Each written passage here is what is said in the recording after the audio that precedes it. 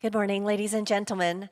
Welcome to the Hong Kong Legal Week 2025, a symposium of the HCCH Regional Office for Asia and the Pacific on private international law, and this will commence shortly. Everyone, please be seated and switch your devices to silent mode.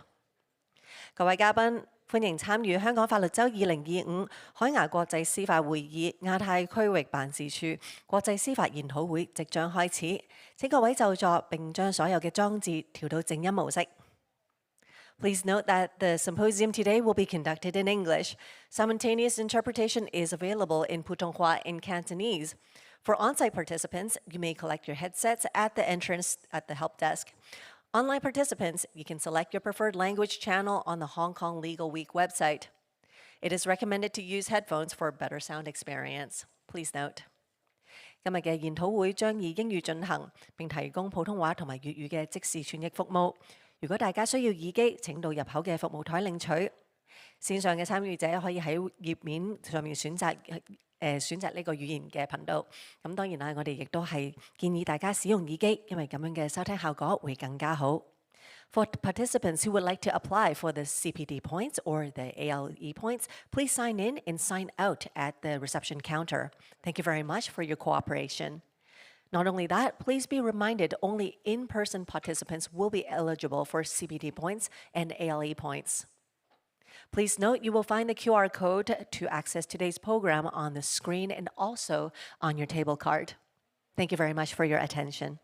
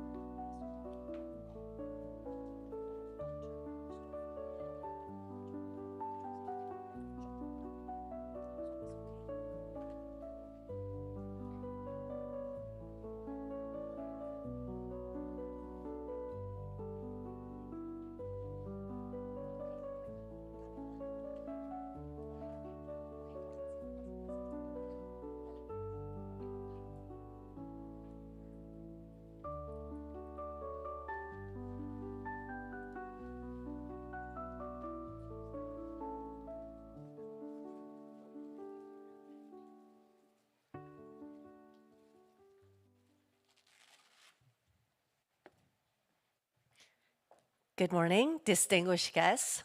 Ladies and gentlemen, good morning.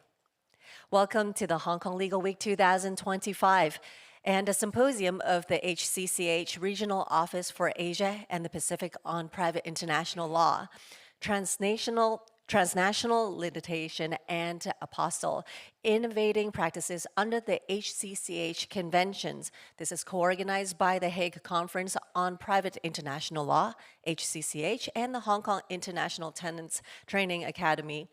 Let me say that again, in the Hong Kong International Legal Tenants Training Academy and the Department of Justice of the Hong Kong Special Administrative Region of the People's Republic of China. Before we begin today's symposium, we would like to invite everyone to join us in observing a moment of silence. Last week, a devastating fire in Tai Po claimed many lives and left many injured. Let us take a moment to remember those who lost their lives, those that are still recovering, those missing, and all the families and individuals that are affected by this tragedy. In order to maintain a solemn atmosphere to show our respect to them, everyone please refrain from giving applause or giving claps during the symposium today. Everyone please make note. May I now also invite everyone to please stand up and observe 1 minute of silence.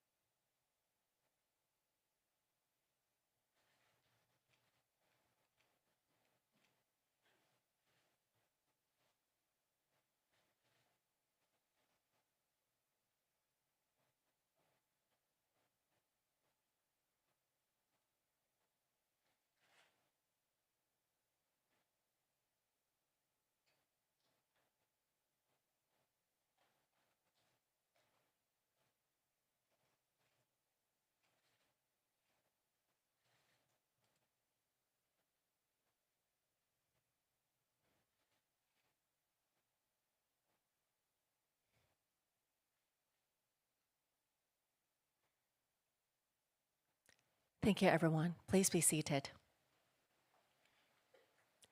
Now, may we invite the Honorable Mr. Paul Lam Ting Kwok, GBS SCJP, Secretary for Justice of the Hong Kong Special Administrative Region of the People's Republic of China, to come on stage to deliver the welcome remarks. Mr. Lam, please. Dr. Christopher Bernasconi, Consul General, distinguished guests, ladies and gentlemen.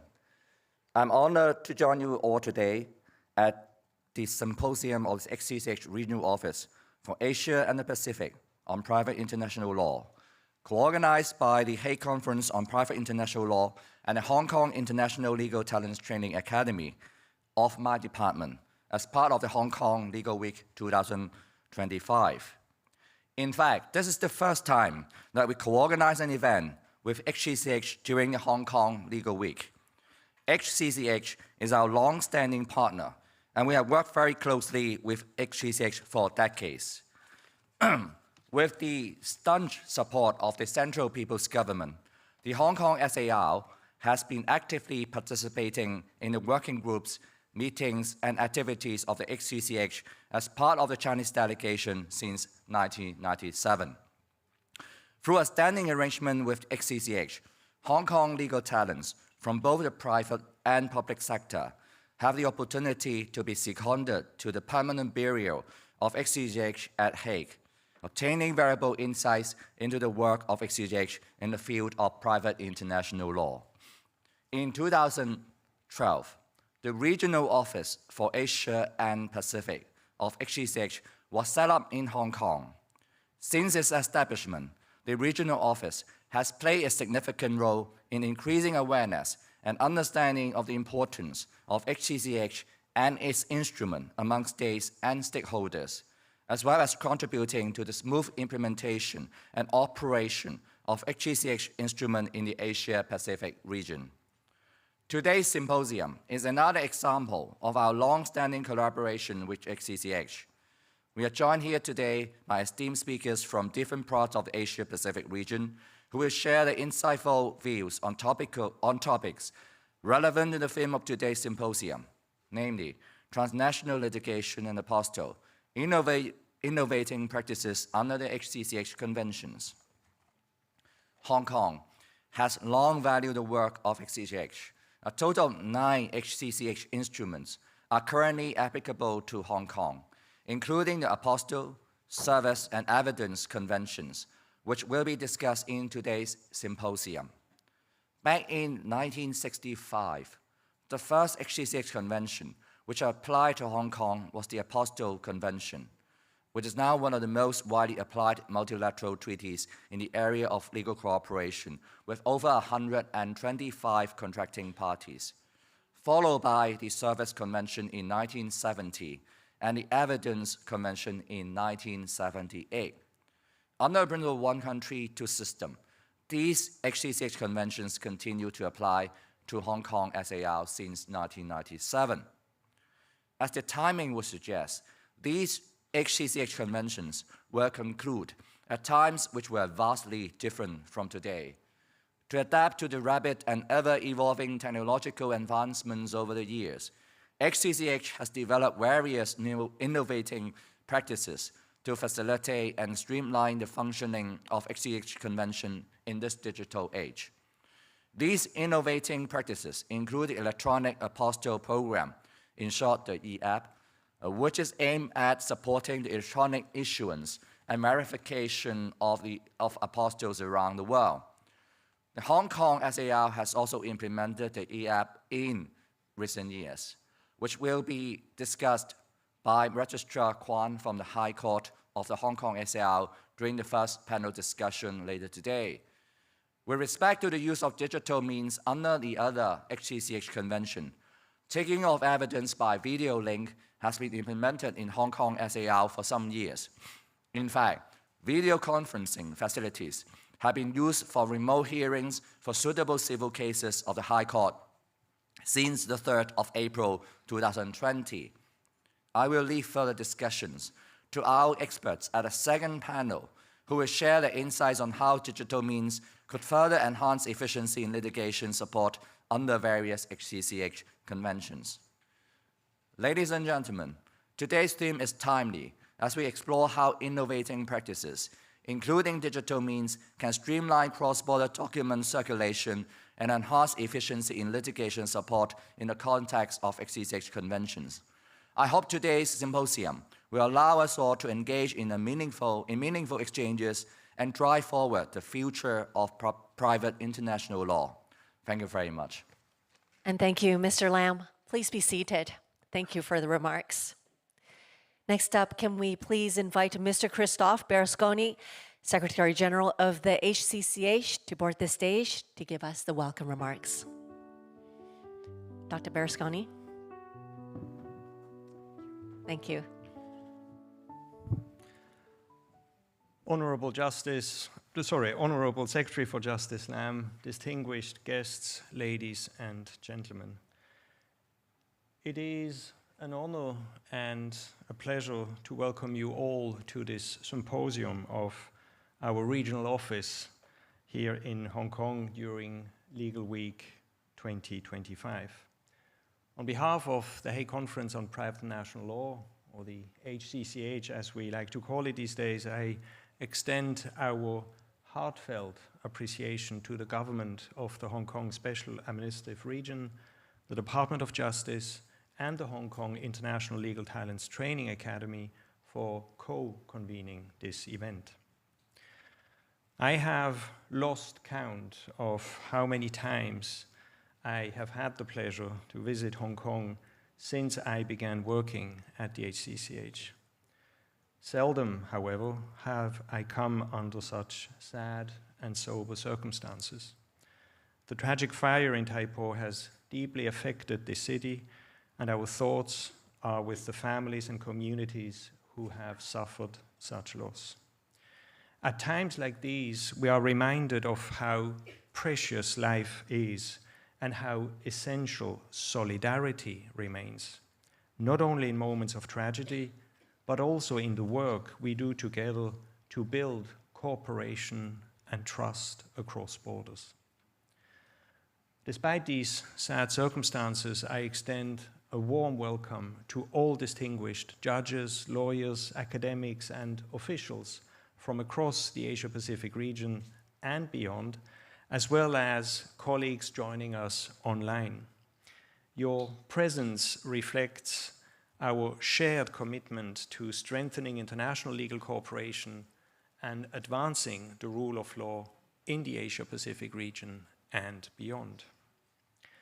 Hong Kong indeed plays a unique role as a bridge between the Chinese mainland, the Asia-Pacific region, and the wider world.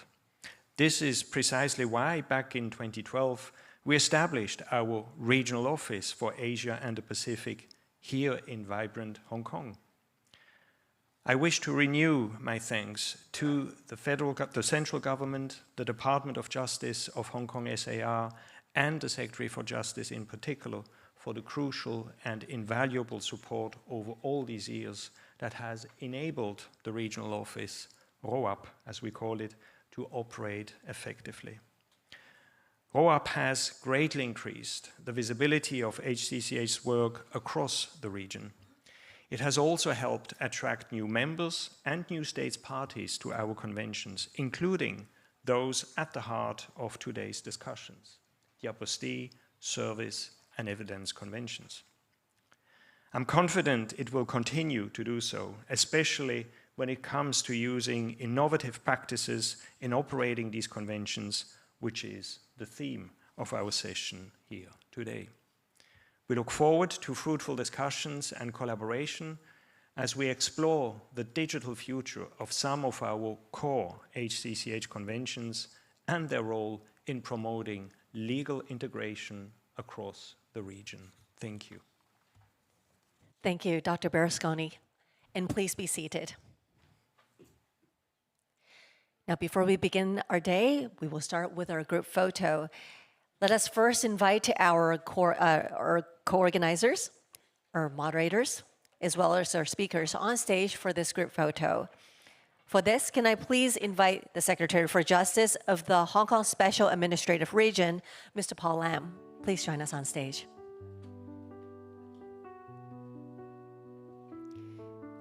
Thank you. Secretary General of the HCCH, Dr. Christophe Berlusconi. Thank you. Dr. James Ding, please join us. Professor Zhao Yun, please. Thank you. Mr. Tian Zhenfeng.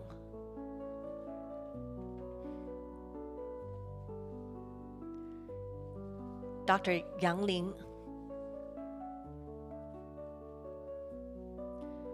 Mr. Simon Kwong Chet Hong, please join us.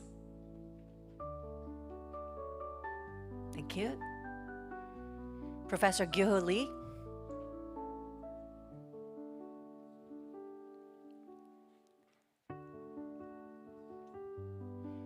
Mr. Ang Sun Lau, please join us.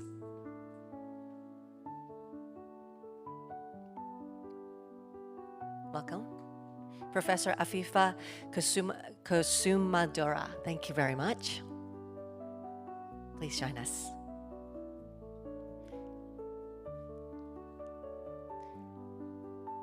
Attorney Janice C. Sanchez Rivera.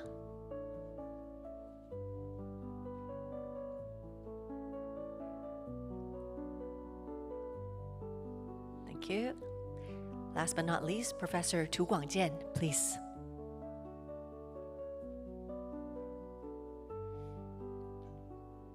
Thank you to everyone on stage. Please follow the instructions from our photographers for our group photo. Just a small step towards me, everybody. Thank you. Perfect.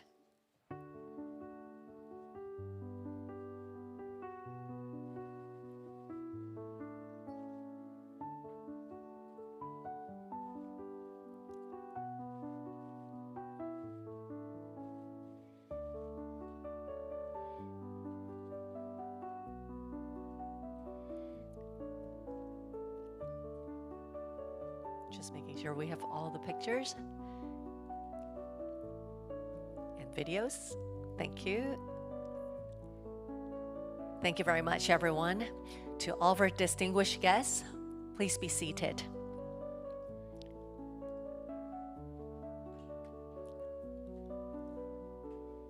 Thank you again.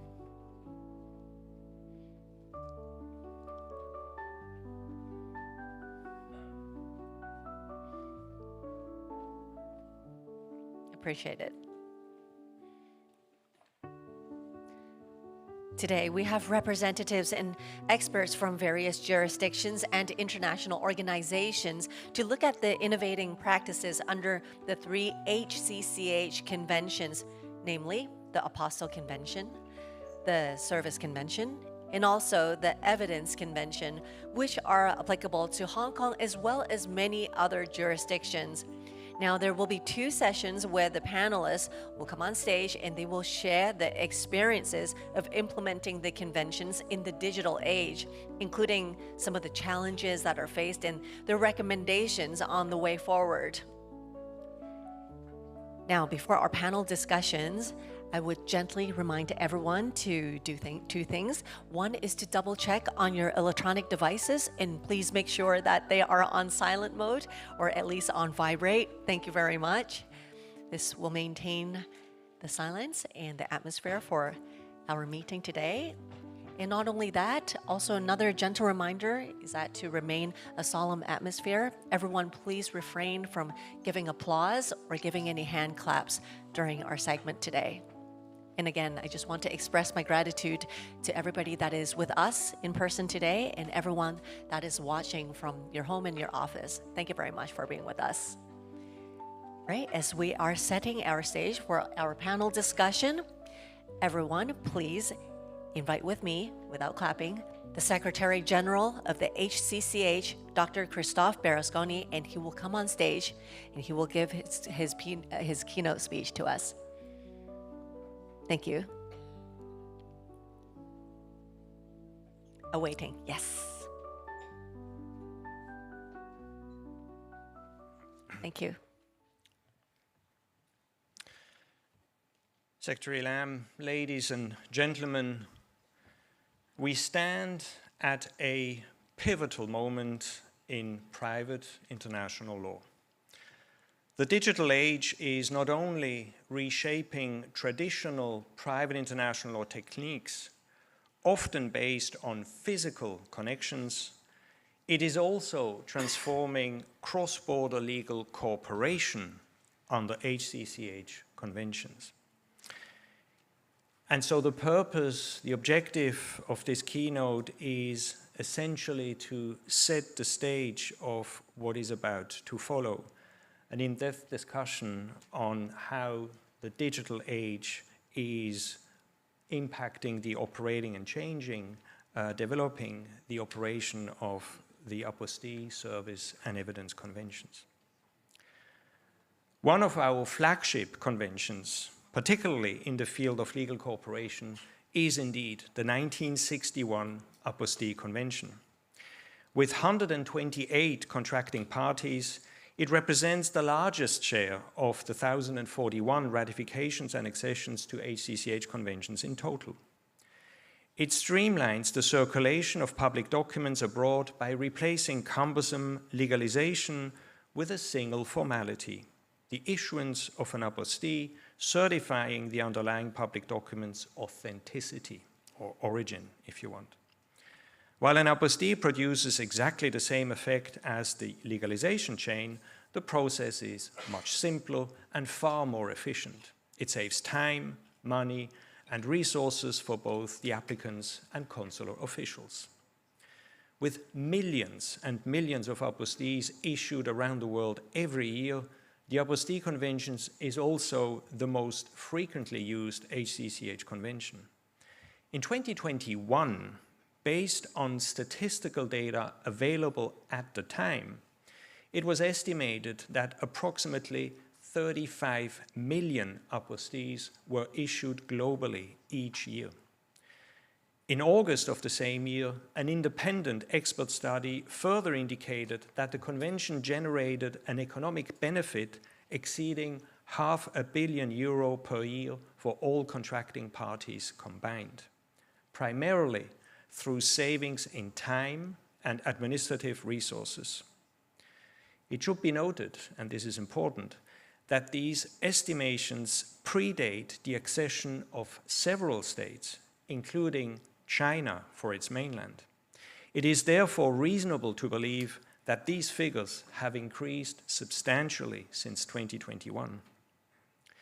The Apostille Convention's importance has also been acknowledged by key international stakeholders. Notably, the convention is referenced in the methodology underlying the World Bank's Business Ready or Be Ready report, which was released in October 2024. This methodology is used by the World Bank to assess economies across the world. Being party to the Apostille Convention thus enhances a state's attractiveness for cross-border trade and business. Today's first panel will discuss how the operation of the Apostille Convention has greatly benefited from new technologies. In this regard, the Electronic Apostille Program, the EAPP as we call it, has been a key development. The APP takes the Apostille Convention into modern times.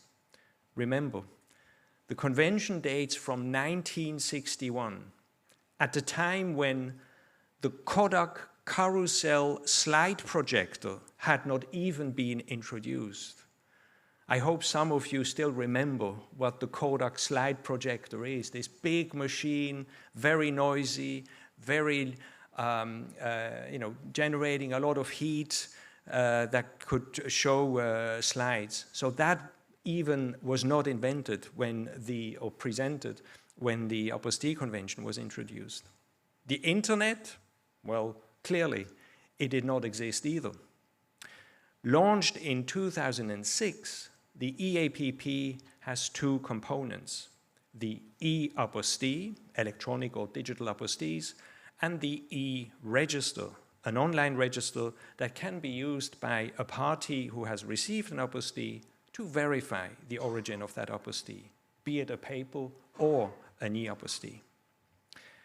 The EAPP enhances the secure and effective operation of the Convention and offers a powerful and effective deterrent to fraud.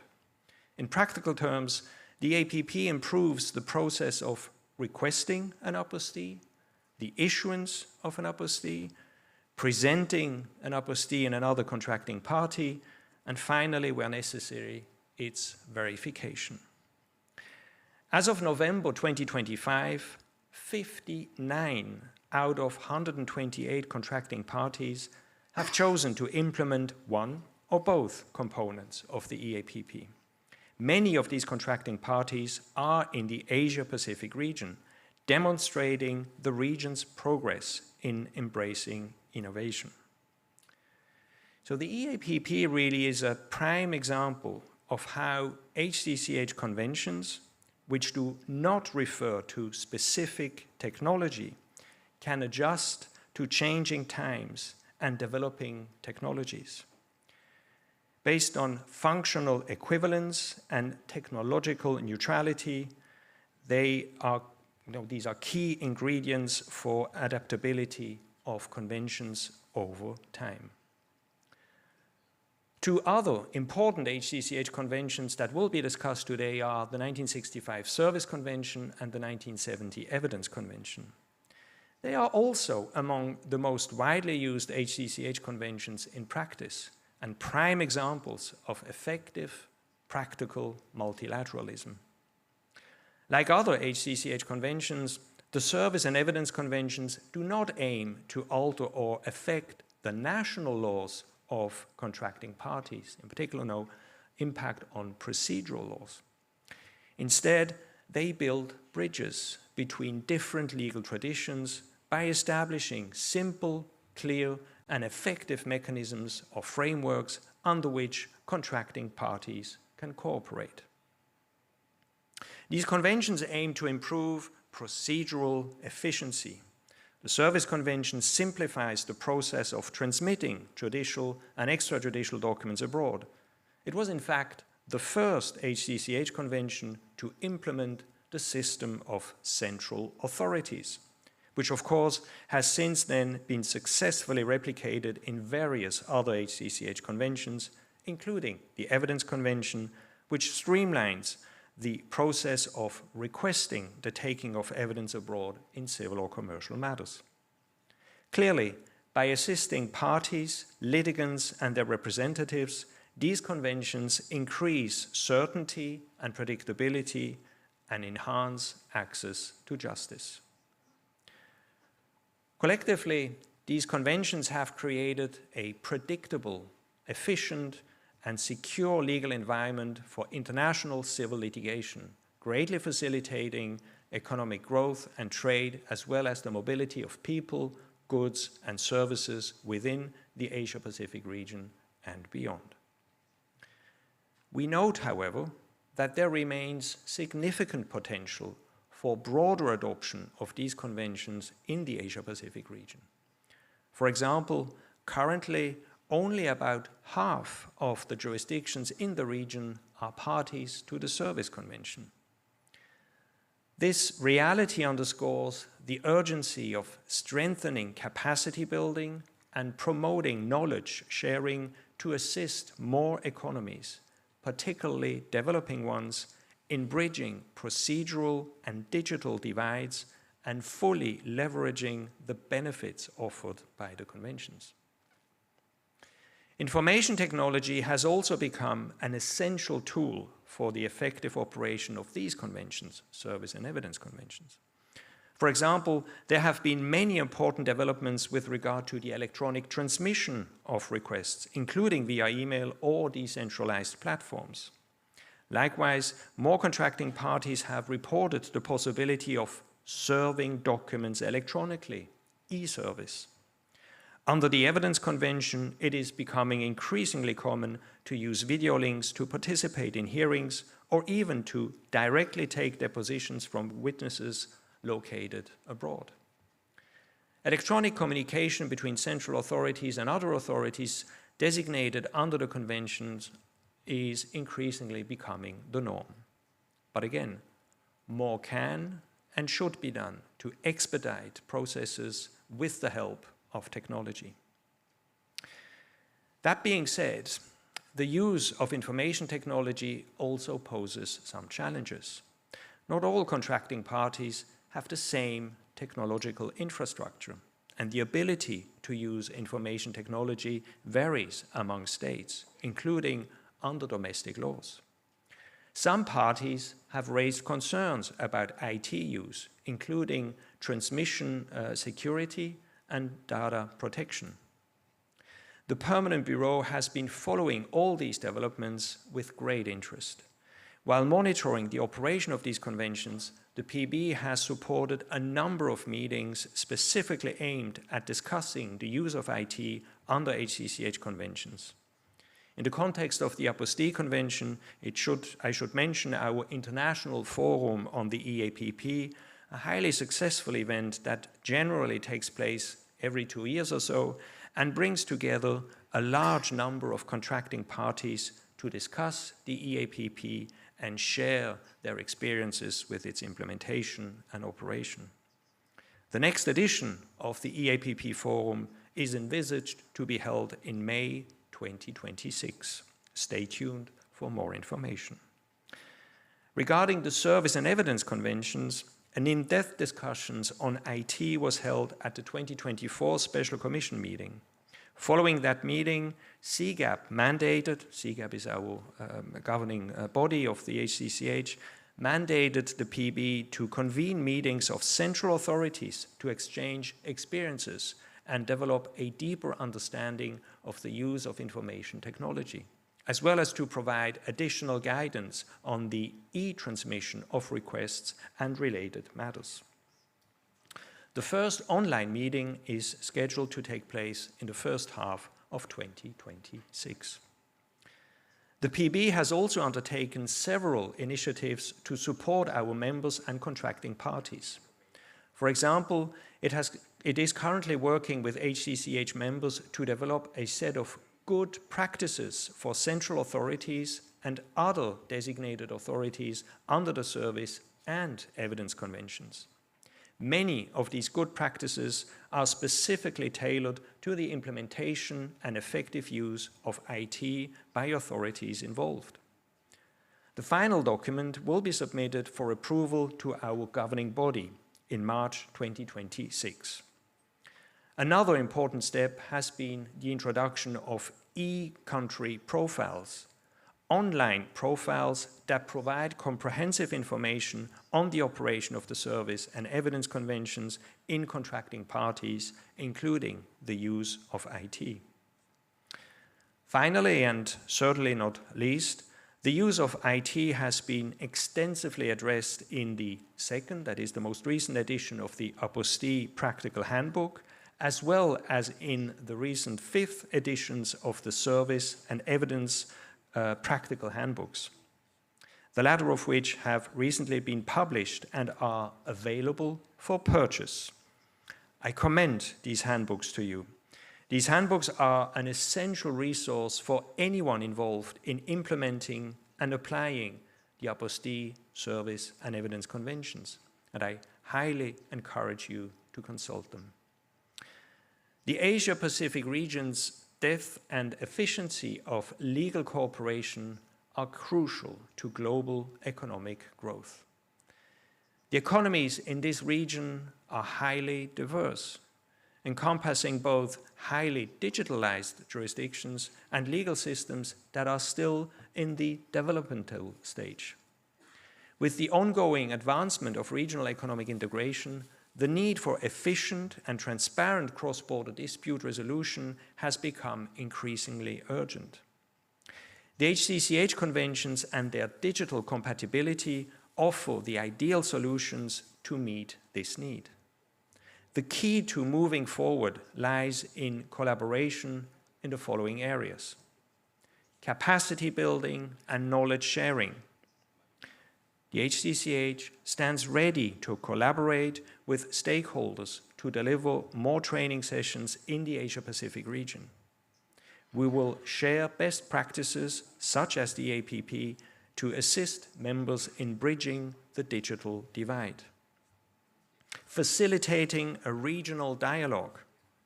By leveraging platforms such as this symposium, we aim to encourage jurisdictions across the Asia-Pacific region to exchange experiences, build consensus on technical standards and operational guidelines, and progressively foster regional mutual trust. And finally, promoting pilot initiatives.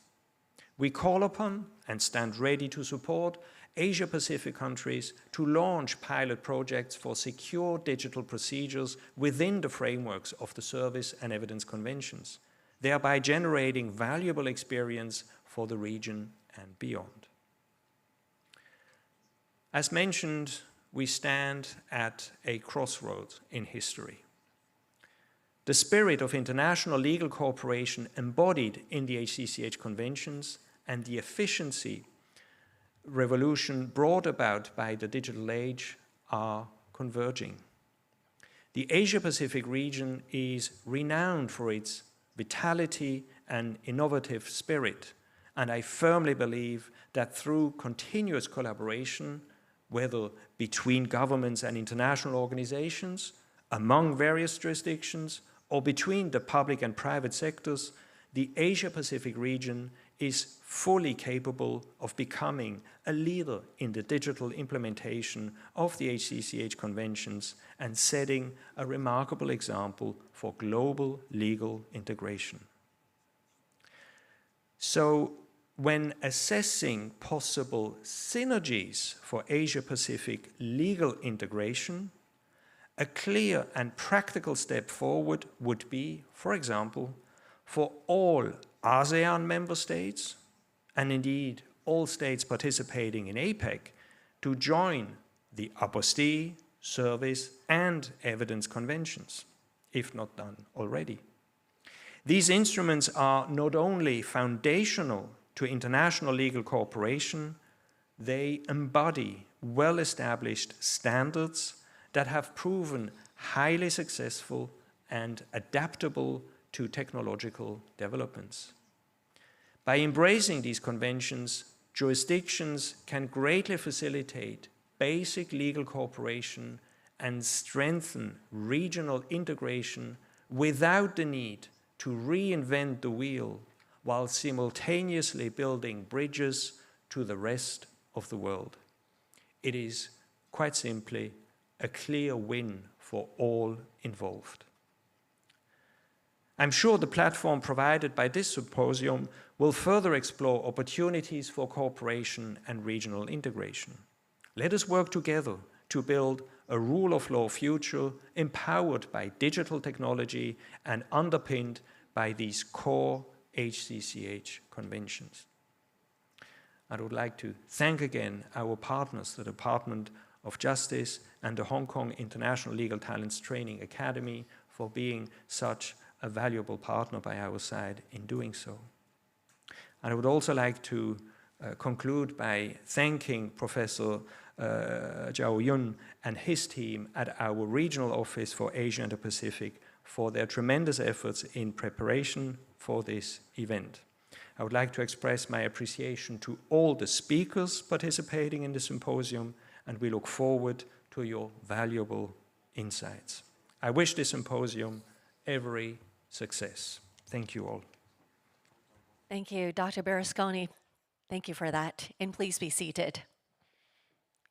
For our first session, we will explore how the Apostille Convention is streamlining cross-border document circulation, including through digital means, e-Apostille. Can we now please invite our moderator of this panel, Dr. James Deng, the Law Officer, International Law, Department of Justice, Hong Kong Special Administrative Region, to board the stage. Thank you. And also our panelists, Mr. Tian Zhenfeng, please join us. Mr. Simon Kwong-Chat Wong, please.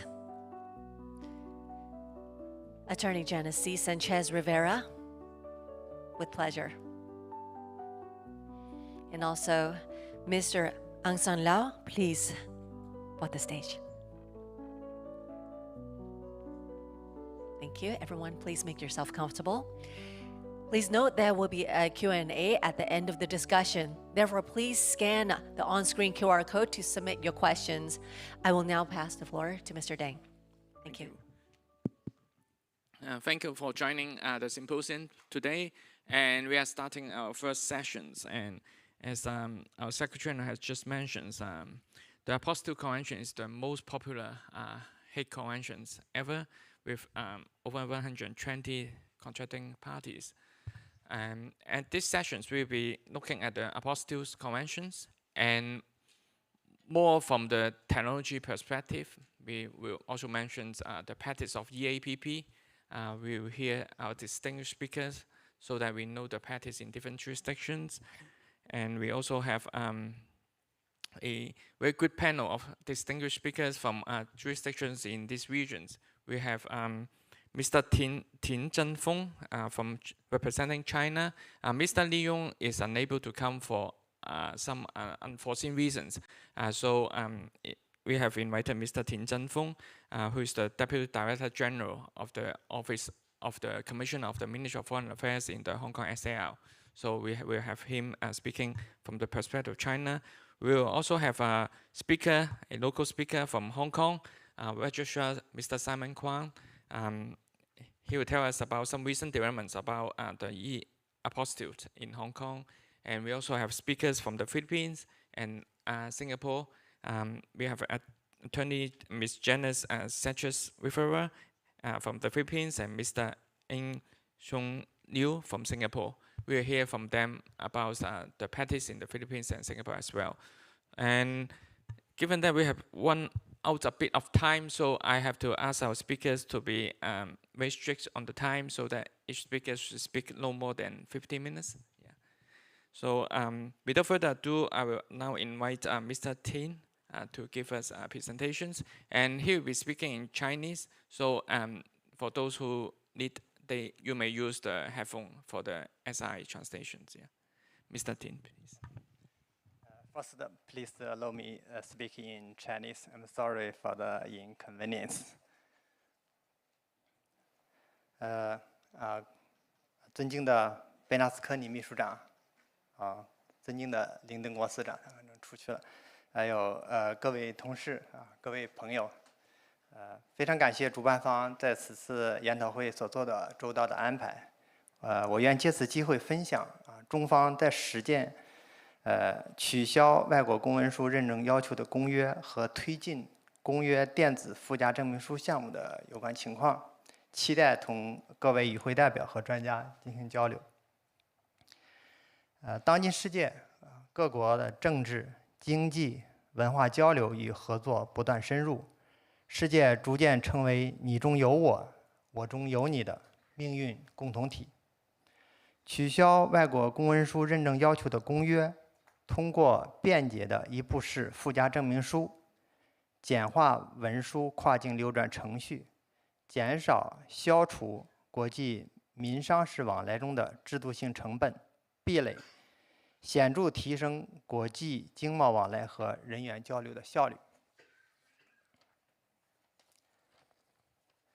其重要作用越来越受到国际社会的广泛认可，这与中方一贯倡导的共同繁荣、开放包容理念也是一致的。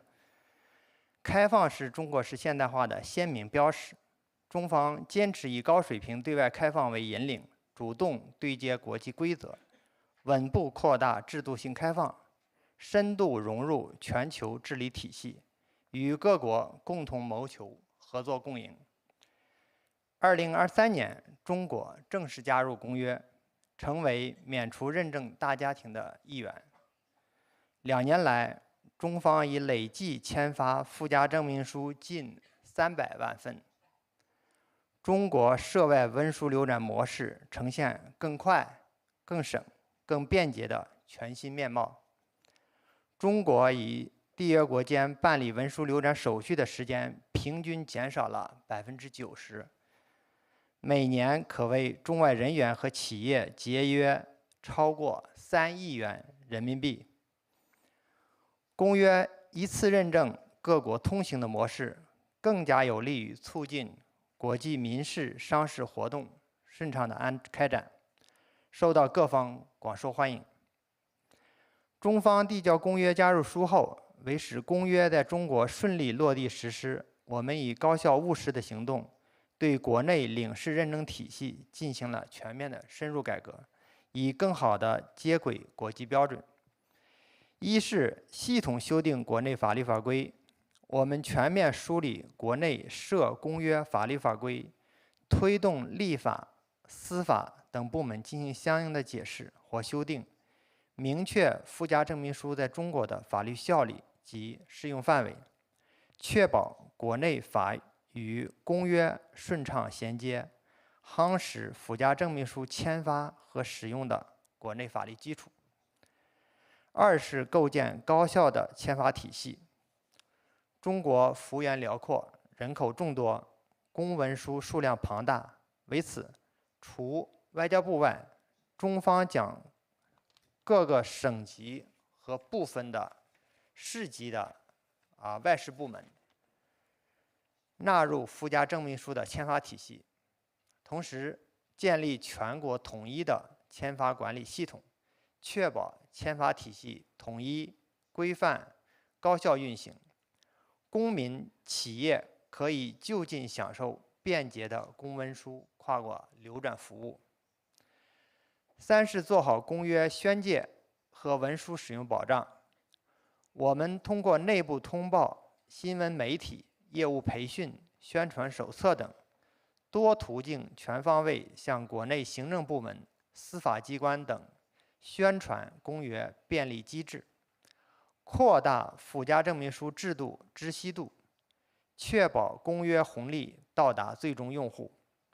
在公约在华生效之初，我们即同步实施电子附加证明书项目的电子登记簿功能，建立了全量覆盖的附加证明书核验平台，为各缔约方提供易用可靠的核验服务，便利中国公文书在国外使用，并全力保障各国附加证明书在华使用顺畅。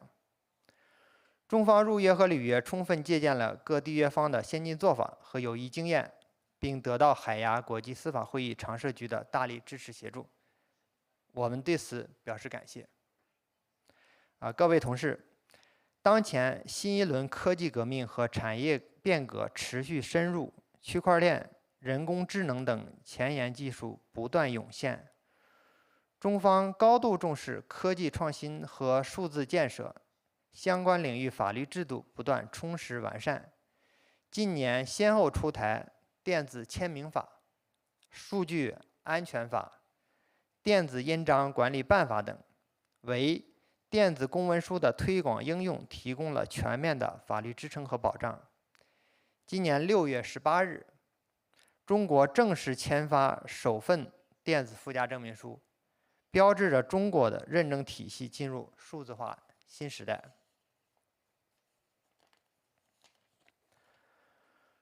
中方电子附加证明书实践聚焦3项的核心原则：一是数字安全防篡改。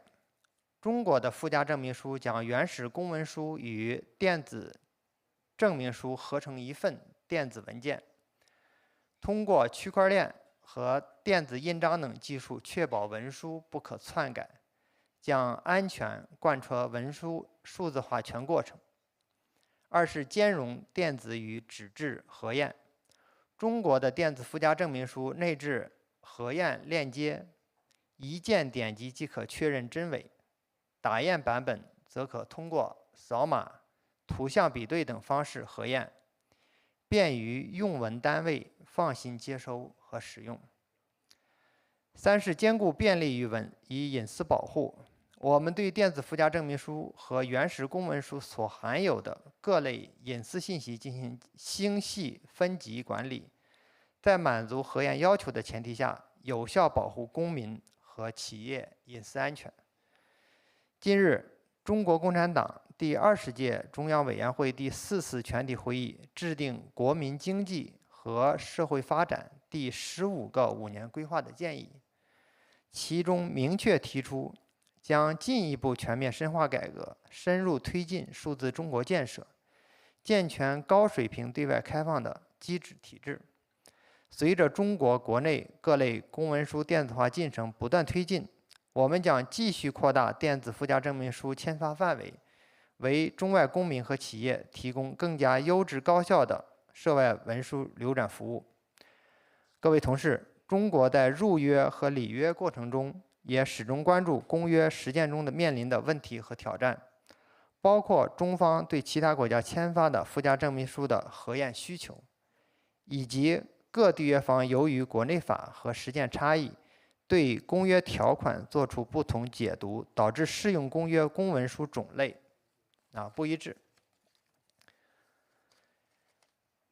面对当前信息技术的迅猛发展，中方认为应继续秉持公约便利文书跨国使用、促进国际民商事交往的宗旨，应文书电子化趋势，通过加强交流、分享和互鉴，共同促进公约在数字化时代焕发新的活力。各方可就不断优化签发和接受附加证明书进行有益探讨，形成符合公约精神并可为各方广泛接受的可行性安排，推动电子附加证明书项目在更大范围推广实施，依托信息化手段，提供更加便捷可靠的核验服务。中国的发展离不开世界，世界的繁荣也需要中国。中方愿同各缔约方就公约的实施和未来发展，以及电子附加证明书项目展开交流探讨，学习各方有益做法，分享成果与经验。我们支持海牙国际司法会议常设局在鼓励和促进相关交流所做出的持续努力。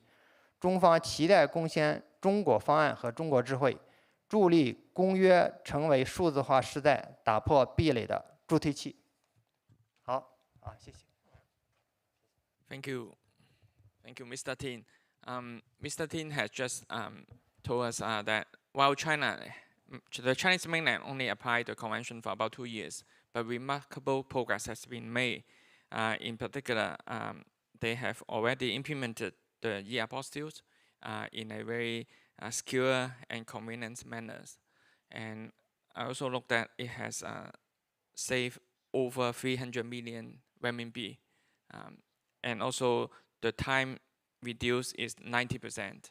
So it's a remarkable progress, and it also shows how useful the Apostille Convention is. So I would urge those states which have not yet acceded to the Apostille Convention to actively consider acceding to this convention, given what Mr. Tin has just shared the experience of China in becoming a party to the conventions. Our next speaker is from Hong Kong, Mr. Simon Guan, Registrar of the High Court. He is responsible for issuing the apostilles, and we have recently implemented the e-apostille. So Registrar Guan will be introducing the recent developments in Hong Kong.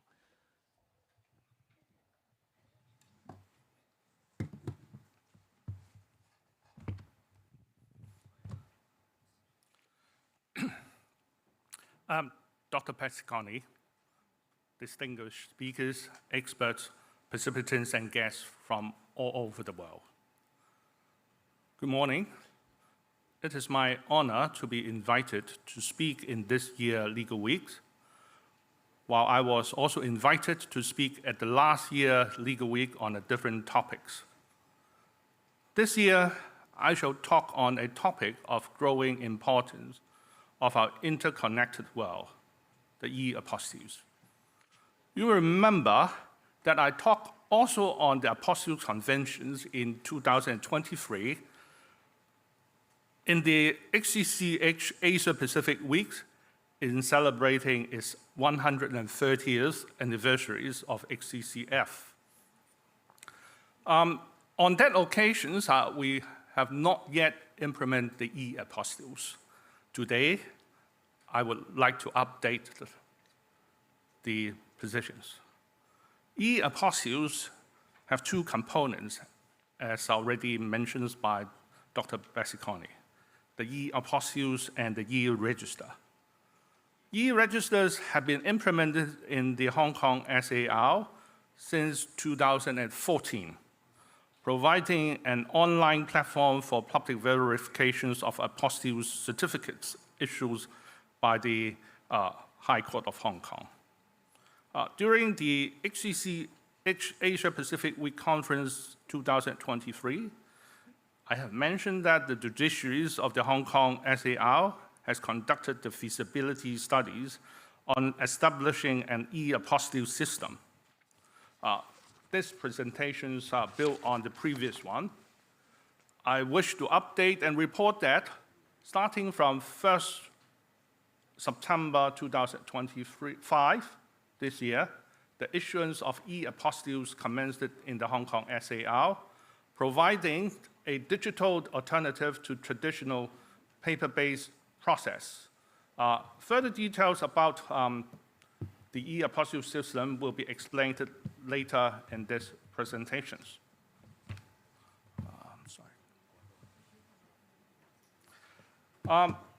Let's begin with an overview. Hong Kong became a member of the Hague Apostille Convention since 1965. The competent authorities under the Apostille Conventions are the Administrative Secretary, myself as the Registrar of the High Court, Senior Deputy Registrar, and Deputy Registrar. The Apostille Service applies not only to a broad range of public documents, such as birth certificate, marriage certificate, and business registration certificate, but also to documents signed by a notary public or a commissioner of oath in the Hong Kong SAR. This chart demonstrates a more than two-fold increase in the number of apostilles issued over the past 5 years. Between 2021 and 2024, the number grew by about 105%, more than doubles. In 2021, we issued issued about 81,000 apostilles, but in 2024, we had already issued 167,000 apostilles. Notably, the counts for 2025, counting from January to November, we have already surpassed the total of 2024, which means that the total of the apostilles which we shall issue in 2025 will reach another record high of likely the number of 200,000 for this year, which means that we issue and receive an application for apostille of 900 per day.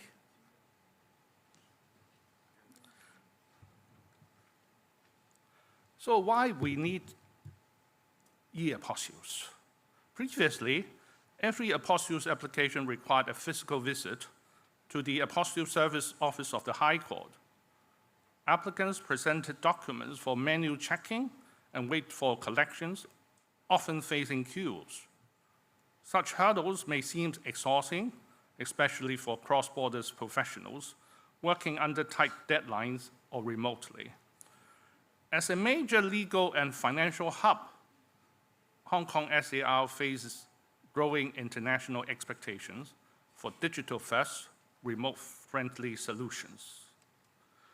E-apostille simplifies the process. Everything from submissions to collection can now be completed online, including e-payment of the fees. At the same time, this change does not affect the validity of an apostille. The core principles remain that an apostille validly issued by any contracting parties must be accepted by all other contracting parties.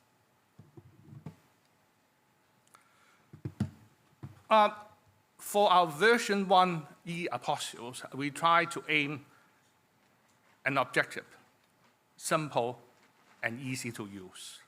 I will explain the reason why. Of course, we will not forget the security issues. Issue of e-apostilles simplifies the authentications and legalization process, reduce administrative work, and enhance securities and efficiency of the documents verifications. E-apostilles can be easily transmitted and verified online, facilitating faster and more convenient cross-border transactions. In fact, this change benefits all of us. Applicants at the present moment are mainly notary publics. There's no need for their physical presence. They can apply, pay, and collect the apostilles anytime online. Less time-consuming, of course. For the recipients, verification is faster and easier. Securities, modification for the apostilles documents is noticeable. For frontline staff of our office, a preliminary checking done automatically. And the time for the document checking is shortened, less labor incentive in terms of application and payments. So for our implementation of e-apostille service, the initial phase of our e-apostilles was designed for notary publics. Why we choose it? Because according to our statistics, applications for our Hong Kong apostilles mainly come from notary publics. They account for over 50% to 60% of the numbers of applications for apostilles. Notary publics of Hong Kong, they come from senior members of the solicitors' professions. They need to have at least 10 years post-qualification experience and need to pass examinations of the notary societies. I was told the pass rate is very low. So that those who pass the exam and practice as a notary public in Hong Kong are respectable members of the professions. They would exercise due care in conducting their business. So currently, we have about 360 enrolled notary public in the Hong Kong SAR, and out of which 126 of the notary publics have now registered as our user of our e-apostilles. So they are active members of the notary societies who will seek apostilles from the High Court of Hong Kong. The response from the notaries community has been positive. To facilitate the implementation of the e-apostille service, a demonstration session was held in August 2025 for the Hong Kong Society of Notaries and the Department of Justice. 28 participants attended in person, while 183 joined the session online. Besides user guide, demonstrations, videos, and FAQs have been uploaded on the judiciary website. Technical helpline is also available to provide technical support.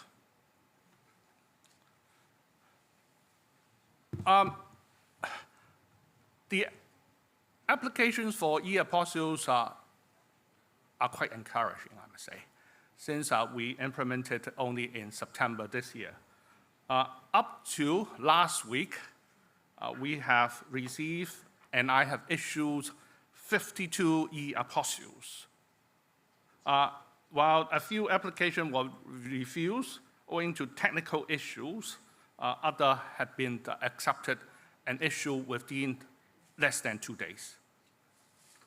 So that every afternoon, I will receive alert that I have an application for e-apostilles. My colleagues and I will process it on the same day.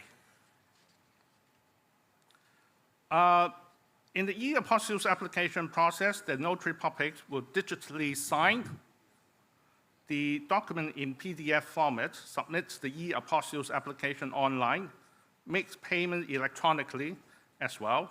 The apostille service office then checked and processed the application. Once approved by myself and my colleagues, we will digitally sign on the system through a USB tokens, and the notary will receive a notification email, after which they can check the application result and download the e-apostilles documents electronically. I don't think I would go through the whole system requirement. These are all on our website.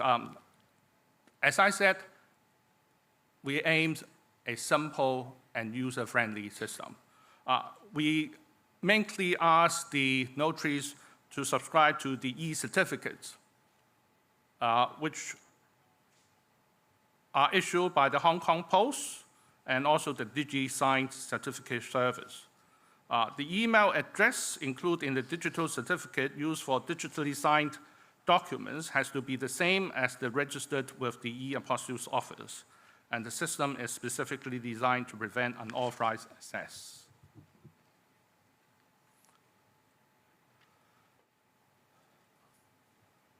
I don't repeat.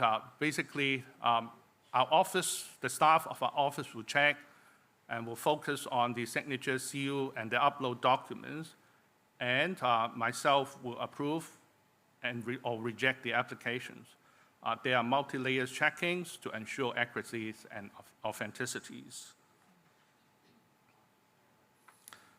The result, we will send out emails, as I said, and they will receive it afterwards. Our e-Apostille certificate will include a cover sheet, an e-Apostille certificate, and the original documents. These documents cannot be separate or modified. Otherwise, the e-Apostille certificate becomes invalid. The e-Apostille certificate is issued with the seal of the High Court. Both the Apostille certificate issued manually and electronically would also bear an URL and a QR code for verification. This QR code is a new feature since I talked in 2023. The apostilles can be verified online under our established e-registered. Again, they need to check using the QR codes. I think I don't want to spend too much time on these technical matters, which I think for user, you can deal with it online and can check with our website.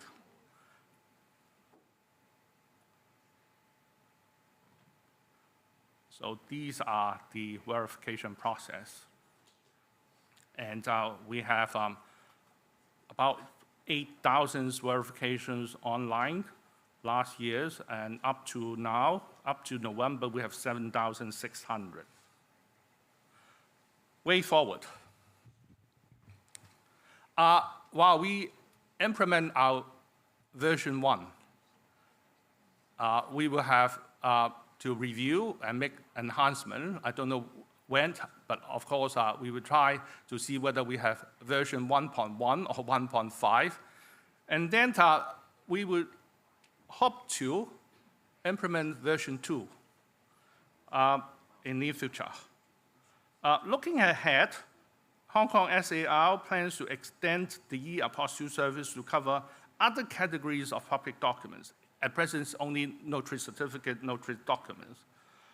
It would include documents issued by government officers whose specimen signatures and seal are already kept on the record at our office, such as companies' registration documents, birth or death certificate, marriage certificate. These gradual expansions will enable more government departments and members of the public to benefit from the efficiency and reliability of the e-Apostille's framework. It is anticipated the numbers of apostilles issued will continue to grow and increase. Therefore, promoting the use of e-Apostille service is essential to meet the growing demand. We have to regularly update and enhance our e-Apostille's infrastructures to ensure it remains efficient, secure, and aligned with the latest technological standard.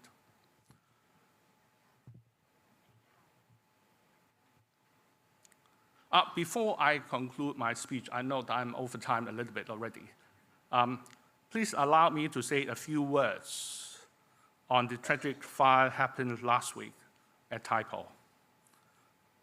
some of the victims are citizens or national of your countries. From the news reports, I'm saddened to learn that at least 9 Indonesian domestic helpers suffered fatal injuries and died, and another one sustained injuries. At the same time, one Filipino maid was killed and another was injured. While I would like to express my deepest condolences to the families of the victims, in order to expedite the processing of their application for probate or letter of administrations of our probate registry, which is I myself also assume as the registrar of the probate registry of the High Court of Hong Kong, I would urge Indonesia's and Philippines' competent authorities to expedite the issues of apostilles for various public documents which may assist our registry to process the application for probate or letter of administrations, such as birth certificates, marriage certificate, etc. I note that Philippines has already implemented e-apostilles already. We shall accept the e-apostilles documents for the purpose of processing any applications for probate or letter of administrations without the need of troublesome and time-consuming legalizations. I want to explain this is the advantage of our apostilles conventions. On these kind of, I might say, tragic events, that would speed up the whole process of any need for processing public documents for the purpose of helping the families of the victim to receive compensations in the near future. Thank you. Thank you, Mr. Shokwan. Thank you for highlighting the usefulness of the Apostille Conventions.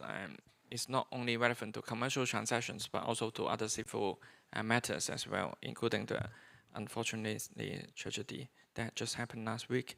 And Mr. Shokwan has highlighted the advantages of the EAPP and the reasons why Hong Kong has implemented the e-apostilles, saving a lot of time and cost, including manpower.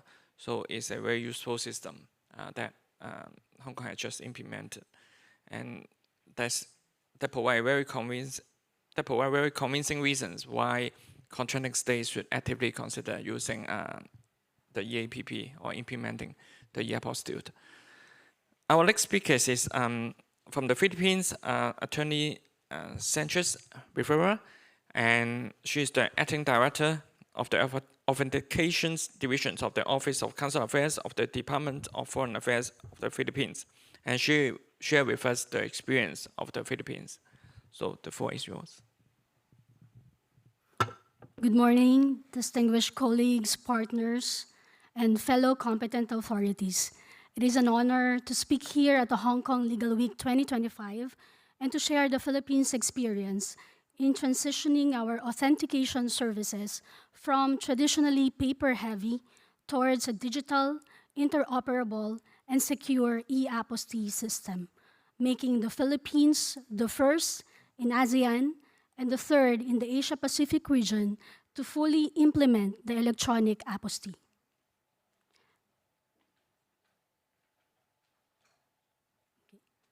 Let me briefly walk you through today's presentation. I will begin with a brief background on the Philippines' accession to the Apostille Convention. Next, I will walk through the paper apostille framework, how our current physical and online processes work. And finally, I will focus on our digital transformation initiatives, particularly the rollout of the Philippine e-apostille and our ongoing interagency work to enable wider integration. As a backgrounder on the Philippine accession to the Apostille Convention, the Philippines acceded to the Apostille Convention on September 12, 2018, and it entered into force in the Philippines on 14 May 2019. This marked a major milestone for the country because it simplified document legalization for millions of Filipinos, especially overseas workers, students, and entrepreneurs who rely heavily on authenticated public documents. Under Executive Order 582, Series of 2006, the Department of Foreign Affairs is mandated to be the sole agency responsible for authenticating public documents. This mandate extends naturally to the issuance of apostille. The DFA remains the sole competent authority in the Philippines. We operate through our main authentication division in DFA Asiana and through our consular offices nationwide that provide apostille services. This map shows the consular offices that issue apostilles. Expanding access outside Metro Manila ensures that applicants across the country can avail of services without traveling long distances. The paper apostille issuance framework.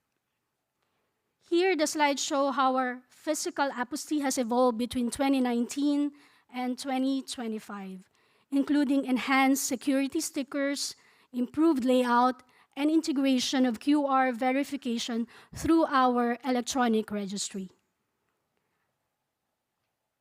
Our apostille contains the 10 standard informational items, including the country of origin, the public official's name and title, the serial number, and the signature of the authentication signing officer. We also include additional information, such as the document type and an e-registry key code to enhance transparency and verifiability. For the physical submission workflow, let me walk you through the workflow. The workflow follows clear stages: processing, encoding, signing, sorting, scanning, and releasing. Each stage has quality control measures to ensure accuracy and detect irregularities. For physical processing, applicants walk in and present the original documents. Trained processors check for security features and verify signatures against our specimen signature database. During encoding, personnel evaluate the document and input key details into the apostille issuance system, or the APIS. A signing officer conducts a third layer of review and affixes an electronic signature. If we encounter any discrepancy, like outdated signatures, missing specimen signatures, inconsistencies, or possible tampering, we coordinate with issuing agencies for verification. To support verification, we maintain a comprehensive internal specimen signature database, both in hard and soft copies.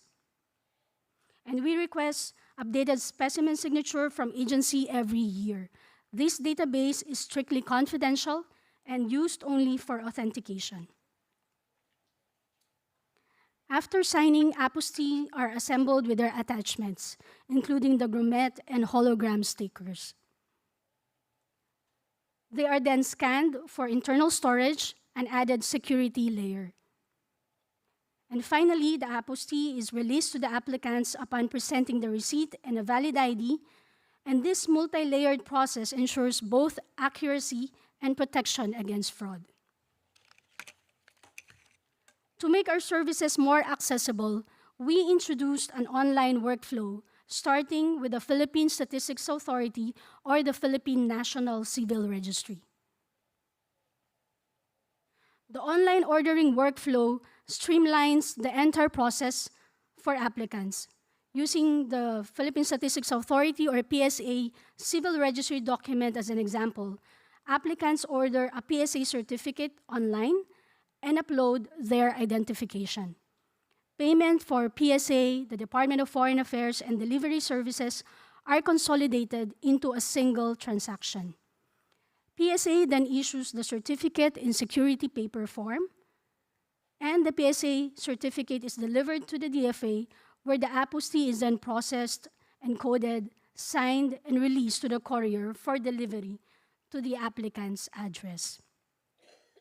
For the applicants, this eliminates long lines and travel cost. For the government, it strengthens traceability and reduces opportunities for document manipulation. Now we move to the core of today's presentation, the transition from paper to digital. The shift from paper to digital began with the launch of the Philippine e-Apostille on 19 March 2024. Phase 1 focuses on PSA e-certificates for civil registry documents, and we are currently finalizing the integration with the Commission on Higher Education certificates for school documents. Since the launch, we have issued 34,473 e-Apostille, demonstrating strong adoption and operational readiness. The integrated workflow can now issue both paper and electronic apostilles. Again, using PSA civil registry documents as an example, applicants order a PSA certificate online. The application will undergo the same process. But for electronic apostille, PSA certificates go directly to the DFA e-Apostille system.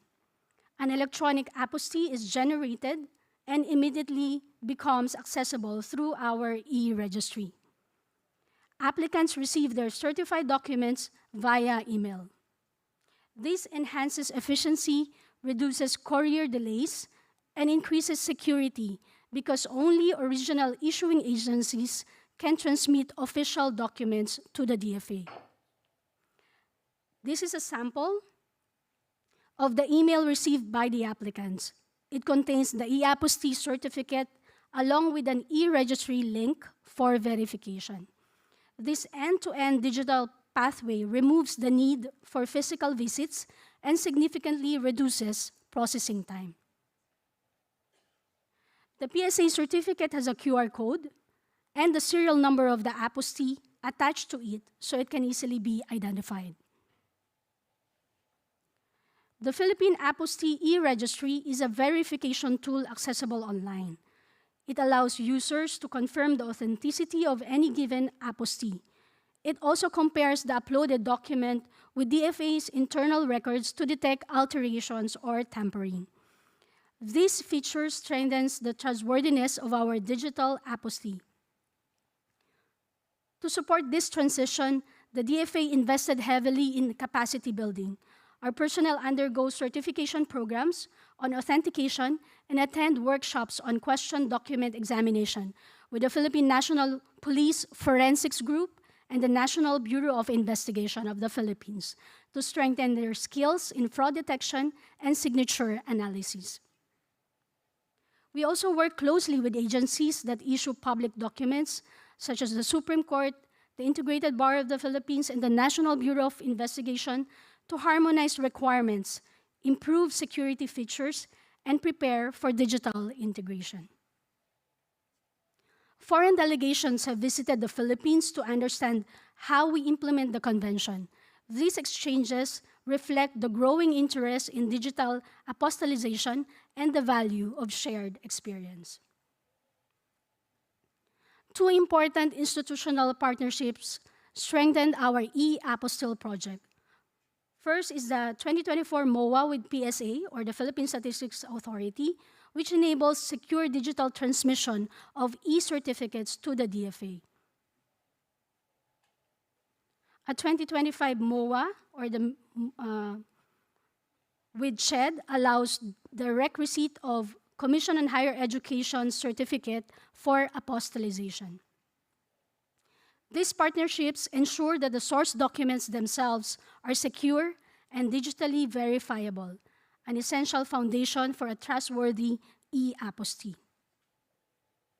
Later this year, the DFA will host a national workshop with government agencies to promote the issuance of secure electronic PDFs and facilitate their integration into our e-Apostille system. This is a crucial step in expanding e-apostille coverage to other public documents. And this is a whole of government digitalization effort. In closing, the Philippines' transition from paper-based authentication to a secure digital apostille framework reflects our commitment to modernizing public service, enhancing cross-border mobility, and strengthening trust in official documents. Our work continues, but the foundation has been built. Partnerships are strong, and our direction is clear: a fully digital, secure, and globally interoperable apostille system. Thank you very much. Thank you, Ms. Sanchez Rivera, and thank you for sharing the experience of the Philippines.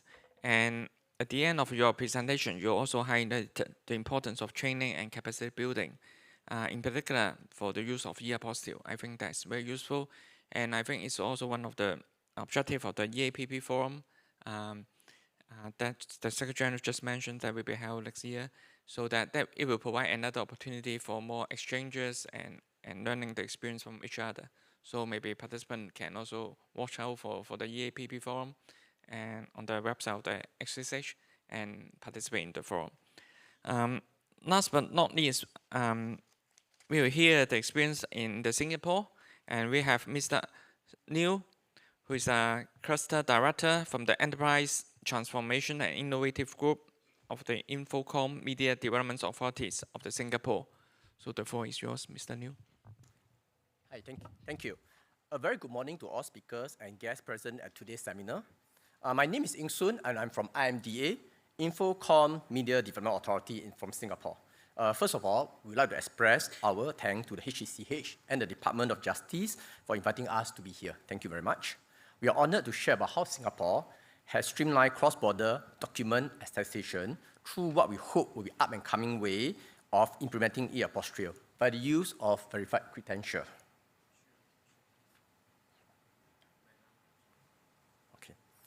Before I go into why and how we're going to apply VC to e-apostille, allow me to paint a picture of broader context driving our work in this front. At IMDA, we see ourselves as the architect of Singapore digital futures. As you can see for the slide, the mandate is pretty broad. Generally speaking, IMDA have two domains, as our name implied, Infocom domain as well as the media domain. We have three roles, actually. First, regulatory. We are a regulator in Singapore. We regulate telcos. We regulate media companies in Singapore. And of course, there's a less well-known function in IMDA. We also have a social function as well. As a society moves toward more digitalization, as society moves towards more digital economy, there's a need to ensure that a more vulnerable part of our society, the elderly, children from the less well-to-do family, continue to catch up in the modern era. So we have social function to make sure they are not left behind. And of course, IMDA have the economic function as well. We actually are responsible to develop the industry in Singapore, in both Infocom media, in Infocom as well as media. So part of what we do actually do involve providing future-ready, secure, trusted infrastructure to support a dynamic digital economy. We look beyond traditional hard infrastructure and plan the entire digital infrastructure stack. This includes what we call digital utility, which are foundational digital services provided by the government to enable citizens and business to transact seamlessly, securely, and with trust in the digital economy. Why do we call it DU, digital utility, and not DPI? In most of the world, if you Google, it's called DPI, digital public infrastructure. In Singapore, we call it digital utility because we want it to contrast with public utility. We know that in the physical world, for the physical economy to move, government need to provide public utilities such as roads, electricity, water. If not, the economy will not move. So we ask ourselves, in the digital world, in the digital economy, what do government need to provide? That's why we call it digital utility. So in Singapore, we have 4 pillars in our digital utility stack. Digital identity, how do people and business identify themselves in the digital transactions. Document attestations, how do we check the validity of digital documents. Digital exchange, how do we exchange digital information in a trusted and secure manner, as well as digital payment and invoicing, how do we pay, and more importantly, get paid in the digital era. As you may have guessed, the implementations of e-apostille span across several of these pillars. First of all, digital identity. An e-apostille has to be anchored on a specific individual or business. It attests to the document about these stakeholders. Secondary, and more importantly, document attestations. An e-apostille need to be able to facilitate verifications of the underlying documents. And lastly, digital exchange. An e-apostille need to be shareable across jurisdiction in a way that's secure and trustworthy. So verified credential, one of digital utility we are profiling today, help us to achieve each of these aims. A quick 101 on VCs for those who are not familiar with the technologies. Verified credential are cryptographical signed credential which are tamper evidence, instantaneous verifiable, and globally interoperable. It is based on the trust model involving three main stakeholders: someone, an issuer, a holder, and a verifier. This is how it works. An issuer, generally an authority or trusted institutions, hold or can attest to document data about the holder and is able to issue a trusted credential with the attribute to the holder himself. In the case of e-apostille, you can imagine that there is a government authority issuing an identity credential to the holder. At the same time, the same holder can request for an e-apostille to be issued to him in the VC format by a competent authority. In Singapore, the competent authority is the Singapore Academy of Law. The holder now hold both of these VC, can present them in a verified presentation to a verifier of their choosing. For example, a government body overseas. The verifier is able to verify and trust the validity, authenticity, and origin of this VC through checking the cryptographic signature. If any of these documents have been tampered with in the process, or the signature were not signed with the keys from the issuer, this will be evident to the verifier. All of this can happen instantaneously without needing to go back to the issuer, as a verifying process is built on an open global standards. In this way, VC meet the needs I mentioned previously: secure, trusted, digital identity, document attestation, and digital exchange. In fact, we see global traction among national government and big tech companies in using VC for multiple aspects of life. I have listed a few use cases here. For example, in education, in Singapore, we actually use OpenCert, similar technologies. Travel, provide mobile ID to clear through security checkpoints, mobile driving license, for example. Health, during the COVID period, we actually use it for our health cert. Banking, as well as edge gating. We expect momentum to build. Already, the European Union has mandated all 27 member states provide a digital wallet and digital identity to its citizens by end 2026. Other countries like US and Australia have also live implementation to identify VCs in action today. This aside my team at IMDA, and we hope to see the day where everybody can prove anything about themselves or their businesses anytime, anywhere. For us, the e-apostille initiative is a meaningful first step towards this, and we see its potential to revolutionize cross-border legal process. Moving to the work we have done on e-apostille, I want to share that we have successfully piloted the use of the VC in e-apostille with pilot authority in Shanghai. Together, we have streamlined the cross-border business registration process, thereby setting the stage to facilitate more two-way investment flow between both cities. To understand how this impacts a user on a practical level, let me walk you through the flow through before and after VCs. On the Singapore side, the issuance of an e-apostille in VC format means you do not need to visit the Singapore Academy of Law in person. To have a document checked, legalized, instead, the issuance happens online within minutes.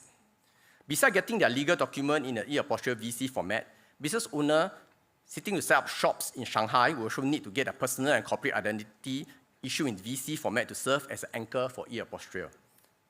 On the China side, instead of needing to undergo further check following the submission of identifications and apostille documents, as well as needing to mail over the hard copy of the said documents, the submission of VC allowed for instantly back-end cryptographic check. For Shanghai, this reduced the need to submit hard copy documents and reduce processing time and cost. More importantly, however, it established absolute certainty of authorized signature for the very first time. Owing to the temper evident nature of VC, being able to vouch for an individual identity, authorized role, and the authenticity and validity of their documents.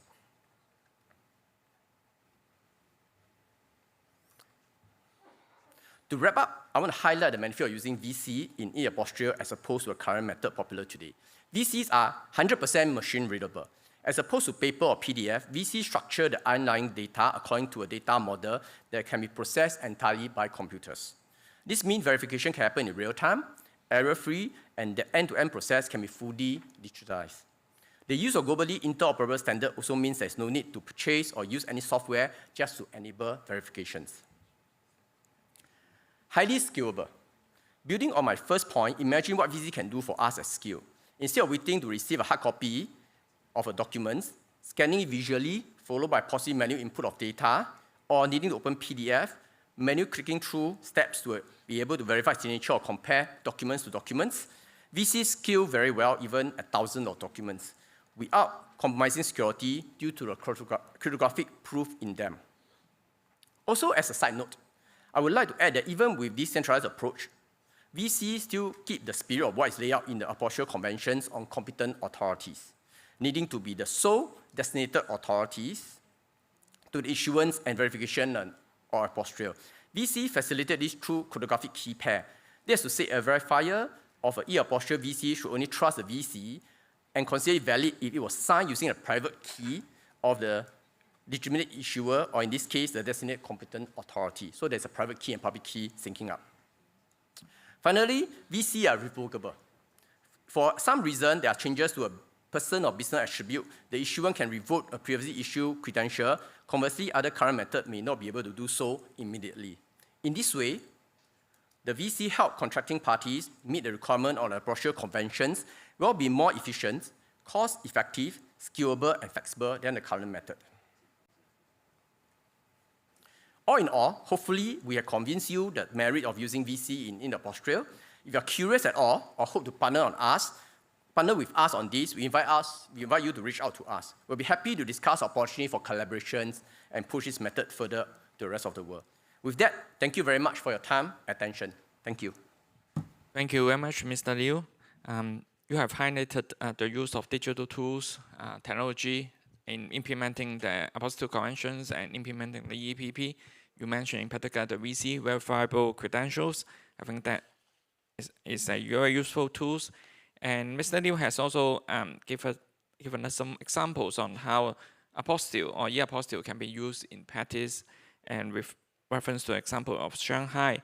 I think that provides a very perfect conclusion for this session, because this session we discuss how the Apostille Convention can streamline cross-border document circulations, in particular for EAPP.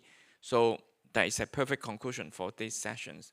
I'm told that we have 1 hour of time, so we cannot have any Q&A sessions, but we'll have the coffee break after this panel session, so that I will encourage the participants. I have received quite a few questions actually, but the participants may approach our speakers during the break, and they can have some exchanges over the break. So that concludes these sessions. So thank you very much for all our speakers. Thank you. Thank you. And can I please invite everyone to remain in your seat so that we can have a group photo before we take our break. And please follow the instructions from our photographers. Thank you so much. Thank you once again, Dr. Ding, for being our moderator. Thank you, Mr. Tian, Mr. Wong, Attorney Sanchez Rivera, and Mr. Ong. Thank you very much for being with us today. Wonderful. Everyone, please return to your seats. Thank you for that sharing, everyone.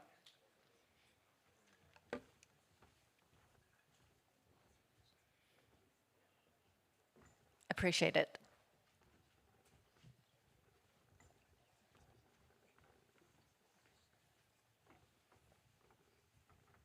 Thank you once again. Ladies and gentlemen, we will now take a 20-minute break. Everyone, please enjoy the refreshments outside the hall, and please take all of your valuables with you when you leave. Now, for online participants, please stay logged in. The next session on the Service Convention and Evidence Convention Efficiency and Litigation Support, including through digital means, will start at 11:15 a.m. Everyone, please enjoy.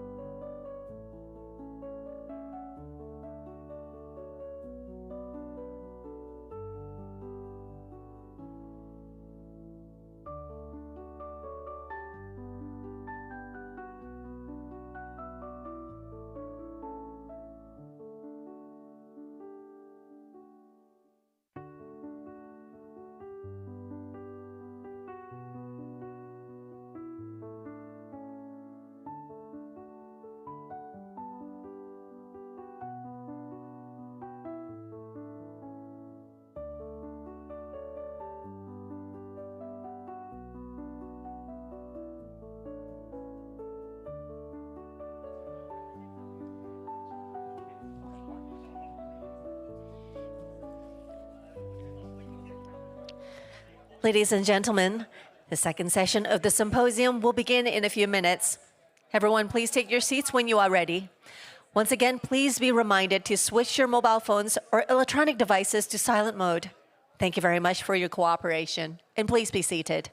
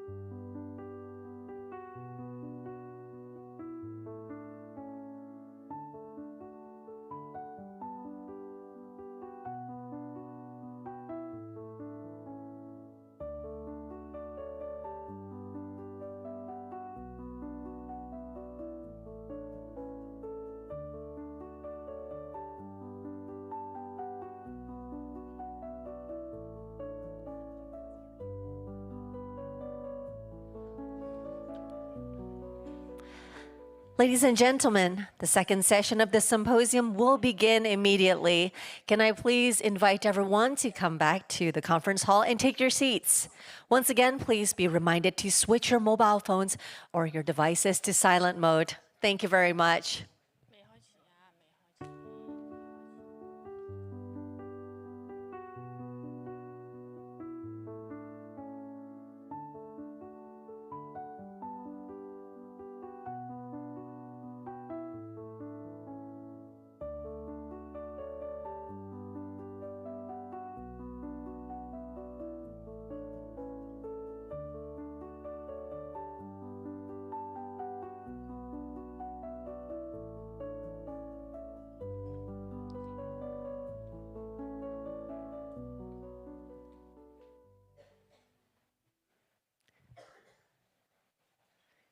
Distinguished guests, ladies and gentlemen, welcome back to the symposium.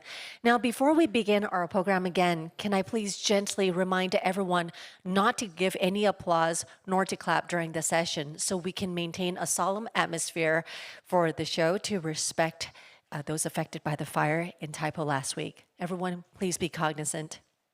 For the next session on the Service Convention and Evidence Convention, Efficiency in Litigation Support, including through digital means, we have with us on the stage our moderator, Dr. Yang Ling. Thank you.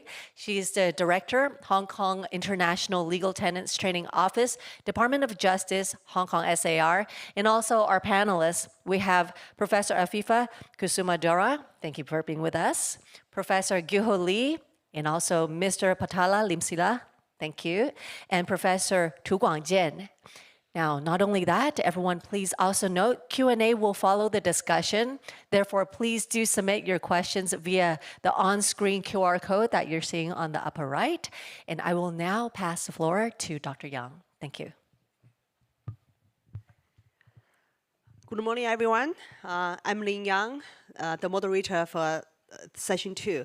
So on behalf of the co-organizers, HCCH, and the Hong Kong International Legal Tennis Training Academy, I welcome all of you to our session. So for session 2, the topic is the Hague Service Convention and the Evidence Convention, efficiency in litigation support, including through digital means. So as all of you know that both conventions have long played a foundational role in facilitating cross-border judicial cooperation since the 1960s. They ensure the service of a process and the taking of evidence remain reliable, effective, and properly coordinated across the jurisdictions. However, today we are operating in a very different environment shaped by digital communications, electronic platforms, AI-driven tools, and rapidly evolving expectations for speed and transparency. As technology transforms legal practice, we are increasingly faced with new questions. How can digital methods enhance implementation of the service and evidence conventions? What challenges arise when moving from traditional paper-based process to electronic systems? And how can jurisdiction work together to modernize cross-border litigation support while maintaining legal certainty? Today, we are pleased to have a very distinguished 4 speakers from different jurisdictions with us to guide us through these issues from comparative, regional, and look-forwarding perspectives. Firstly, please allow me to introduce those 4 professors very briefly. On my right, Professor Afiha from University Brawijaya, Indonesia. She is a leading scholar of private international law and comparative legal studies with extensive experience in cross-border civil procedure and the application of HCCH instrument. Next, from Korean, Professor Lee. Professor Lee from Chung-Ang University Law School. He's expert in international civil procedure, cross-border service of process, and the operation of the judicial cooperation mechanisms in Korea, in United States, and China. Professor Patara from Thailand, he's the professor from Thammasat University, and his research focuses on digital governance, AI regulation, and the modernization of the judicial system in Southeast Asia, including Thailand's evolving approach to the Hague Conventions. Okay. And Professor Guangjian, Tu Guangjian, is a professor from University of Macau. He's expert on private international law and cross-border civil cooperation with deep insights into the judicial arrangement between Chinese mainland, Hong Kong, and Macau. So thank you all of you being with us today. To begin our session, may I invite our first speaker, Professor Afifa.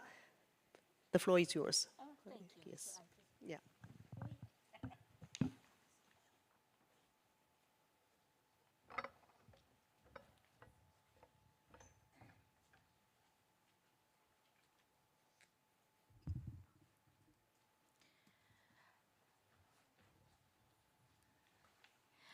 Thank you, Secretary General of HCCH, Dr. Bernasconi, and Professor Yun Zhao, the representative of the Regional Office for Asia Pacific, and the moderator, Dr. Lin Yang. Good morning or good afternoon, distinguished speakers, ladies and gentlemen, and thank you for attending my presentation.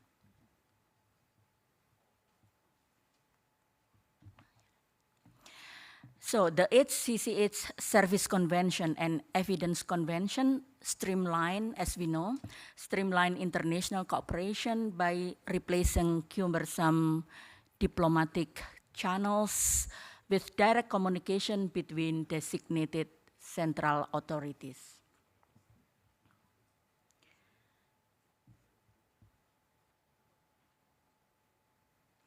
However, central authority processing can be slow, and service by mail or other direct means is unavailable in some jurisdictions.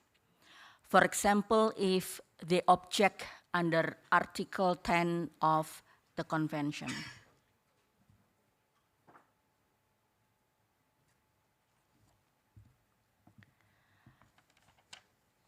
Under the Evidence Convention, a court in country A sends a letter of request to country B's central authority, which forwards to the competent court to execute it. The process can still be time-consuming, often requiring translation of requests and correspondence. The Hague Conventions have created a uniform process across jurisdictions. Thus, the conventions serve as a foundation for further reforms. Regions like the European Union have built upon Hague Convention frameworks to introduce even more efficient digital practices while keeping compatibility. Now, digital tools allow serving documents abroad via electronic means. For example, email and secure online portals in lieu of physical papers. Several jurisdictions have begun to authorize electronic service formally, however, with recipient consent. This trend can dramatically cut delays and costs by eliminating international mailing.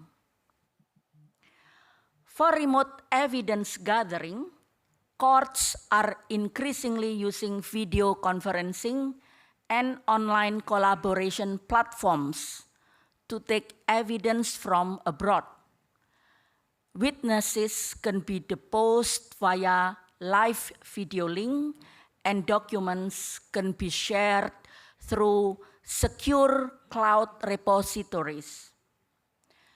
The use of electronic filing systems and databases means that once evidence or documents are collected, they can be shared immediately with all parties and courts involved. This not only saves time, but improves transparency as each party can see the same information or documents concurrently. Consequently, verifying whether electronic documents are authentic and untampered becomes crucial. So, techniques like digital documents forensic, perceptual hashing, and watermarking help maintain integrity. Also, blockchain technology offers a tamper-proof ledger to record service events and evidence handling. For example, an address verification or a service delivery could be recorded as a blockchain transaction. Once recorded, it cannot be altered without detection. For example, a defendant who claims that he was never served can be confronted with a verifiable blockchain record. To ensure the authenticity of documents, digital signature technology is employed. A qualified electronic signature could carry legal effect equivalent to a handwritten signature or notarization. One major cause of failed service is wrong or outdated addresses. Artificial intelligence, or AI, can significantly improve this by cross-referencing multiple data sources to validate addresses before service. For example, an AI system might pull data from government records, postal databases, or even open sources to correct misspellings and fill in missing details. Courts and central authorities can then focus on substantive issues rather than chasing down correct addresses. Cross-border cases also often involve multiple languages. AI tools hopefully can translate legal documents, such as requests, evidence, and judgments quickly, aiding both litigants and foreign authorities. For example, a letter of request under the Evidence Convention could be translated by AI into the target language for the executing court. So it saves time and costs on professional translation. However, AI translation, while fast, are not perfect. Legal language, particularly, is nuanced, and mistakes can have serious consequences. Thus, human oversight is essential. So the recommended approach is a hybrid model. AI produces an initial translation, and then a legal editor reviews and corrects it. So this process is known as post-editing.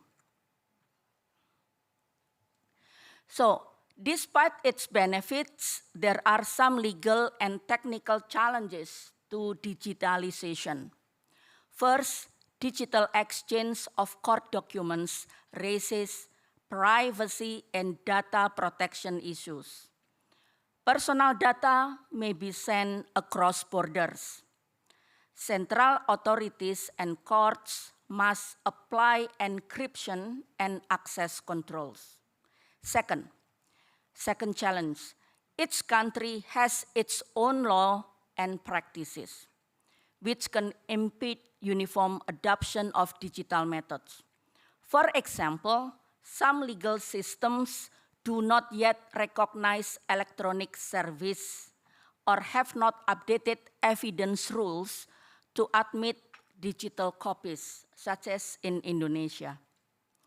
There are varying consent requirements for electronic service and different standards for electronic signatures. Therefore, harmonizing these frameworks is very challenging. Third challenge, on a technical level, getting different countries' IT systems to communicate seamlessly is difficult. Courts may use different software, data formats, or communication protocols.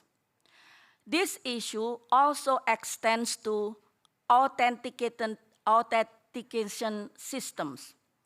Without mutual technical standards and certification, a document signed electronically in one country might not be accepted in another.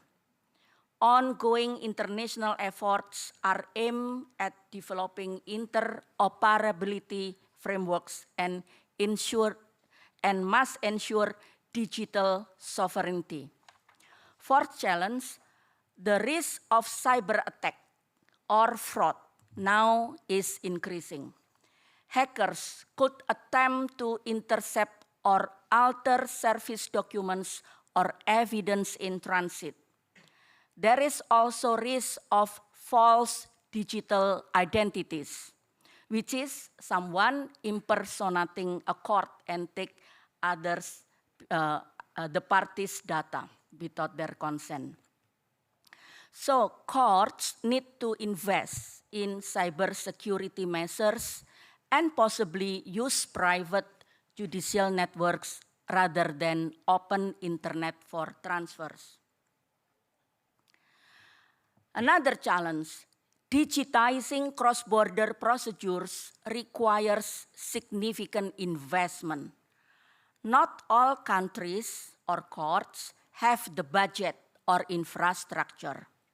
Without external support or cost-sharing initiatives, some central authorities may continue relying on paper simply due to budgetary limitation. Sixth challenge, introducing new technology in the legal circles faces human challenges. Judges, court staff, lawyers need to learn the new technology or AI tools. In some cases, there is resistance to change because legal professionals might be skeptical of these new methods. Because these challenges are universal, international collaboration is key to solving them. States and organizations should share best practices. For instance, if one country's courts successfully implemented electronic service with high security, others should learn from their model. And I think HCCH and regional bodies can facilitate this. If we make comparison between digital and traditional approaches, digital communication vastly outpaces traditional channels. An electronic service request or evidence transfer can happen in minutes or hours, whereas mailing documents overseas can take weeks and even months. By cutting out international postage and reducing paperwork, digital methods save money for courts and litigants, whereas traditional methods might involve notary and translation costs. Studies have noted that the Hague Service Convention itself made service cheaper. And we believe that digitization will further this by eliminating material costs. Digital system also brings real-time tracking to the process. Many electronic systems provide receipt or audit logs, reducing dispute about whether something was sent or received. However, there must be fallback options. For truly unreachable parties who have no known email or digital ID, traditional methods remain important. Furthermore, technology failures can occur. So in my opinion, the best approach is hybrid. Here are some examples of digitalization implication. As we know, during the COVID-19 pandemic, forced an abrupt shift to remote justice everywhere. Courts that had digital infrastructures coped much better and prevented severe case backlogs. Another example, courts and judges around the world have been adapting legal interpretation to accommodate digital realities and electronic evidence. Some steps to be taken are as follows. First, collaboration and monitoring of how electronic service and evidence measures are working. Feedback loops will catch problem early. Second, policymakers should secure funding and technical support for building the necessary infrastructure. I think I finished my time, so. Okay, just 2 more slides. Sorry about it. Third, agreeing on formats for electronic forms and mutual recognition of electronic signatures and digital seals, so that one country's electronic form for a Hague request can be auto-processed by another system.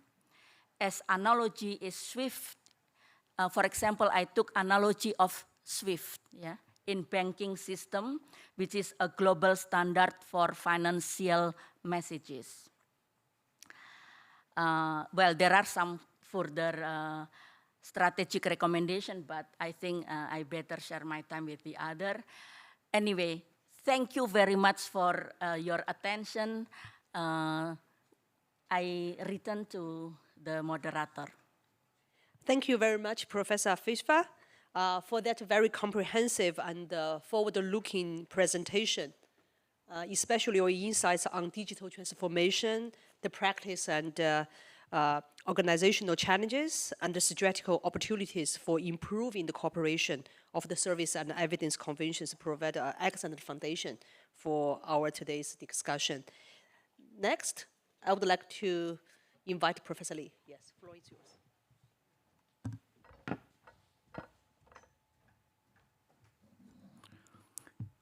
Hello, my name is Gyo Lee from the Chungang University School of Law in South Korea, where the current president of South Korea graduated from.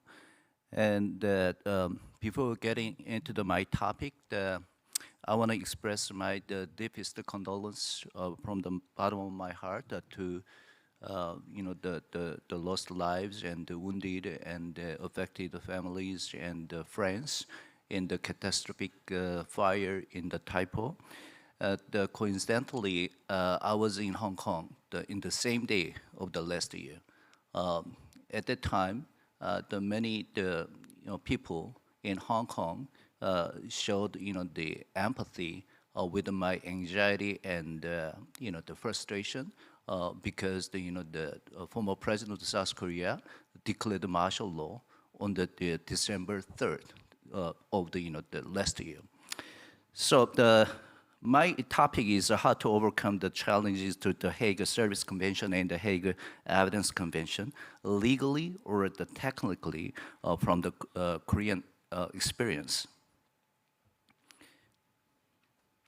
So the United States has entrusted the service of process within the USA under the Hague Convention to the private agency called in the ABC Legal Services starting in this year. To me, in my opinion, it doesn't fit into the Korean system because unlike the United States, we don't follow the adversary system. On the other hand, the Minister of Justice of China has established an online submission system called ILCC.online. We need some kind of to follow this trend. I think the Korea is the well-known country for the fast culture. So almost all of the civil cases are conducted electronically in South Korea. But somehow, the service process internationally doesn't fit into the Korean fast culture. So the National Court Administration sent physical letters, logatory, and other documents forwarded to the courts of all levels to the Minister of Foreign Affairs by mail, or the central authority by mail through the manual approval the processes, not the electronic approval processes. Additionally, the Minister of Foreign Affairs dispatched officers sort the physical mail items by country and the diplomatic mission, then send them via diplomatic pouch by air to overseas diplomatic missions. So currently, the duration required of physical documents to be sent by the mail is a minimum of the 2 to 5 weeks one way, and 1 to 2.5 a month as the round trip. And the issue of the sending, the letter of the requester must be sent by the as original as the principle. The Hague Convention on the taking of the evidence, the explicitly state, please prepare one original and one copy of this form. So, due to the differing the electronic approval systems across the agencies, the Minister of Justice and the Judiciary and the administration all together, and the mutual exchange is very difficult, almost impossible, making difficult to implement official documents and send the electronic files via the domestic request channels and the overseas diplomatic missions. So the judiciary has undertaken the digitized the consular, the service process by the early 2025. It also intends to digitize the service process request for the evidence, the Hague Service Convention and the Hague the Evidence Conventions, including the China, the Korea Civil Judicial Assistance Treaty via email files transfers between the central authorities. And least, both China and the United States has expressed their support for the Korean judiciary's plan to digitize the service of process and the request for the evidence. So those are the proposals made by the Korean judiciary. The first, they want to implement a system capable of sending original files as electronic documents. The current practice involves downloading the Hangul means Korean language formed files in accordance with the relevant regulations, preparing a request for the cooperation and the letter of request, and affixing seals. However, approving the documents electronically in the electronic litigation system could resolve the issue of the sending original documents. Hence, at the request of the Office of the International Judicial Affairs Officer, it is necessary to collaborate with the Office of Judicial Support and the Office of Judicial Information Technology to implement the ability for judicial cooperation forms to be electronically signed through the court affairs system. Secondly, the judiciary proposed the revision of established guidelines on the international civil judicial cooperations, etc. They reviewed, delete the provision to requiring physical documents to be sent by mail, partially revising the wording in the latter part of the Article 3, the paragraph 5 of the established guidelines on international civil judicial cooperation, etc. The revision might be as follows. Currently, the wording is presiding judge shall prepare the request for the assistance and summary of the documents, etc. And the revised version of UPI will be prepared via the electronic litigation system, etc. So also it proposed the review the provisions regarding preservation of the records of the cooperation activities, etc. Also, another movement is to establish interoperable electronic approval system across all agencies. Thinking about the plan to interlinking the electronic approval system, it is called ONNARA. To me, it's not working well. I don't want to use this system. It sucks. However, anyway, they're thinking, this idea used by the Korean government agencies with the judiciary system. So it is currently under review by the Judicial Information Office. Next one is the judiciary may pursue a plan to enable the issuance of the official documents by the work-related shared email. With the cooperation and approval of the Minister of Justice and the Minister of Foreign Affairs until the electronic approval system fully integrated with the executive branch. So,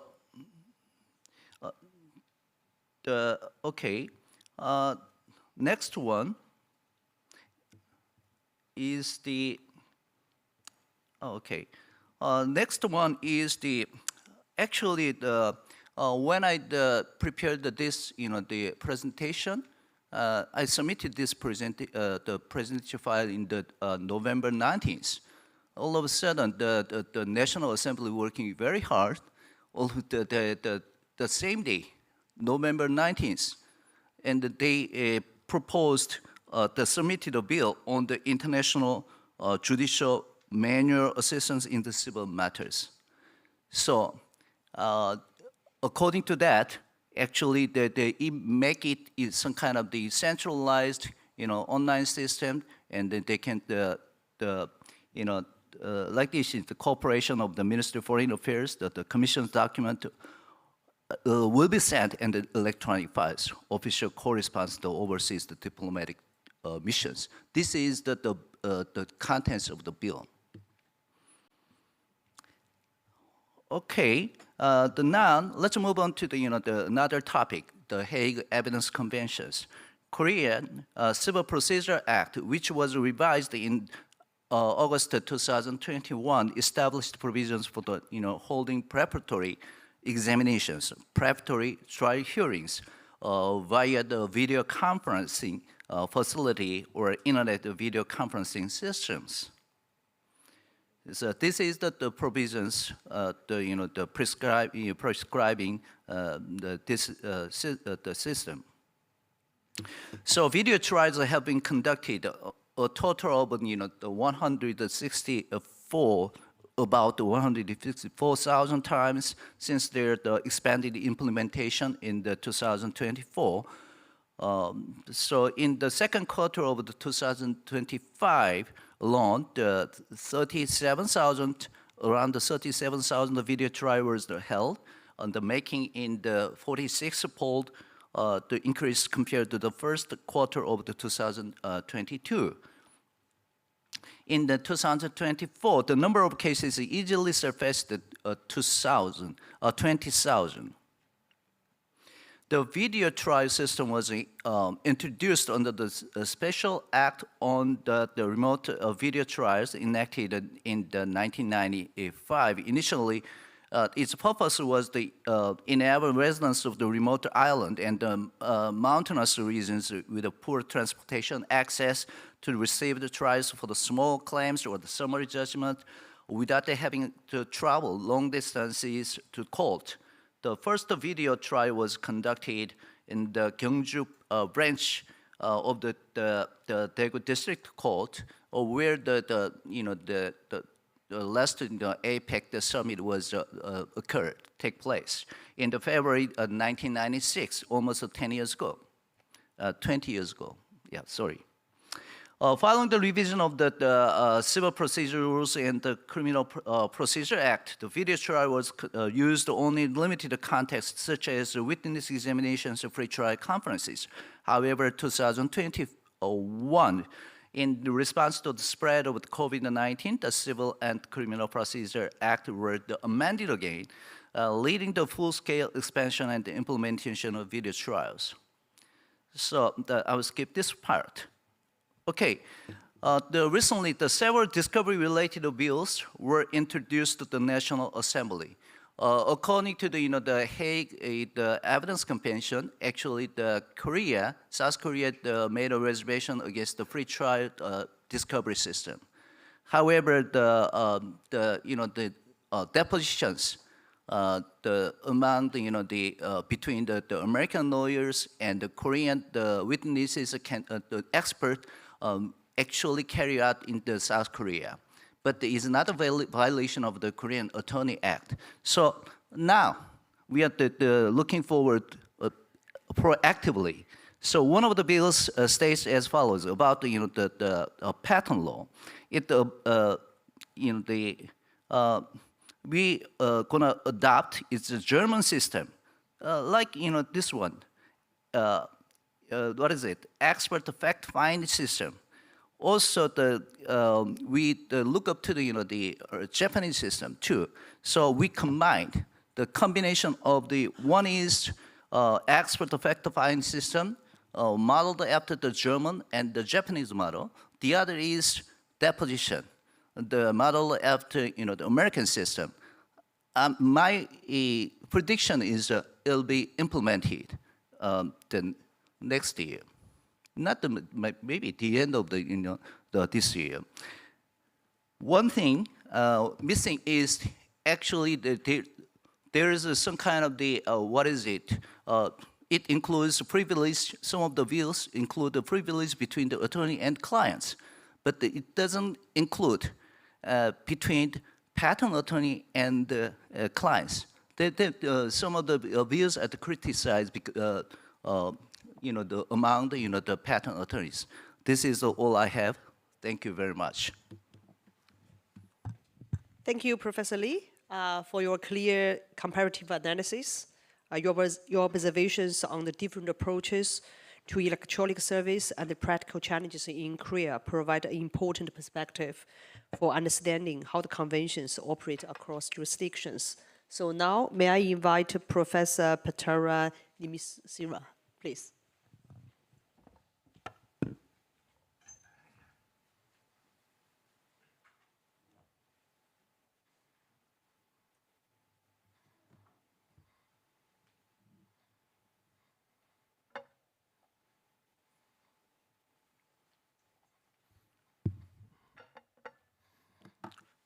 Before I begin, I wish to join all of you in expressing profound condolences to those affected by the recent tragedy. Our thoughts remain with the victim, their family, and the Hong Kong community. Good morning, everyone. My name is Patara Nimisira. I'm assistant professor from Rangchampang University. Thank you, Dr. Yang Ling, for moderating this section. I am honored to share this panel with the distinguished professor. This is the outline of my presentation. When Thailand joined the HCCH in 2021, we became 88 members. Today, I want to address the fundamental question, how Thailand can translate this membership into meaningful participant in the Service Convention and Evidence Convention frameworks.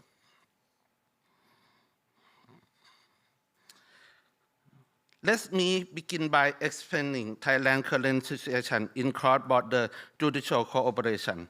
Thailand had bilateral arrangement on judicial assistance in civil matters with 7 key partners for those countries. Processing typically takes a few months through central authority mechanism. However, for another jurisdiction, Thailand relies on diplomatic channels, which takes 6 months to a year and sometimes even longer. Thailand business community experience this impact, though delay directly. Yes, our current judicial cooperation system creates unnecessary delay and cost, which affect Thailand's position as a regional business hub. In today's digital age, delay in judicial document processing creates significant barriers. This efficiency gap is precisely what today's section team addresses, and convention accession offers a clear path to closing this gap. What Thailand has, Thailand is not start from zero. Let me present the evidence. Thailand already performed more functions and the convention required. First, legal framework. In 2017, Thailand amended our civil procedure code to streamline international service processing by reducing diplomatic procedure and introducing new provisions for service of documents abroad. The provision creates a modern framework that harmonizes with convention requirements. with no applicable treaty. Thai legislation on conflict of law and civil procedure allows courts to rely on general principle of private international law, committee, and due processing with dealing with cross-border service and evidence. Bilateral agreements. Thailand had bilateral judicial cooperation agreement in civil matters, though demonstrate our capacity to implement treaty obligations with concrete results. For example, our bilateral with China, our bilateral with China, in fact, since 1997, demonstrate Thailand's commitment to conduct judicial cooperation. Through this agreement and another, we have developed central authority mechanism and systematic procedure for handling international requests. Technical infrastructure. Thailand has built digital infrastructure that support modern convention implementation. Our e-filing system operation nationwide. Courts had digital case management system that track proceedings efficiently. Therefore, why Thailand haven't joined?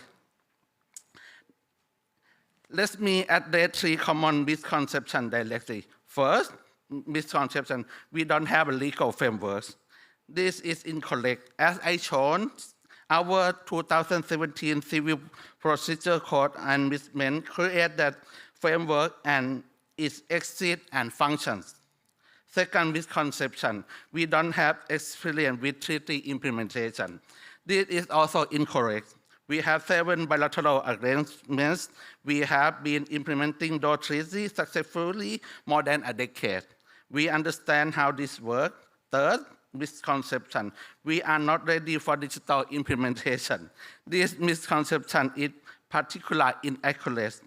We have national-wide e-filing and digital case management more than being ready. Thailand established frameworks that could serve as model for responsive digital judicial cooperation. For Thailand digital process, let me describe recent development that demonstrate Thailand's approach to digital transformation in judicial system. Thailand is taking significant steps in AI governance for our judicial system. While countries across Asia explore different paths, Thailand is developing our own path forward. In September 2025, Chief Justice issued AI guidelines establishing clear boundaries. AI may enhance administrative and legal functions, but cannot determine case outcomes. Judges retain full decisional authority. And just 2 weeks ago, the Civil Court issued regulation on using AI system to prepare court documents.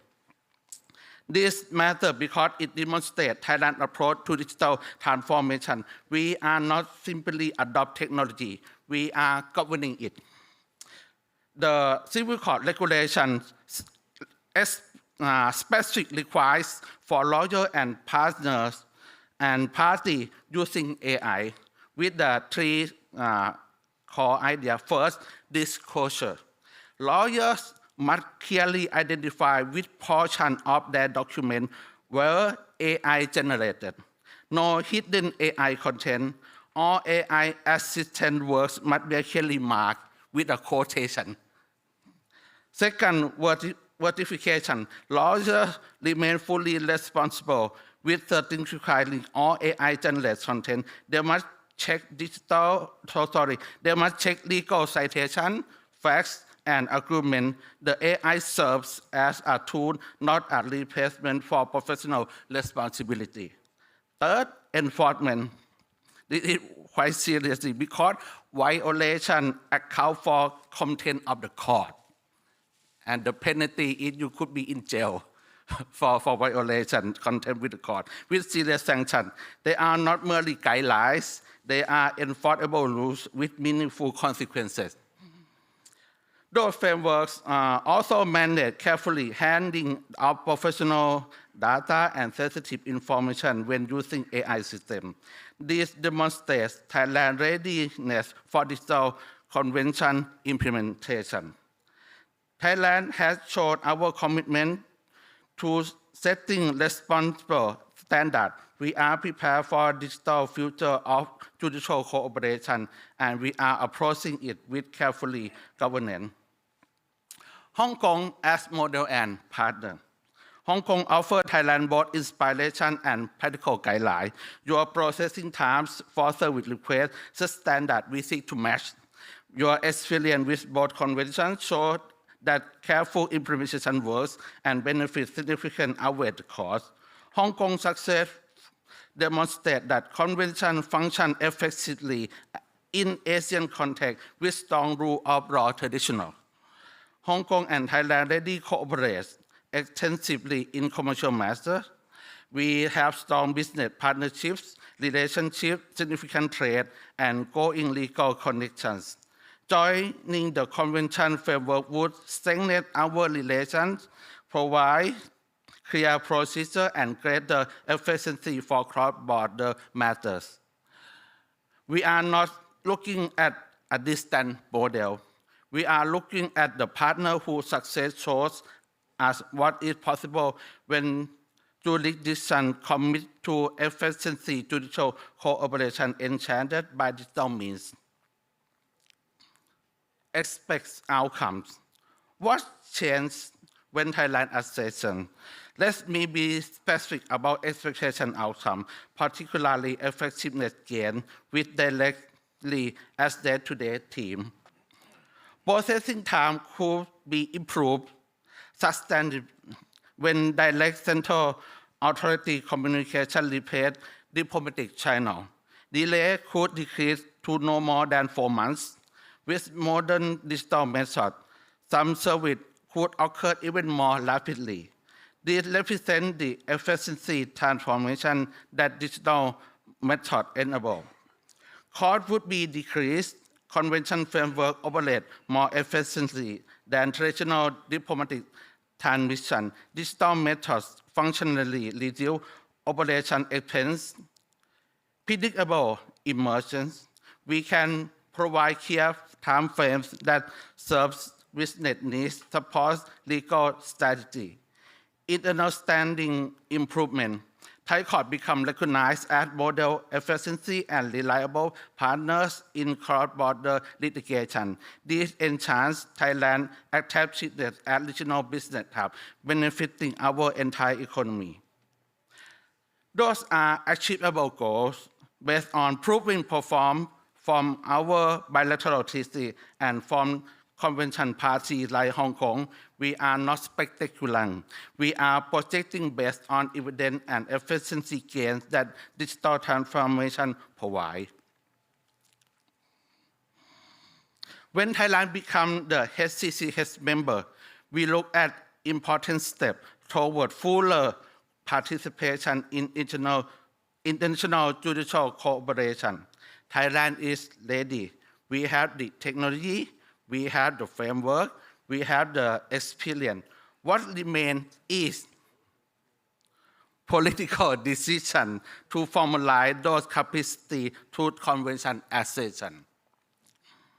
Last, I would like to thank HCCH Regional Office for Asia and Pacific for their continued leadership and promoting international judicial cooperation across our region. I also extend my appreciation to the Department of Justice of Hong Kong for organizing this Hong Kong Legal Week and for their commitment to strengthen international legal cooperation and dialogue. Thank you. Thank you very much, Professor Patara. And your reflection on Thailand's readiness and the digital governance and the broader regional context and give us a very important dimension to our discussion today. Next, I would like to invite Professor Tu Guangjian to deliver your presentation. Thank you. Okay, thank you very much. First of all, let me thank the conference organizers for your hard working and also for inviting me to be present here. Today, the topic I'm going to present is the Hague Conventions and Chinese arrangements, inspired to be further inspired and something beyond. Look at the Hague Conventions first. The Hague Service Convention concluded in 1965 and Evidence Convention concluded in 1970 are generally acclaimed as being quite successful among many Hague Conventions and also those broadly exist in the world. The Hague Conventions built up a bridge between civil law and common law countries, also between civil law countries within civil law countries as well, and facilitate international judicial and sometimes also extrajudicial cooperation in civil and commercial matters. And both conventions were made to be neutral to modern technologies. And they have set a very good example for interregional developments as well, such as in the EU and in the America and also in China, you will see very quickly. While trying to dismantle the borders, to me, they might have also strengthened the conceptions of sovereignty and territoriality as well. Look at this Hague Service Convention. If there is a need of serve the defendant abroad, the channels available under the Hague Service Convention are the main channels through the central authority of the request state, direct or indirect diplomatic or consular channel, postal channel, direct communication between judicial officers, officials, or other competent persons, direct communication between any interested person in the state of origin and judicial officers, officials, or other competent persons in the state of destination. And also there are derogatory channels that would be available under other international agreements and also under the more liberal law of a contracted state in the state of destination. And modern technologies can be used in many places under the Hague Service Convention. It can be used for the purpose of transmission of documents. It can be used for informal communication, and it also can be used for the purpose of service. For example, under the main channel of transmission, if the state of destination allows service by email or by other electronic means, this can be done. And also e-service may also be effected by diplomatic and consular agents in the state of destination if so allows in that state. E-service also is possible under the postal channel. Email service by postal agency shall be accepted under the convention.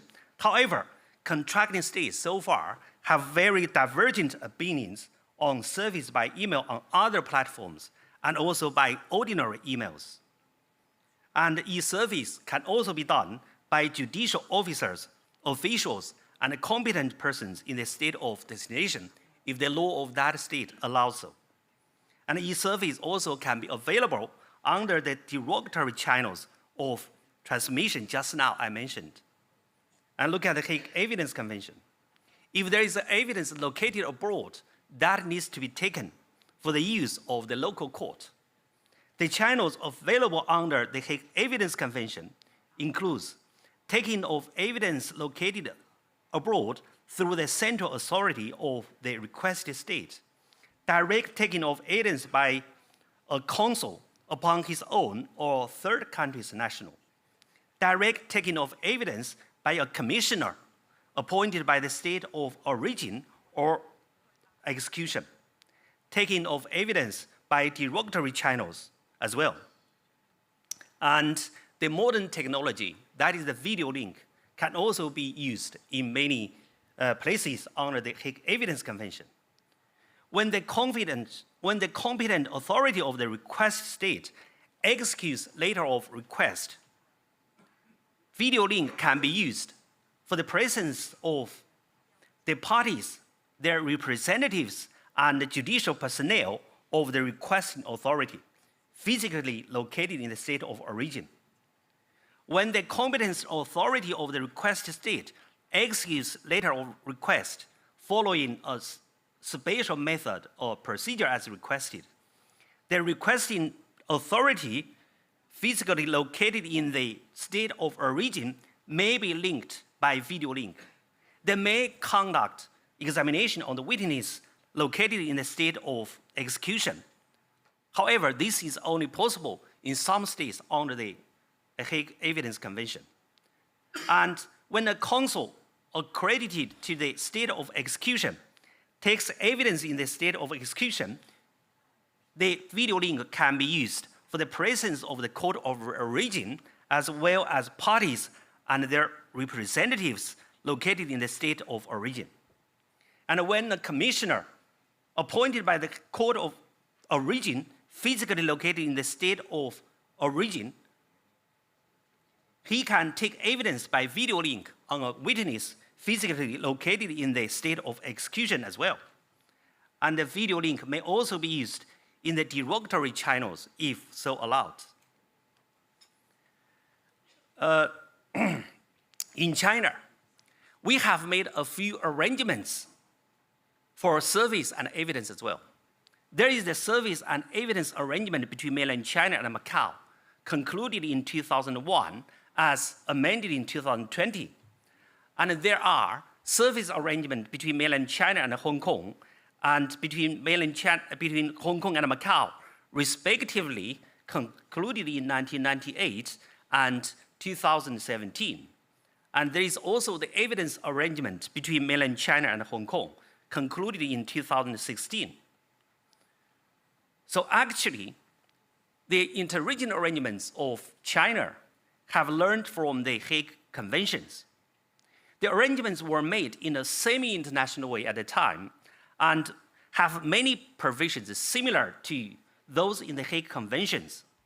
One might say all these arrangements are slimmed down versions of the Hague Conventions compared with the EU regulations, which are enhanced versions. For the purpose of cross-border service, all the concerned arrangements establish the channel between the courts of the two concerned parties, which is partly similar to the Central Authority channel and partly similar to the channel of Article 10, Paragraph 2 of the Service Convention, but without mentioning any other possible channel. For the purpose of cross-border taking of evidence, the concerned arrangements establish the channel between the courts or the liaising organs of the two concerned parties, which is similar to the channel available under Chapter 1 of the Evidence Convention, without mentioning any other possible channel as prescribed in the convention, but with an innovation that between Macau and mainland China, witnesses can be transported to the requesting side under the help of the requested side without compulsion. New technology, that is electronic means, has been introduced into the service and evidence arrangement between mainland China and Macau for transmission of documents and informal communications as under the Hague Conventions. And electronic platform has already been built up between the two sides for such purposes. And a video link and even voice link can be used for taking of evidence under the arrangement. Apart from this, we can have more to learn from the Hague Conventions. First of all, we are not still clear about the nature of the arrangements.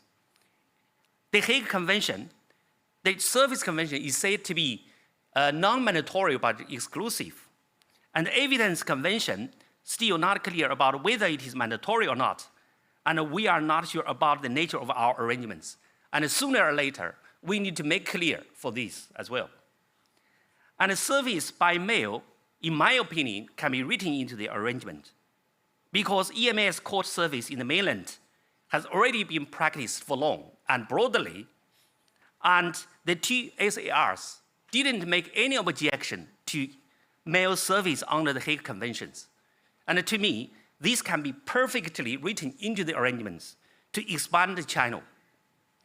And direct taking of evidence can also be allowed, at least on voluntary witnesses without compulsion, because within one country, I think the judicial sovereignty should be weakened. Service by electronic means For example, postal email or email on the commonly built platform can be used, can be explored. And a video link for taking of evidence can be more broadly employed under the arrangements. Something beyond. We can learn from the Hague Conventions, and we can also do something more than the Hague Conventions. Before that, let's look at some recent developments. Look at the domestic developments in the mainland China. According to Article 91 of the Chinese Civil Procedure Law, as amended in 2023, service by electronic means is allowed with the consent of the parties to be served.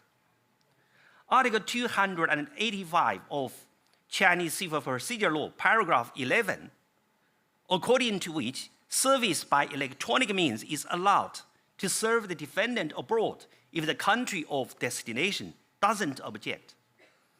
And according to Article 286 of Chinese Civil Procedure Law, paragraph 3, Chinese courts can take evidence located abroad by instantaneous telecommunication means with the consent of both parties if the country of destination does not forbid this.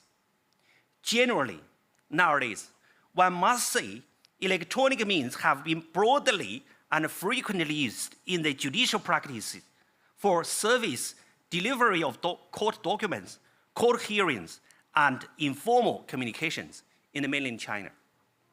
Look at Hong Kong. I know I'm not an expert for Hong Kong law, but according to my observation, at least one case in which you can see the use of video link is acceptable. And also look at the Macau Civil Procedure Code, Article 126, paragraph 4.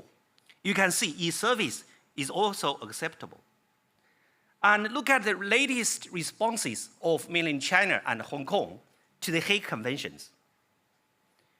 Because Macau didn't respond to the questionnaire, so no information for this. Look at the information for mainland China.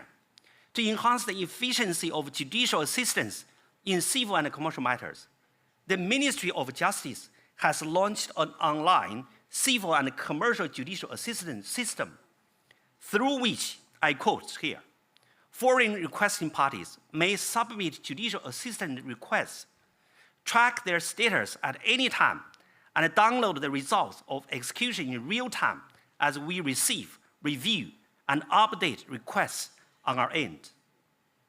And China's central authority can accept electronic incoming transmission of documents, although so far, China didn't make any outgoing electronic request. And China has made a reservation for incoming postal channel service, but it may make outgoing postal channel service. As the state of destination, China allows execution of service by electronic means, but unclear about the use of video link for assisting in taking of evidence. And in Hong Kong, still, Hong Kong is using the manual case management system for tracking both outgoing and incoming requests. Electronic outgoing and incoming transmission of documents are not practiced in Hong Kong either. As the state of destination, personal service is used as the default rule in Hong Kong, and electronic service not practiced on the main channel either. Incoming postal channel service is allowed. As the state of destination, taking of evidence by video link, however, may be requested as a special method under Chapter 1.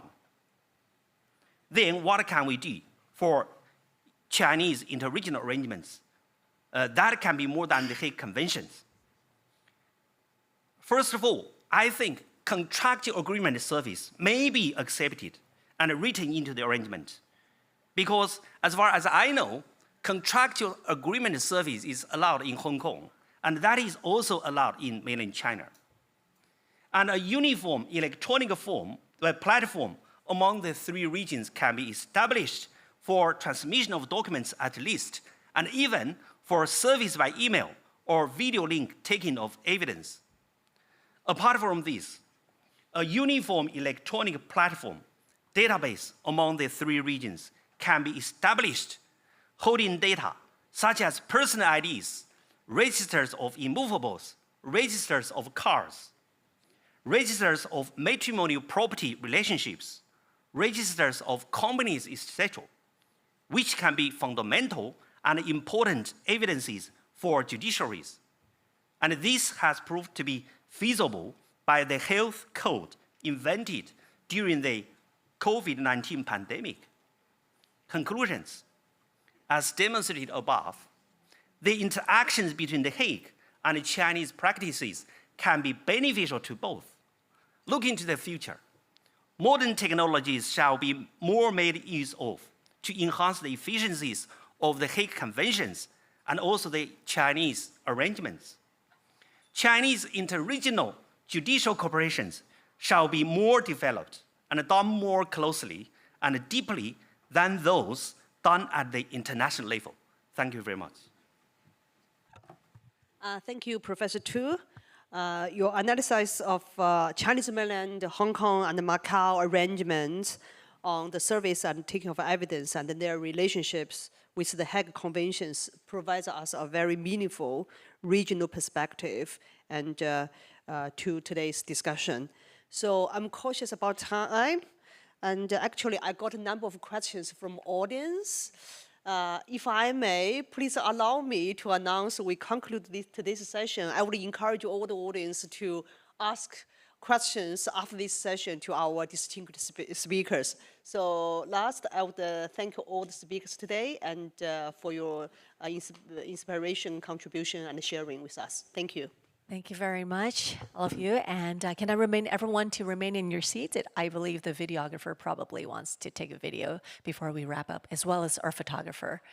Everyone, thank you.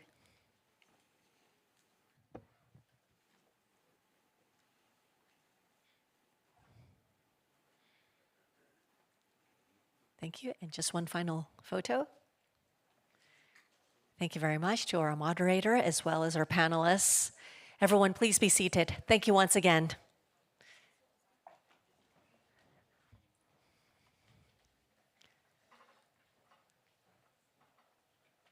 Appreciate it.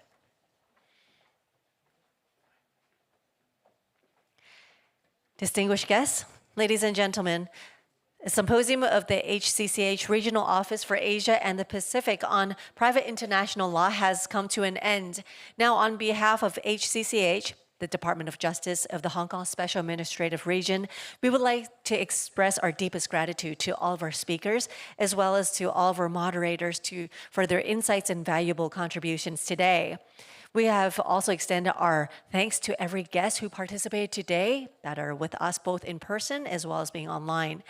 And please be kindly reminded that before you leave, we would like to invite you to complete the feedback form by scanning the QR code that is on the screen. And also online participants, you can complete it online. When leaving the conference room, everyone, please do return the interpretation headsets to the service desk at the entrance and take all of your personal belongings with you. Now, for in-person participants who require continuing professional development CPD credits from Law Society of Hong Kong or Advanced Legal Education ALE credits from the Hong Kong Bar Association, please present your QR code outside the conference hall to register your departure and confirm your attendance record. Sorry, just one moment, everyone. I believe we have an update.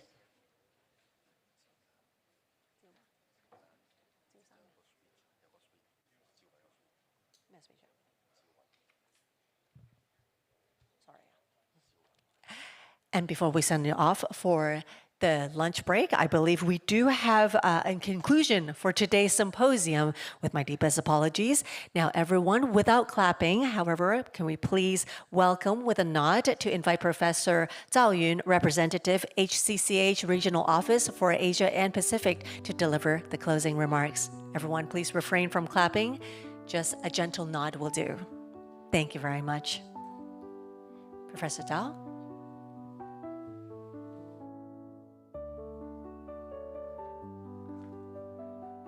Thank you. Dear colleagues, ladies and gentlemen, It is my great honor to deliver the closing remarks today. First, on behalf of the Hague Conference on Private International Law, I would like to express our sincere gratitude to the Hong Kong SAR government for providing this opportunity to convene in this dynamic international hub. Hong Kong's commitment to the rule of law and international legal cooperation has provided an ideal backdrop for our discussions. Our thanks also goes to every participant, government officials, judges, academics, and practitioners from across the Asia-Pacific region. Your expertise and active engagement have been instrumental to the success of this event.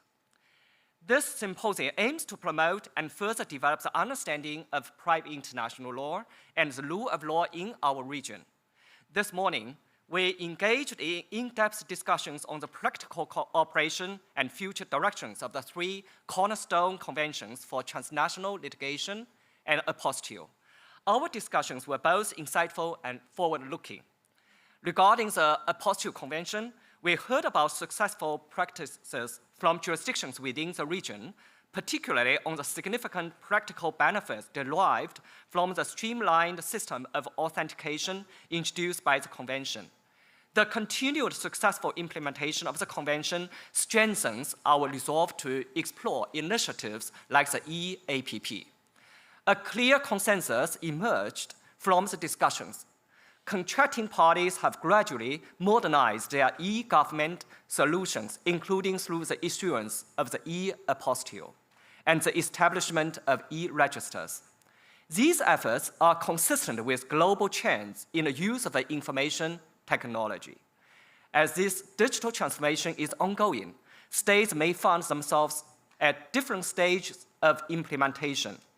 A key takeaway from recent discussions is the need for continuous learning and the exchange of expertise. Contracting parties are therefore strongly encouraged to share their developments with one another and together, further modernize the way documents are produced and used worldwide. The experiences shared by several jurisdictions in implementing components of the EAPP provide valuable blueprints for others. We recognize that achieving the request, well, also very important. This requires not only technical solutions, but also building trust and addressing cybersecurity concerns. Concerning the Service Convention, practices demonstrated that using information technology represents a pragmatic way forward. We emphasize the role of central authorities as facilitators, not bottlenecks, and explored how to enhance judicial cooperation through the Convention's direct channels. A key conclusion is that the Convention's inherent flexibility, guided by a spirit of cooperation, is that the Convention's inherent flexibility, guided by a spirit of cooperation, is the greatest strength in the digital age. Our discussions candidly address persistent challenges, such as delays and refusal of service, while also highlighting innovative solutions. These conventions were adopted at different times and represented a great improvement from the diplomatic or consular transmission mechanisms.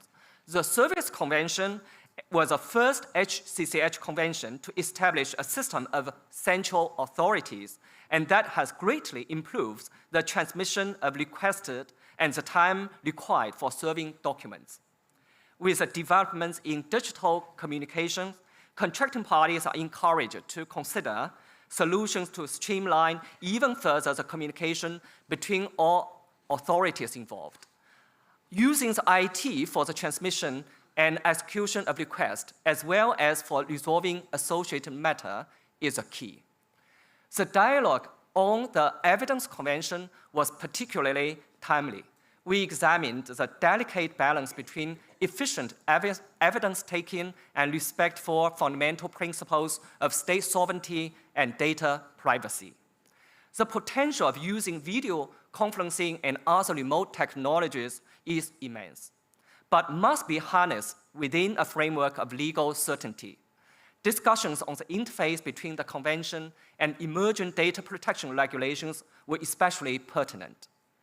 there was agreement on the need to further provide the guidance on how to help the judges and practitioners navigate this complex intersection.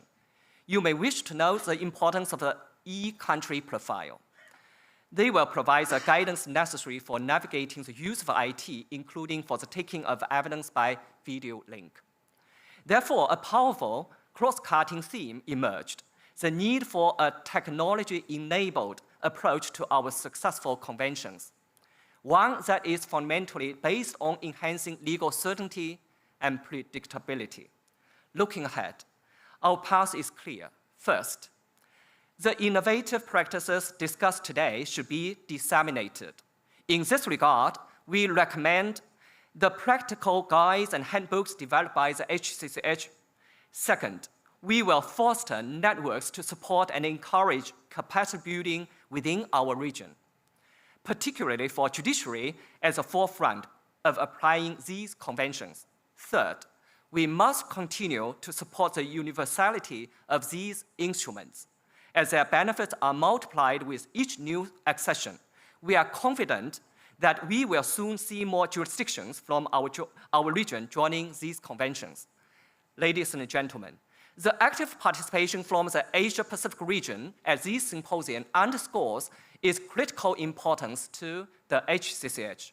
From China's successful integration into the Apostille system to the pioneer roles played by Philippines, the Republic of Korea, and Singapore, and many other jurisdictions, our region is a powerhouse of legal innovation and cooperation.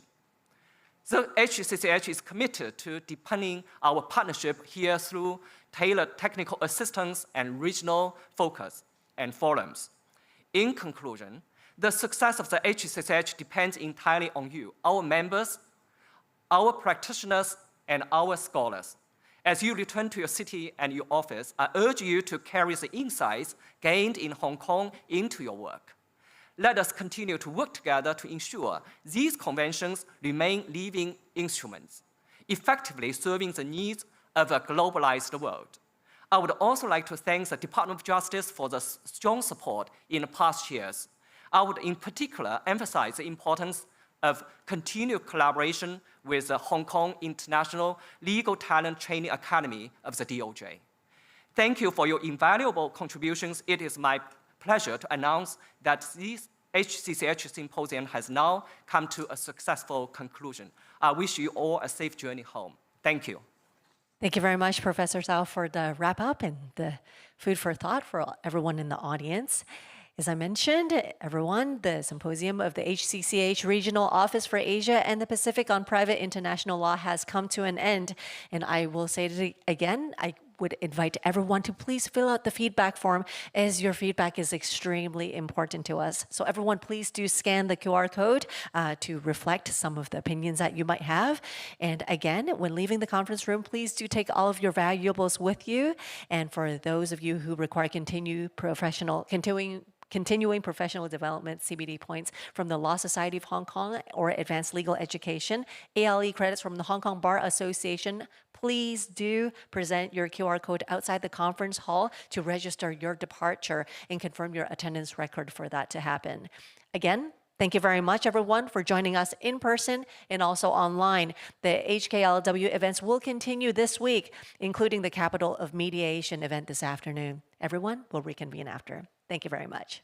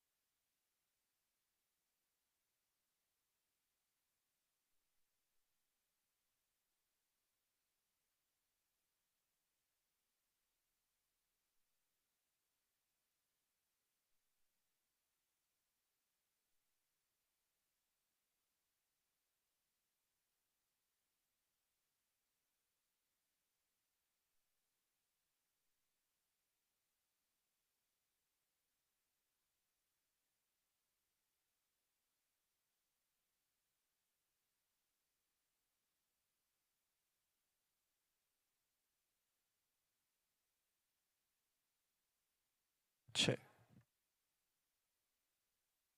check, check, check, check, check, check.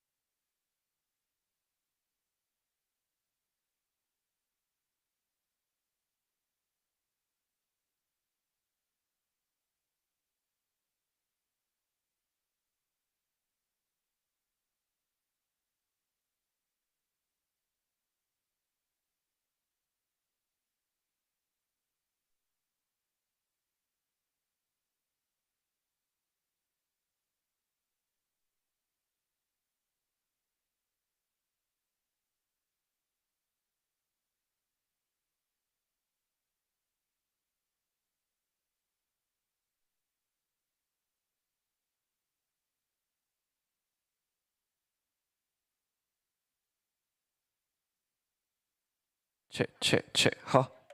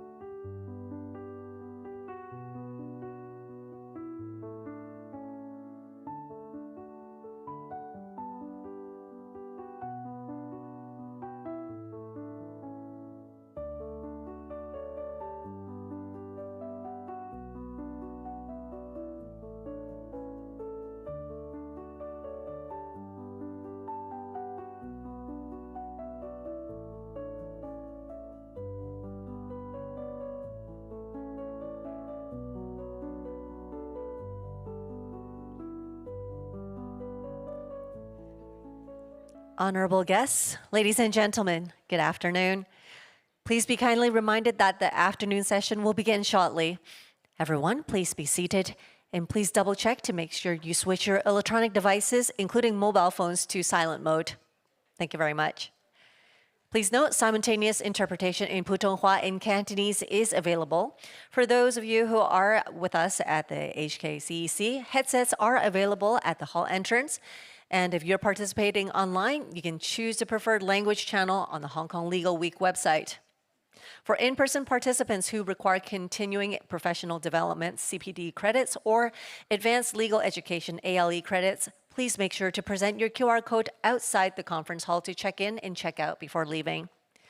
Also on the screen, you'll find the QR code to access today's program. You'll see the Q&A sessions and the evaluation form as well. We hope you can share your feedback with us after the event. Thank you very much for your attention.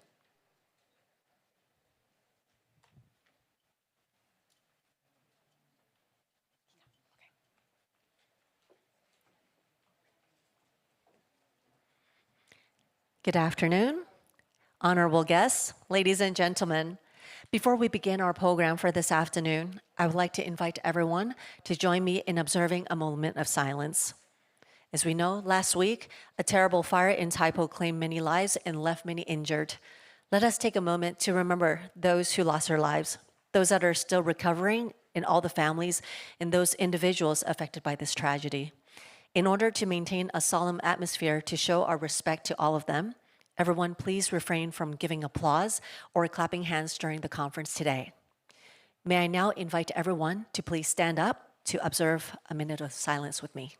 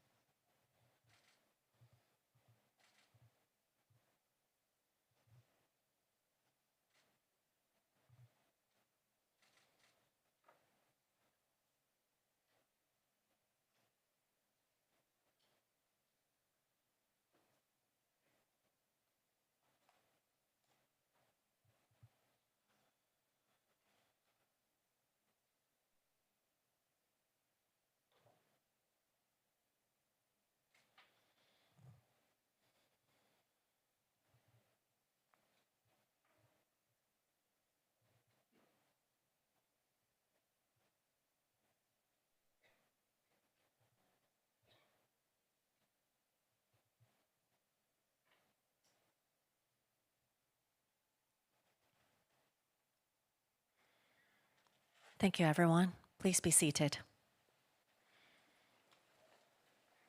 Everyone, welcome to the session of Capital of Mediation. In this session, we'll explore the important role of mediation in the global context and also within our local communities.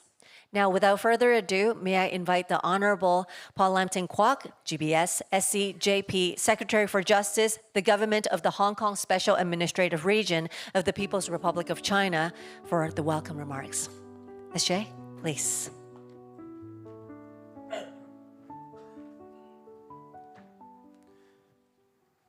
Distinguished guests, ladies and gentlemen, thank you for joining us today to discuss Hong Kong's unique and visionary status as the capital of mediation.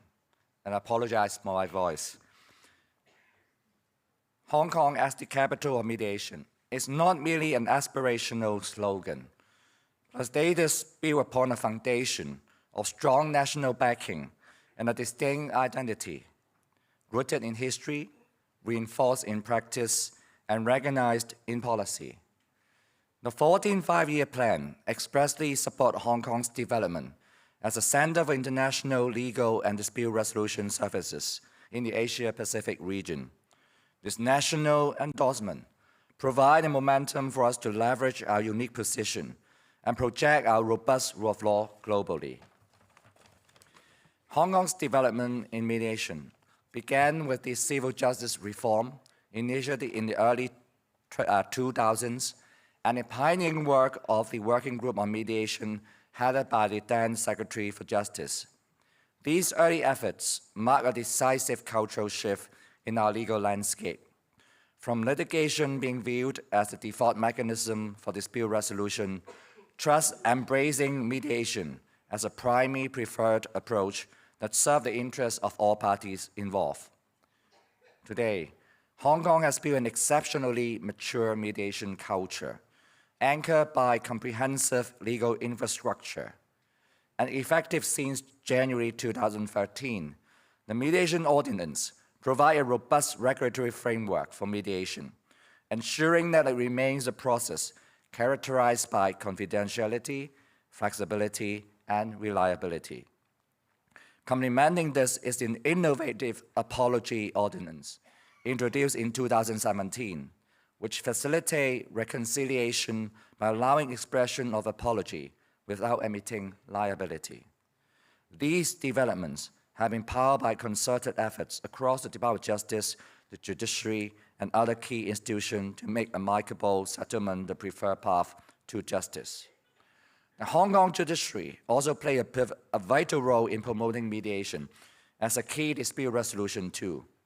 Through initiatives like Practice Direction 31 and the establishment of integrated mediation offices, our judiciary encourages parties to resolve conflicts efficiently and amicably. This supportive stance reflects Hong Kong's commitment to fostering a culture of settlement, reducing litigation costs, and enhancing access to justice. With a solid and long-standing foundation in mediation, amplified by strong national support, Hong Kong excels as an international mediation hub and as a super connector between the Chinese mainland and the international community. We serve as a bridge between the common law and civil law system, not in theory, but also in practice. Under the Closer Economic Partnership Agreement, CEPA, for example, we have established a specialized mediation mechanism for cross-boundary investment dispute, giving Hong Kong investors and mainland enterprises an efficient and culturally attuned channel to resolve differences and facilitating integration and building commercial trust along the way. To ensure this ecosystem thrives from the ground, the Department of Justice vigorously promotes a mediate-first culture. Key initiatives include the Mediate First Pledge campaign, which encourages businesses to explore to adopt mediation as a first resort to resolving dispute. The biennial Mediation Week, which raises public awareness in sector-specific use of mediation, and a government-wide policy requiring mediation clauses to be incorporated in government contracts. Together with a strong and growing pool of over 2,300 accredited mediators, these efforts are building a dynamic, self-reinforcing mediation culture. And we carry this story to the world. Through targeted delegations and duty visits across Southeast Asia, Europe, and the Middle East, we are not just promoting our services, we are sharing successes, forging new partnerships, and issuing a compelling invitation to the world to collaborate with us in advancing the future of dispute resolution.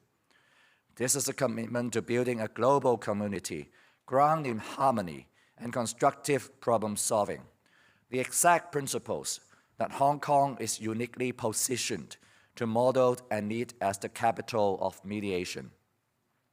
In addition to the above initiative and development, what has set Hong Kong apart from any other mediation center in the world and make it the capital of mediation is by hosting the International Organization of Mediation, or in short IOMAC, headquartered right here.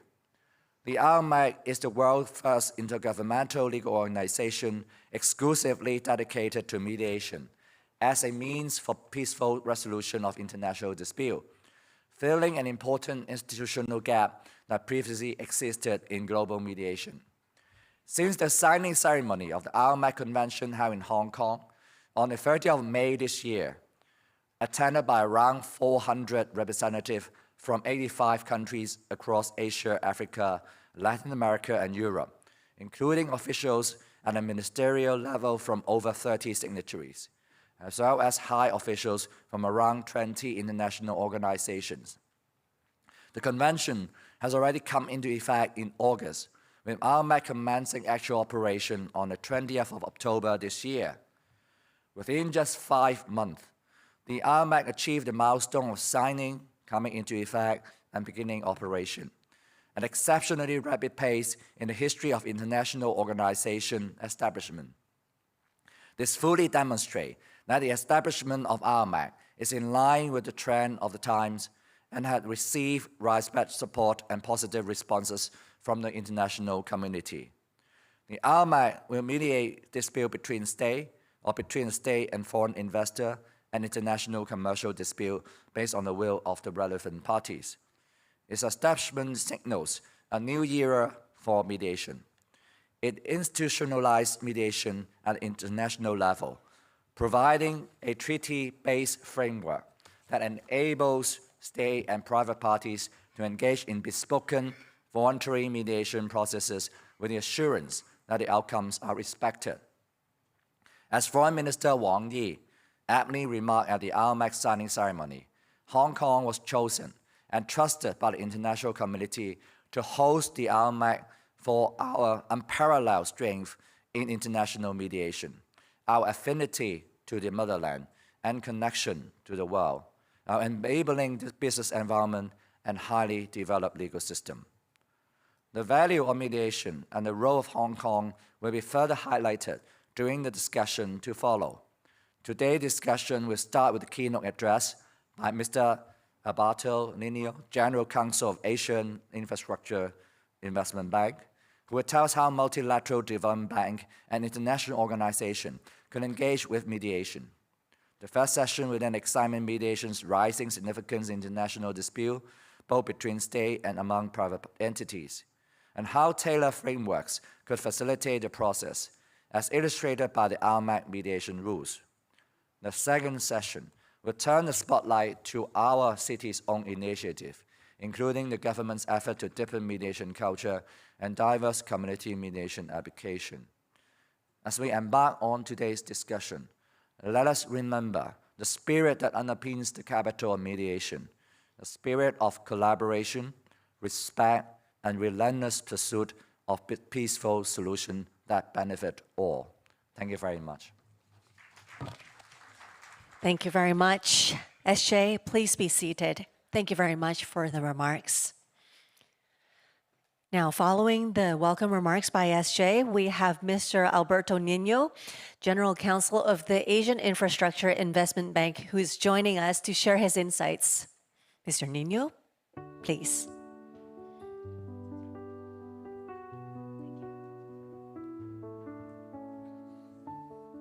Thank you. Very good afternoon.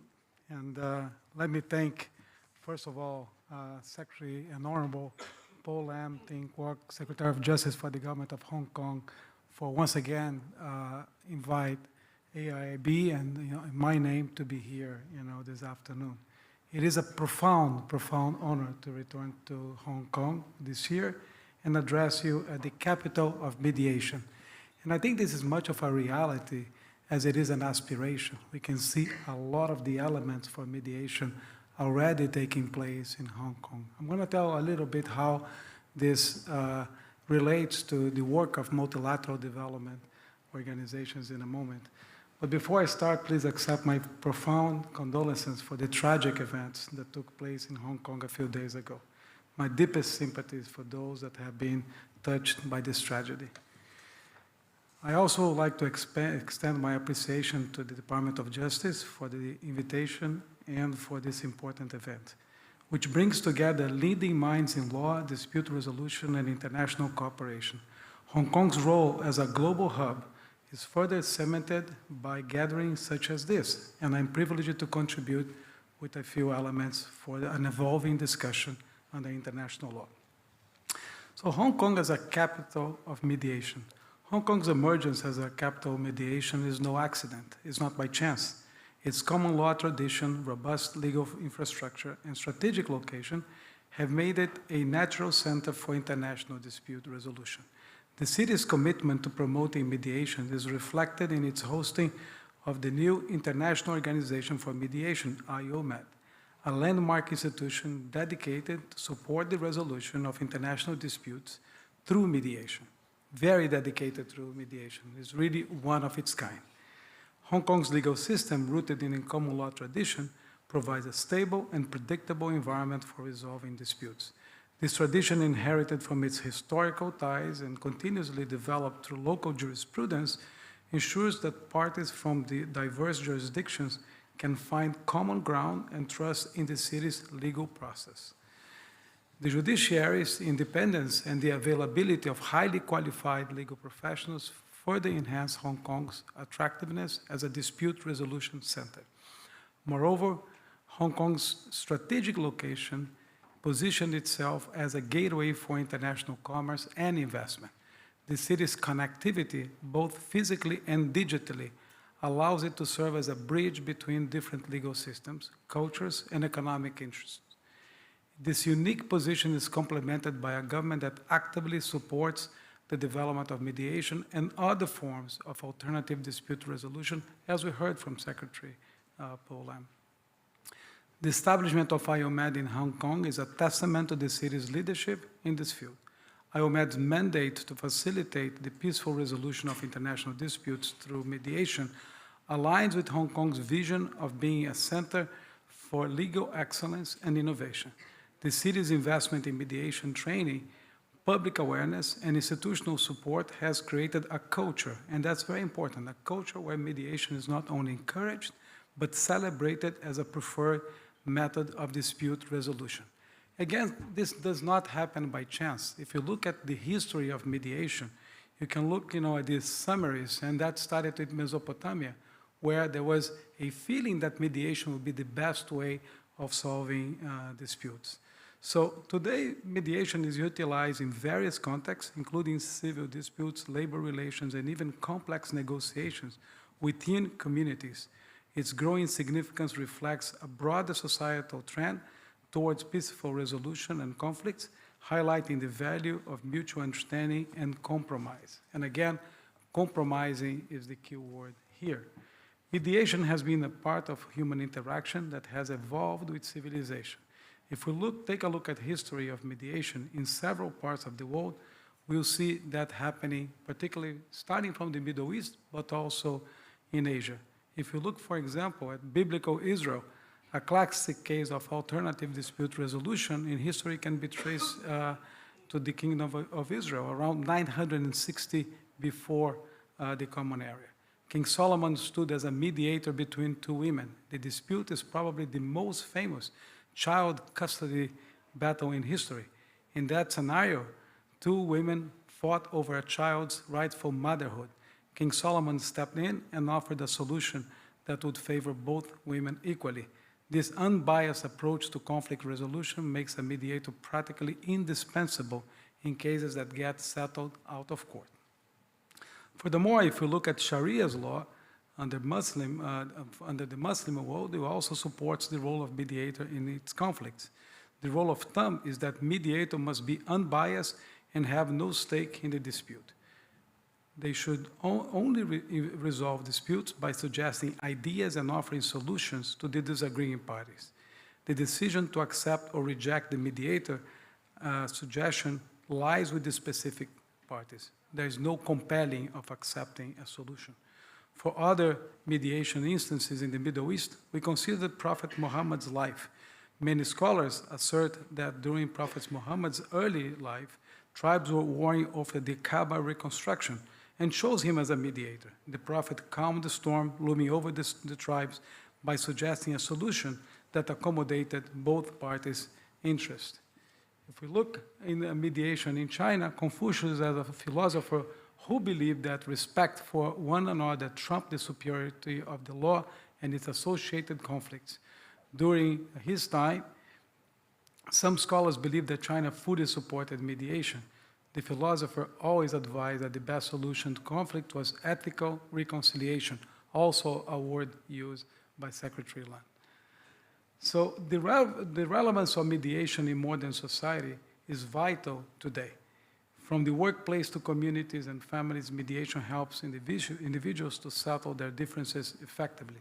It affords quarreling parties a rare glimpse into each other's viewpoints. The clarity that mediation brings is seldom present in judicial hearing, which ends up privileging conflict. Mediation and mediators are relevant today because of many reasons, and some of them include empowerment, confidentiality, the quality of the resolution, and the speed of settlement. That's all what we lawyers and practitioners of law, look for a good outcome. Court proceedings can take months and even years to resolve, and the longer it drags on, the more legal costs one incurs. These outlines reasons prove the relevance of mediation in modern society. Besides, every business and individual want to avoid unnecessary legal costs and protracted court battles. As a result, more people are hiring the services of experienced mediators today. And again, Hong Kong provides an ideal setting for this.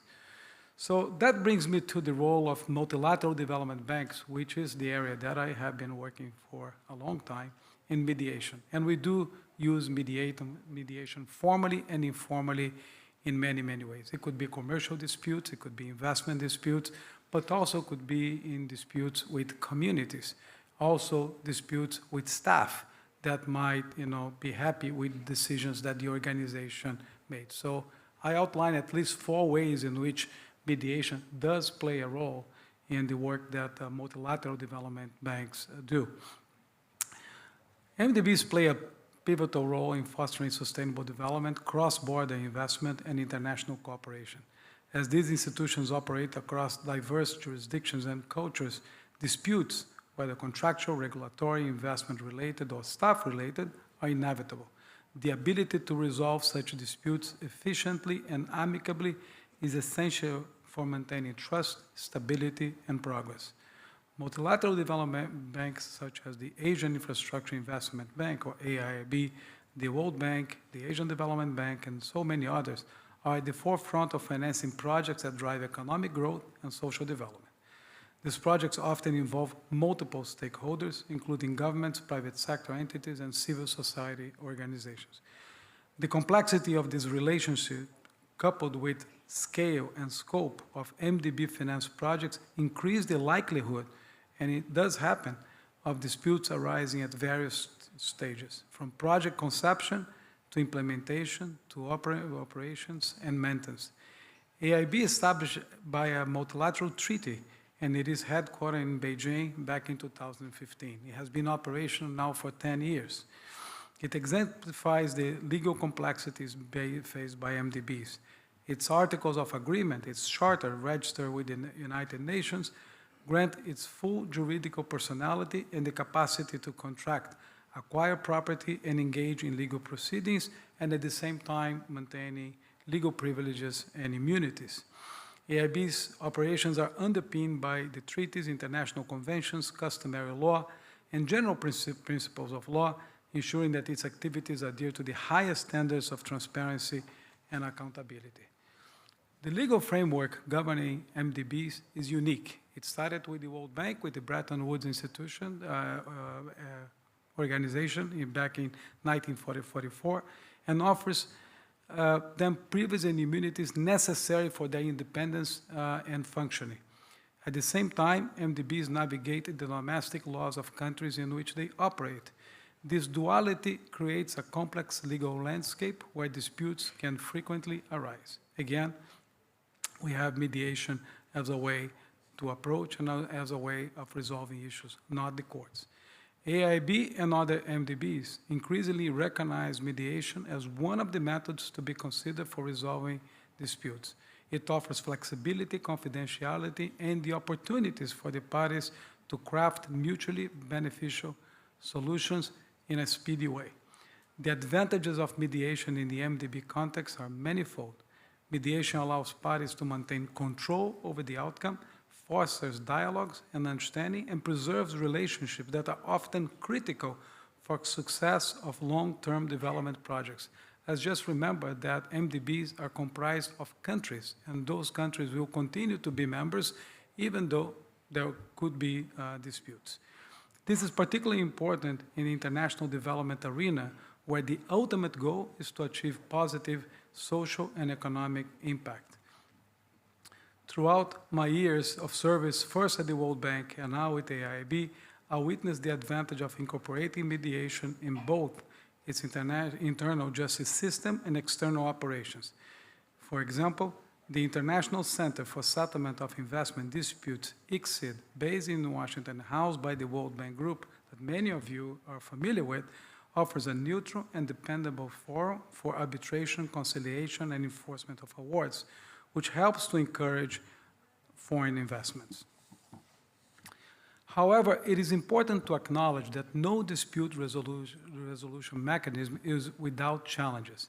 For example, some critics have pointed to concerns about the cost and duration of arbitral proceedings. That's why I think that the mediation discussion this afternoon is so important, as well as questions regarding transparency and consistency in decision-making.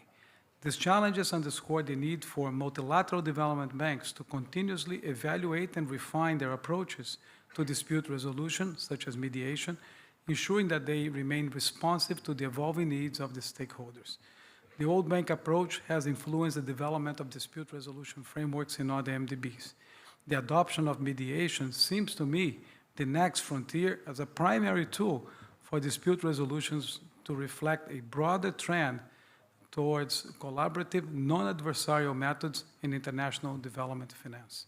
This trend is driven by a recognition that sustainable development requires not only financial resources, but also effective mechanisms for managing differences and building consensus among diverse actors.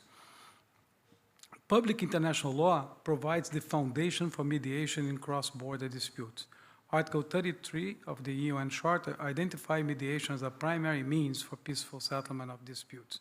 And I'm sure this was a big inspiration for IOMAT. The principles of consent, neutrality, and respect for sovereignty are also central to effective mediation. Multilateral development banks, as international organizations, must navigate complex legal landscapes, balancing the interests of member states, investors, and affected communities. Mediation offers a pathway to consensus, enabling parties to resolve differences without resorting to litigation or arbitration, which can be costly, time-consuming, and adversarial. The establishment of IOMAT marks a watershed moment in the evolution of international dispute resolution, no doubt. With more than 30 founding members, including China, and headquartered here in Hong Kong, Special Administrative Region, IOMAT is the world's first dedicated intergovernmental legal organization dedicated solely to mediation. Its rapid establishment, as described by Secretary Lam, and broad support reflect the global demand for innovative, flexible, and effective mechanisms to resolve international disputes. IOMAT's creation is both timely and necessary. As international relations become more complex and multipolar, the need for effective dispute resolution grows. The proliferation of cross-border transactions, the rise of new economic powers, and the increasing interconnectedness of global challenges, such as climate change, public health, we saw with the COVID-19 challenge, and the digital transformation, have heightened the potential for disputes that transcend national boundaries. In this context, mediation offers a constructive alternative to confrontation and litigation. IOMAT's principle of consultation, joint development, and voluntary participation align with the goals and principles of the UN Charter. Its structure, comprising a governing council, secretary, and panel of mediators, ensures a robust governance and operational capacity and impartiality. The organization's emphasis on inclusivity and diversity in the selection of mediators reflect a commitment to fairness, and also it works to complement the efforts of other international organizations such as the United Nations and ICSID. As we look ahead, the role of mediation in international development is expected to grow in importance. MDBs like AIIB must continue to innovate, adopting best practice, and collaborating with institutions such as IOMAT. Mediation's flexibility, efficiency, and capacity to build consensus make it indispensable for addressing the challenge of our interconnected world. The future of mediation in international development is promising, but it does require sustained commitment and investment. Governments, international organizations, and the private sector must work together to create enabling environments for mediation to flourish. This includes developing supportive legal frameworks, investing in mediator training, and promoting public awareness of mediation's benefit. These areas, AIB is very interested in collaborating with any organization present here today. For this to happen, it's important that nations, business, people, and international organizations embrace mediation as a category of public good, where to mediate first and fight later should become a norm and not an exception.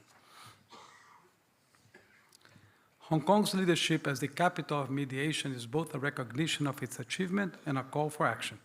By embracing mediation, we can build bridges across divides, resolve conflicts peacefully, and promote sustainable development for all.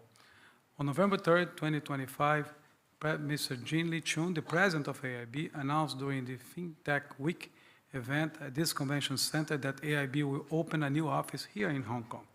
This strategic decision demonstrates AIB's commitment to utilizing Hong Kong's vibrant capital markets, world-class professional services, and strong legal infrastructure and tradition to support its expanding operations in projects financing, investment, and dispute resolution. Let's all work together to advance the cause of mediation, strengthen international cooperation, and ensure that our institutions remain responsive to the needs of our time. I'll stop here. Thank you very much. Thank you, Mr. Nino. Thank you for that sharing. Please be seated. From a global standpoint, this session explores mediation's critical role in resolving interstate disputes, as well as international investment and the commercial conflicts between states and private entities. This demonstrates how effective mediation fosters peace, it fosters stability, and shared economic prosperity worldwide. Now, the speakers in this session, they will come on stage later and they will share and present their views on this very subject. Please note that there will be a Q&A that is at the end of the discussion. And for on-site participants, you can scan the on-screen QR code that is on the right later on, and you can submit your questions for the Q&A QR code. Now, for the online participants, you can submit the questions in the chat box directly. Now, as we are setting up, can I just kindly remind everybody there will be no applauses and there will be no clapping in this event for today, so we can maintain a more serious and a more solemn tone for this week. Thank you very much, and we highly encourage everyone to ask questions, and we hope to address it as much as possible at the end of the Q&A or at the end of the panel, depending on time. I do understand that sometimes time is the essence and we cannot take all questions. So please do bear that in mind as well. All right, and it looks like we're almost ready. Now, everyone, please welcome with me and invite the moderator of this panel, Mr. Rimsky-Yun, GBM, GBS, SC, JP, to be on stage. Mr. Yun, please. And please refrain from clapping. Thank you very much. And I will hand the stage over to you.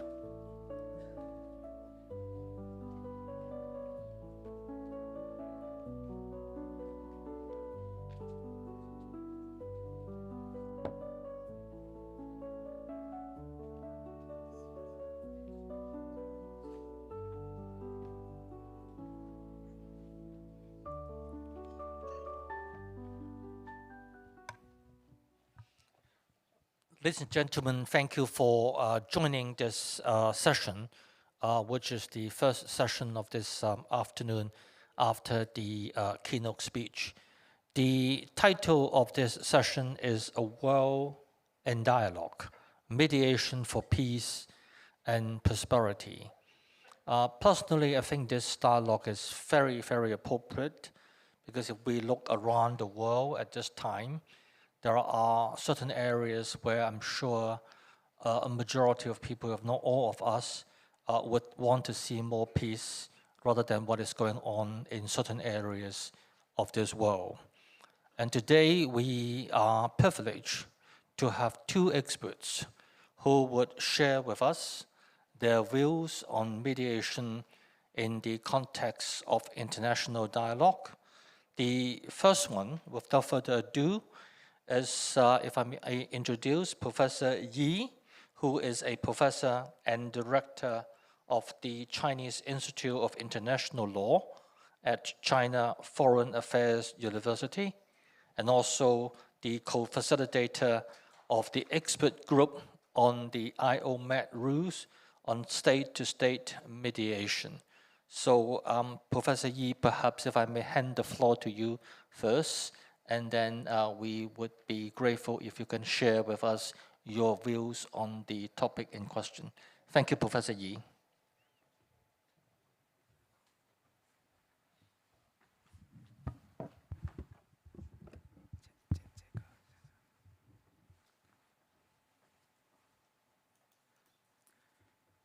Ladies and gentlemen, it's a great honor for me to be here today to share with you some of my thoughts on the idea of mediation, and then to give you a sneak review of some of the articles in the IOMED Convention and the mediation rules that I helped draft.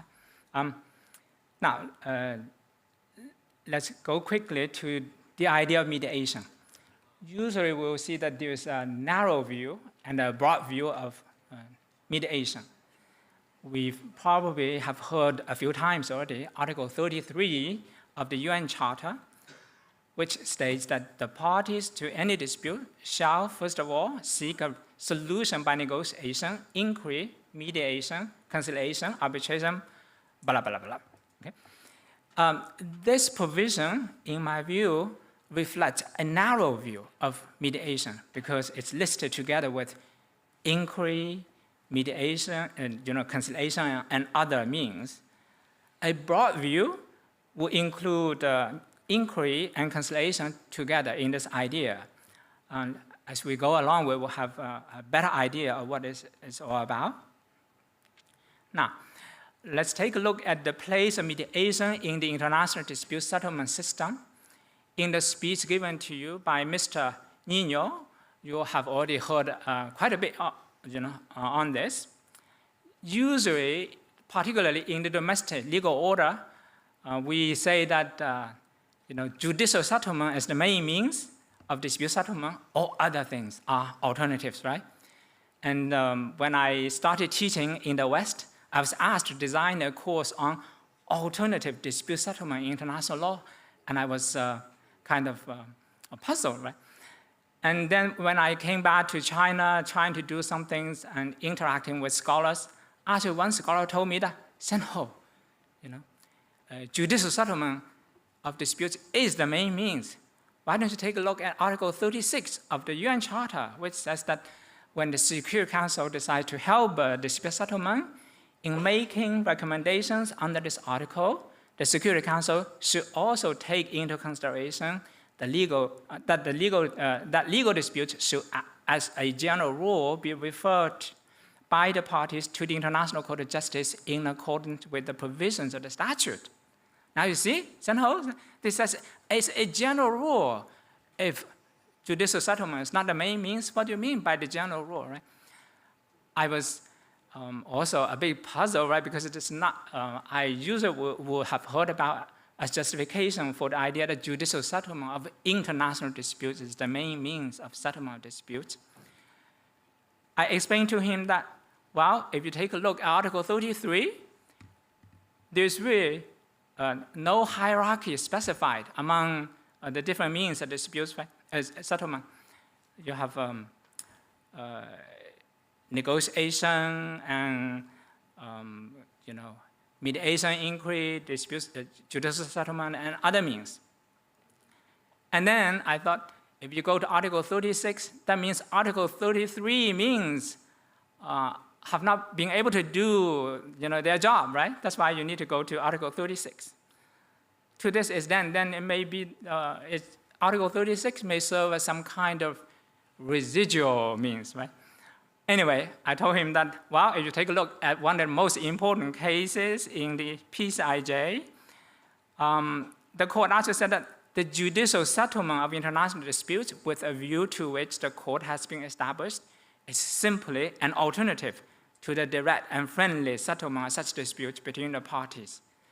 As consequently, it is for the court to facilitate, so far as it's compatible with statutes, such direct and friendly settlement by the parties. Only at that point, my friend decided to rest his case. So I hope you will have rested your case today that judicial settlement dispute is not really the main means. Okay. Now, as we move along, you will hear from me that mediation is an aid and adjunct to the direct and friendly settlement dispute or negotiation. Okay?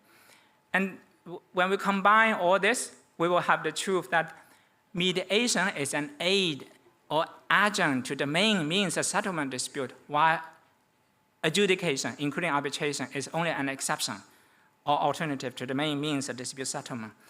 I can see that my time is running out fast, so I will move faster, okay? Now let me give you something about what I consider to be the beauty of mediation. First of all, we'll have the need for mediation.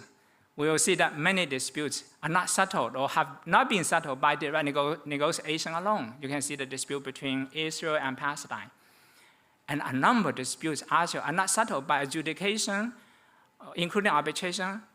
You can see this between Israel and Palestine. Some of the cases are going on at the ICJ.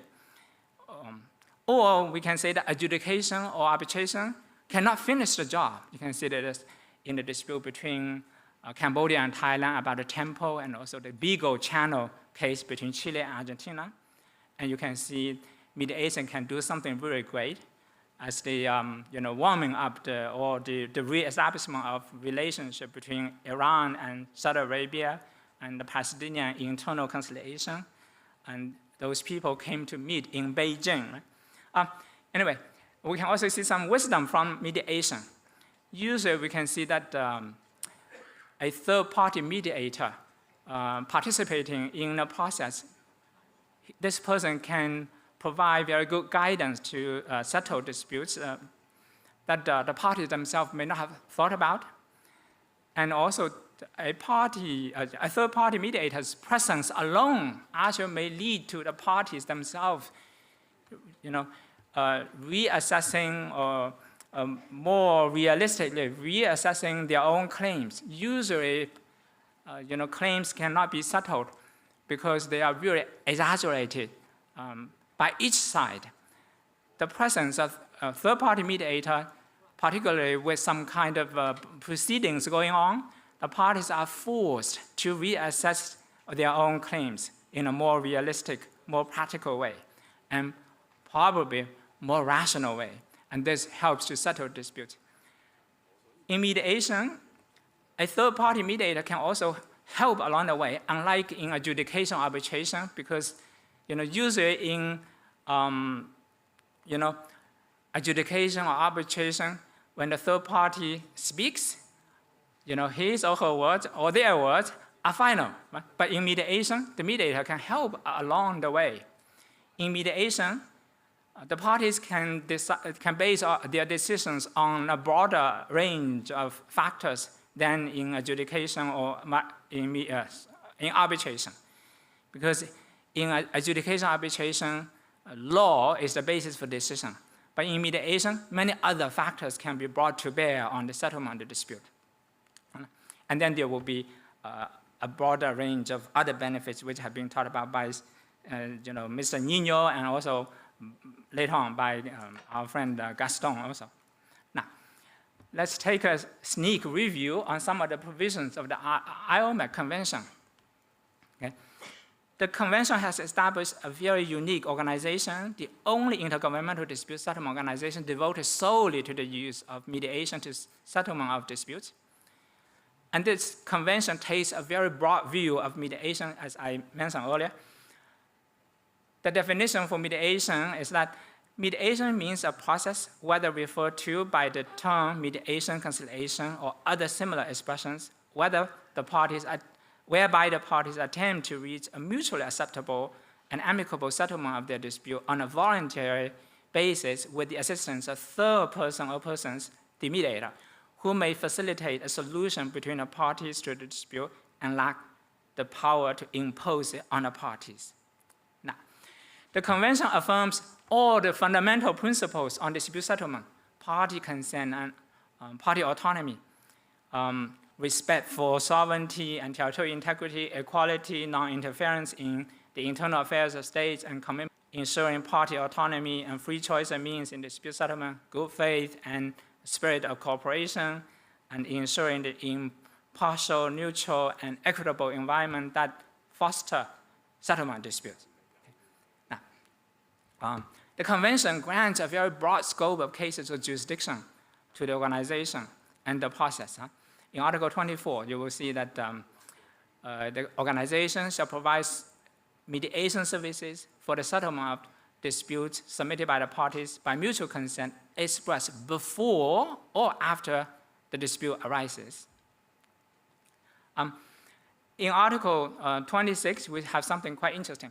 The Convention provides for exception to protect third-party interests in case of disputes submitted by states involving a third state. The organization shall not provide mediation services with respect to such disputes unless prior consent is given by the third state concerned.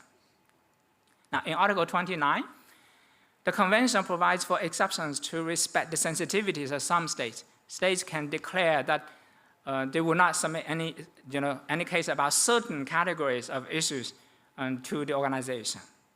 Now, finally, which is, I think, most important, the Convention demands very high quality of services from the IOMED, including the mediators and the staff. Right?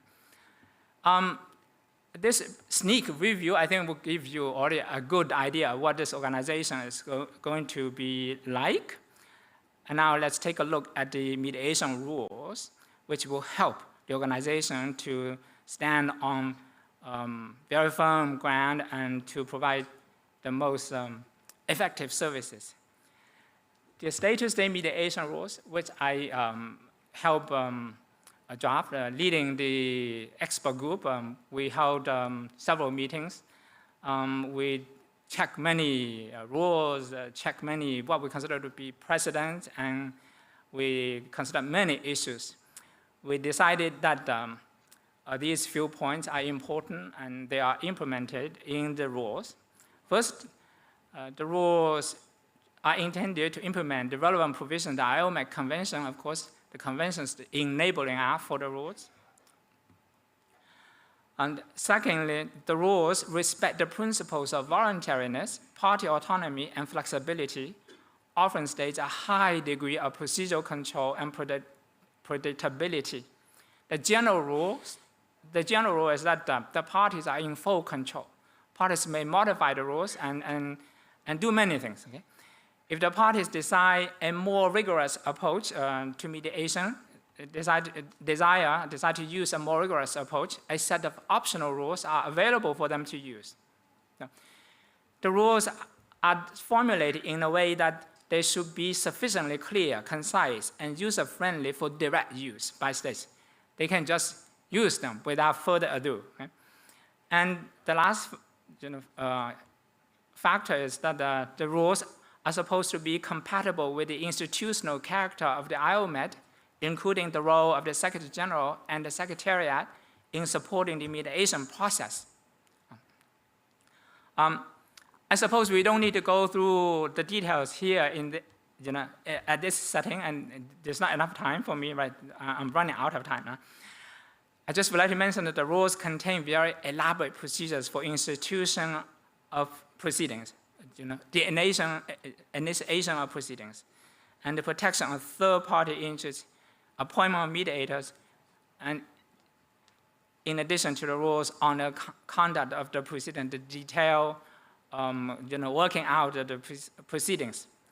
I also would like to mention that as far as the treatment of third-party interests, is concerned, the rules provide for a very elaborate kind of procedure to deal with that issue. We know that if any involvement of the interests of third party serves as an impediment to the proceedings, then there will be very few proceedings that because any international dispute is highly likely to involve some interests of a third party. After much soul searching, the formulators of the rules decided to follow the jurisprudence of the International Court of Justice. For the purposes of these rules, a third state is deemed to be involved when the interests of that state constitute the very subject matter of the dispute, or a decision or determination of those interests is a prerequisite for the resolution of the dispute submitted to mediation, which is not easy to satisfy. It's a high threshold. Now, I'm done. I can see that all signs are that Hong Kong is ready to take its place as the mediation capital of the world. Things just need to happen. And I wish Hong Kong good luck. Thank you very much. Thank you, Professor Yi, for his very valuable insights into several aspects of mediation. Professor Yi shared with us the narrow and broad concepts of mediation, the role of mediation in the international dispute context, as well as the wisdom from mediation, and very good summary of the IOMED Convention and the state-to-state mediation. We are very grateful for Professor Yi's sharings. And moving on, if I may, to our second guest, our second expert for the purpose of today, Mr. Augustin Canvic-Durali, Director of Legislation, Minister of Justice Cameron, who is also a co-facilitator of the expert group on IOMED rules on international commercial and international investment mediation. So without further ado, if I may hand over the floor to you, and grateful for your sharing. Thank you. 15 minutes. Yes. 15 minutes.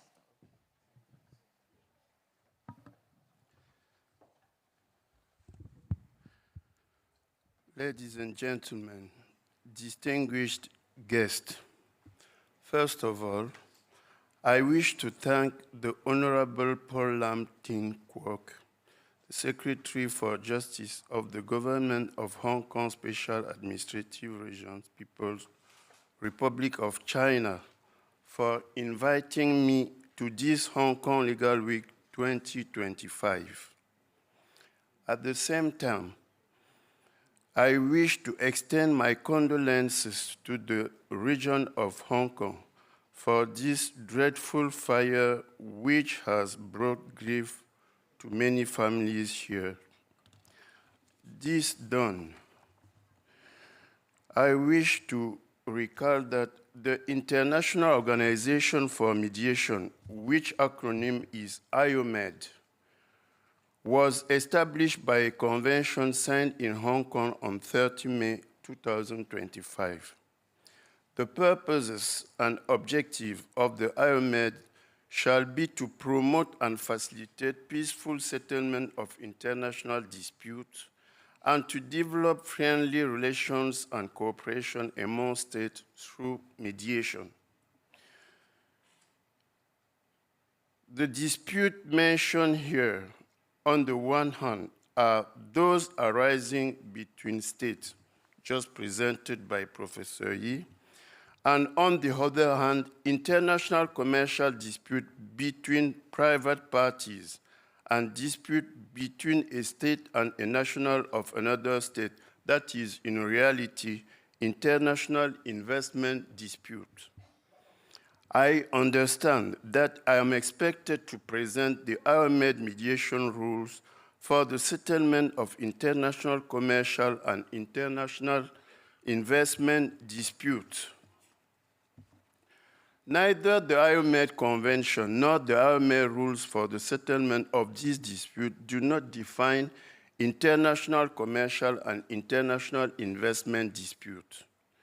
Likewise, commerce and investment are not defined in this instrument, but we know that a commercial business is an economic activity that involves buying, selling, or exchanging goods, services, or property for immediate profit, whereas investment is the act of allocating money or resources into assets like stock, lands, or real estate with the expectation of generating income or profit over time.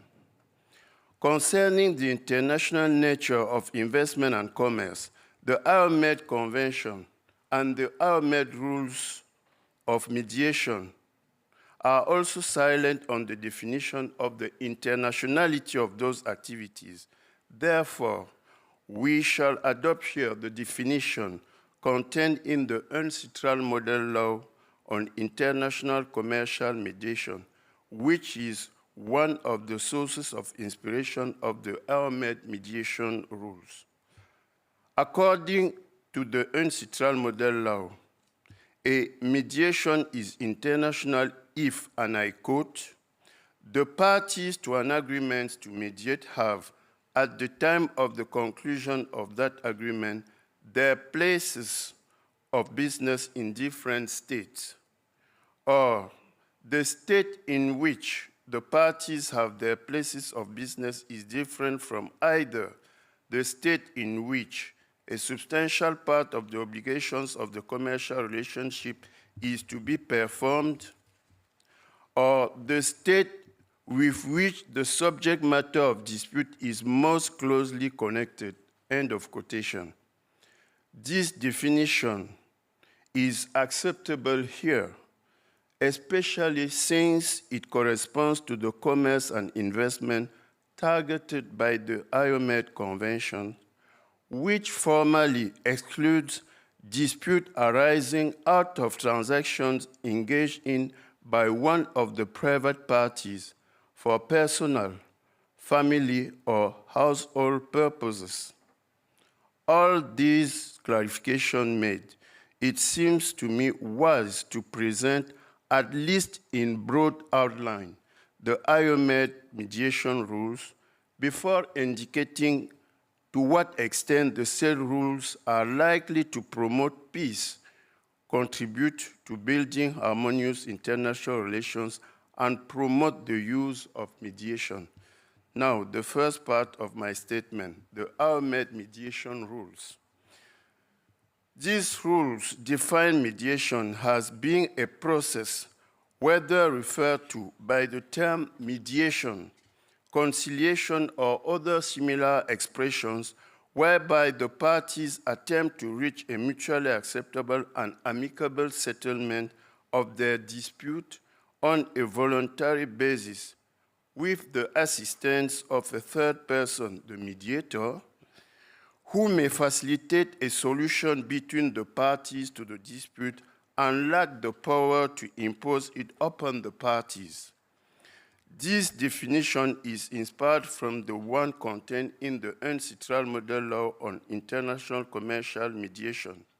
And according to the ROAP mediation rules, the Secretary General of the ROAP is in charge to administer mediations relating to international commercial dispute and international investment dispute submitted to the ROAP by the parties.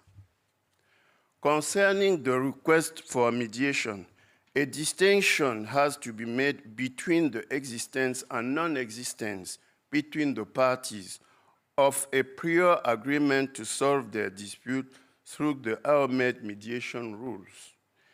Indeed, when the parties have an agreement to mediate, any party wishing to institute a mediation shall file a request for mediation with the Secretary General by using a request form annexed to the rules. The request shall be either in Arabic, Chinese, English, French, Russian, Spanish, or any other language with the approval of the Secretary General.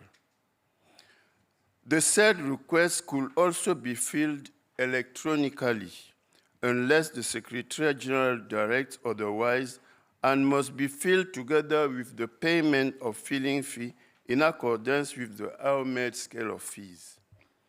These requirements show that, like arbitration, mediation is a paid service. If the Secretary General deems the request of mediation within the scope of Article 27 and 28 of the ROAP Convention, he or she, but we'll say she because it's Teresa, she shall invite the other party or parties to consider the request and reply in writing within 30 days or such extended period as may be determined by the Secretary General. The other party shall fill his response in conformity with a response form also annexed to the rules. In the case where the parties have no prior agreement in writing to mediate, any party or parties wishing to institute a mediation shall file an offer to mediate with the Secretary General in accordance with the offer from Annex to the rules. If this offer to mediate is within the scope of Article 27 and 28 of the Convention, the Secretary General shall invite the other party or parties to consider the offer and reply in writing within 30 days or such extended period as may be determined by the Secretary General. If the other party does not comply with the requirement of the Secretary General, the mediation will not take place. On the other hand, if the other party or parties fill an acceptance form to accept the offer to mediate, the Secretary General shall register the case for mediation upon receipt of the administrative fees. Whatever be the case, after the registration by the Secretary General of the acceptance to mediate, the proceedings will move forward with the constitution of the Mediation Commission, which is made up of one or more mediators unless the parties otherwise agree. It is specified that if the parties cannot reach an agreement on the number of mediators within 14 days, no, it's not only 5 minutes, it's more than that. I'm controlling. It is specified that if the parties cannot reach an agreement on the number of mediators within 40 days after the registration of the case, any party may apply to the Secretary General acting as the appointing authority for a decision on such numbers. If no party applies to the Secretary General 40 days after the registration of the case, the Secretary General may, in consultation with the parties, decide the numbers of mediators to be appointed. The rules specify how the parties shall appoint one or more mediators. And once the Mediation Commission is in place, the parties shall cooperate with it and with the Secretary General in good faith.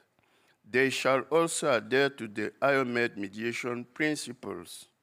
For its part, the Mediation Commission must adhere to the IOMED mediation principles, according to which the mediation conducted under the IOMED rules adhere to the principles of voluntariness, impartiality, independence, good faith, efficiency, time and cost effectiveness.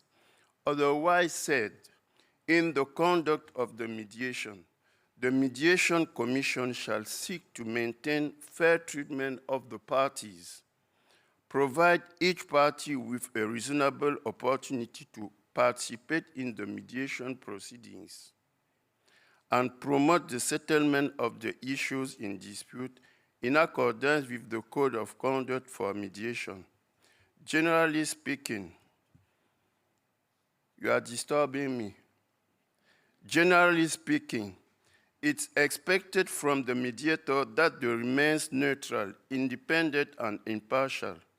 Moreover, he must be respectful of the will of the parties in the conduct of the proceedings. The mediator member of the Mediation Commission may be replaced for resignation or for other reasons. They shall conduct the proceeding in the form of physical meetings at the headquarters of the IOMED, that is here in Hong Kong, or by way of virtual meetings through secured online platform designated by the IOMED. As for the duration of the mediation proceeding, it should be completed within 6 months from the date of institution of the Mediation Commission or such extended period as agreed by the party, the Mediation Commission, and the Secretary General. The extended period shall not in total exceed 6 months unless exceptional circumstances exist in the views of the Mediation Commission. Rule 19 of the ELMED mediation rules indicate how the mediation proceedings shall be terminated. The mediation settlement agreement as the consequence of the proceedings might include documents in electronic form signed by the parties using electronic signature and exchange through electronic communication.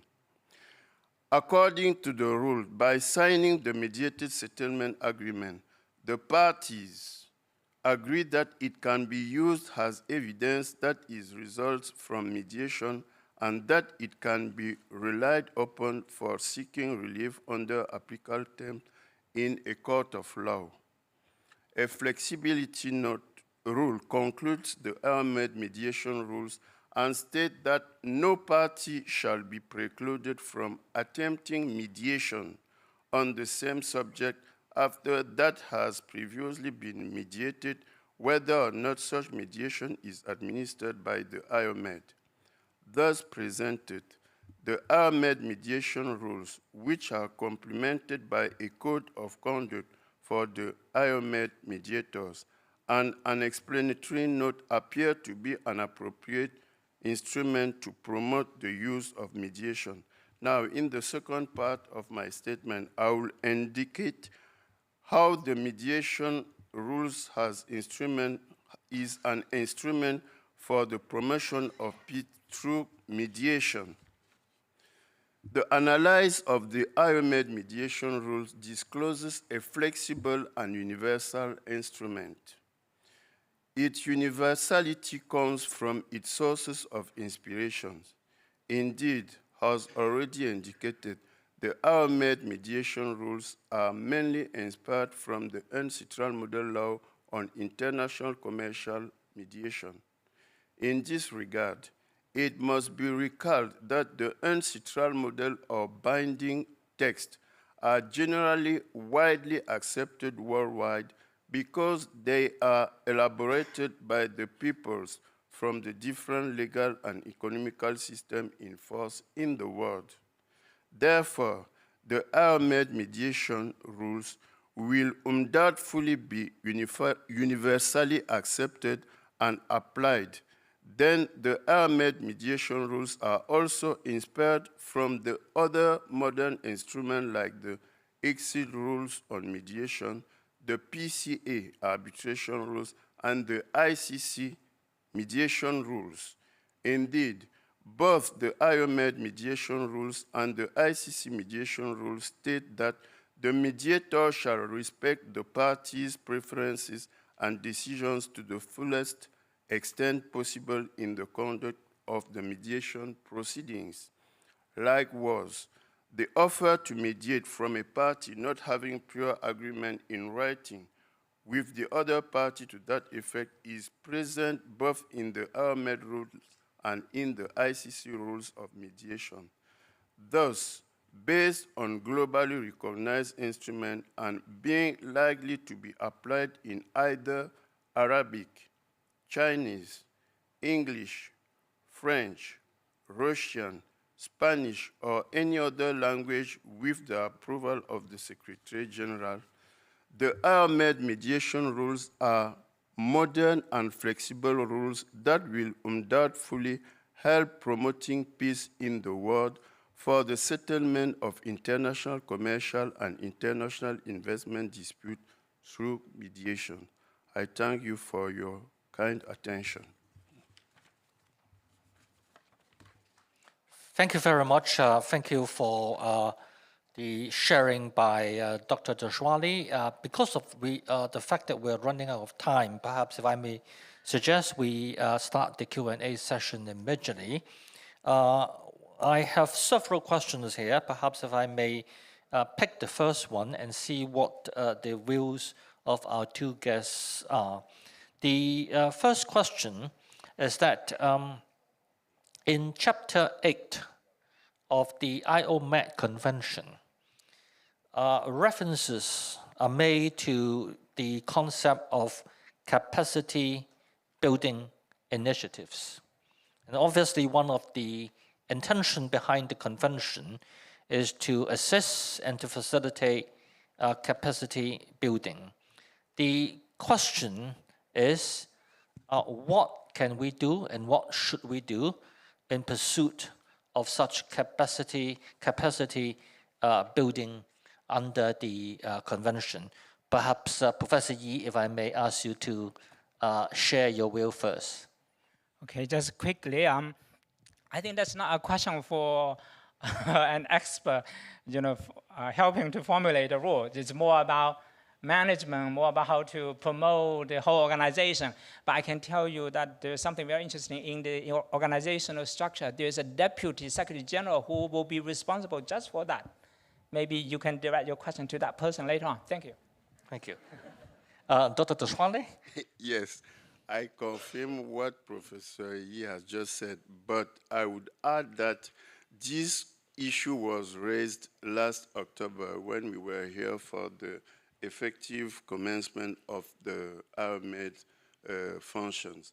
And the general idea from the contracting state is that this point is a major point and that the state must finance this activity because capacity building to promote mediation is something very important.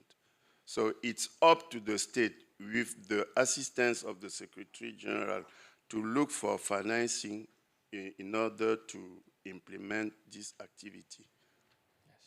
I think one way to look at the question, if I may just share my view, is that I think the culture and the development and the progress of mediation in different states who are signatories to the convention vary.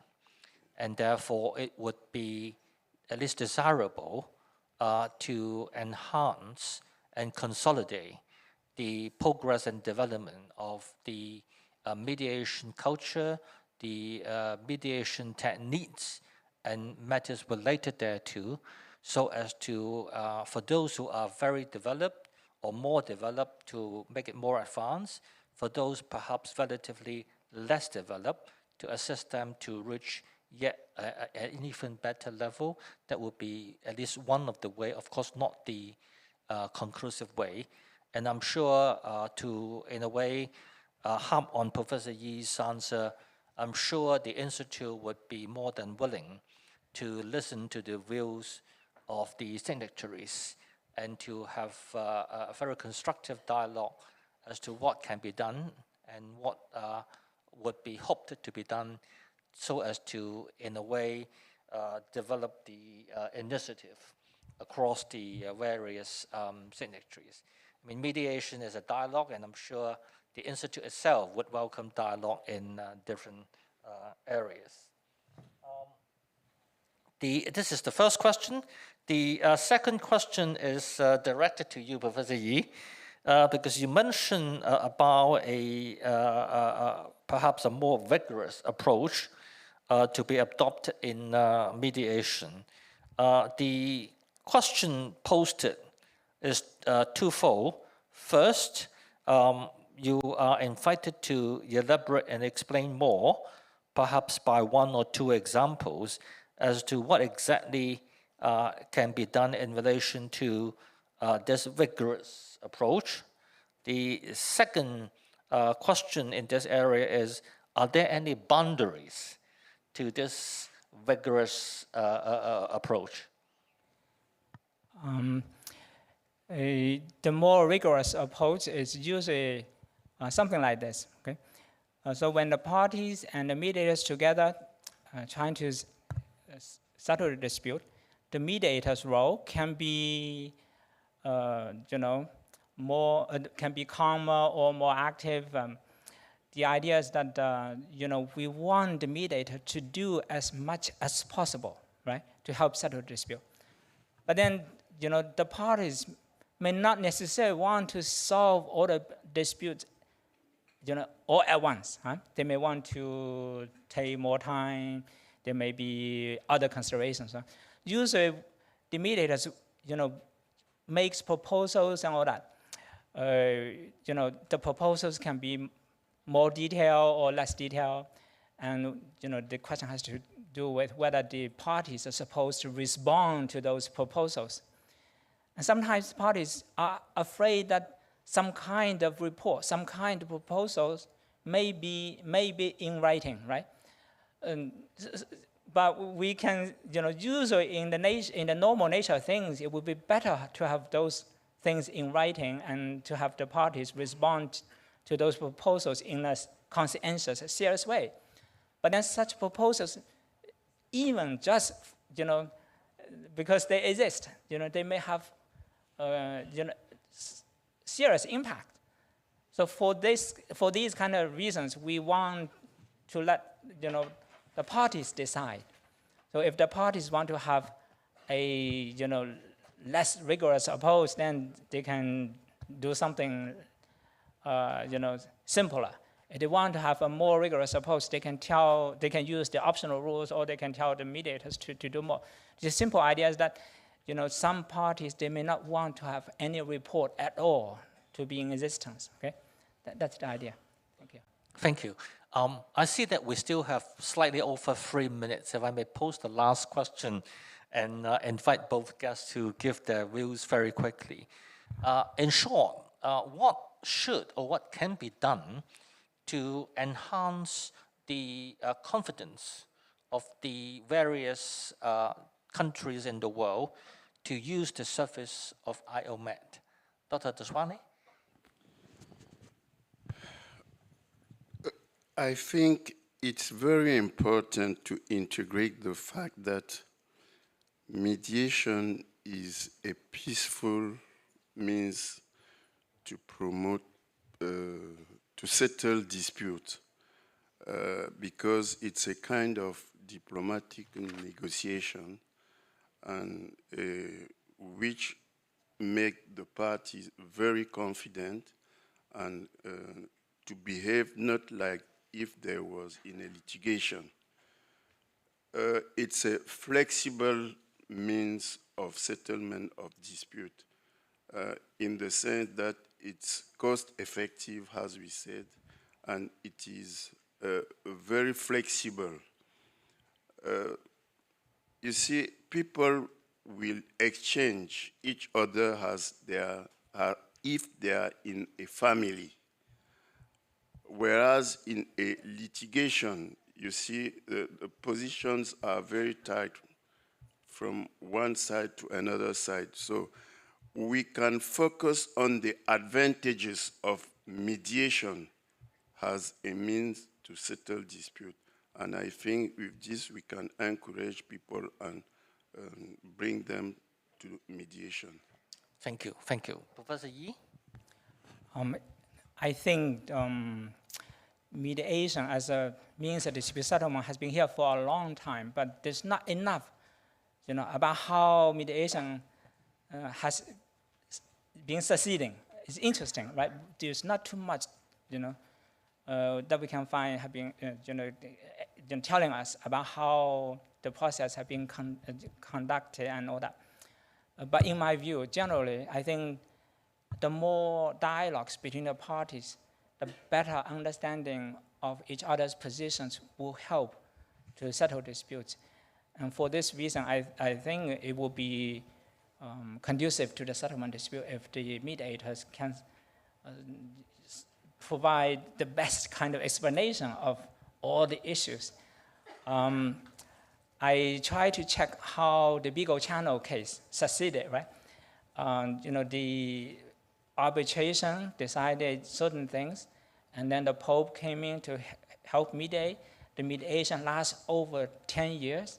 And I read that at the end of the day, a most important event was, the ambassador of Argentina to The Hague, who was a very important, very good legal scholar, and another similar one from Chile. They came to The Hague and they,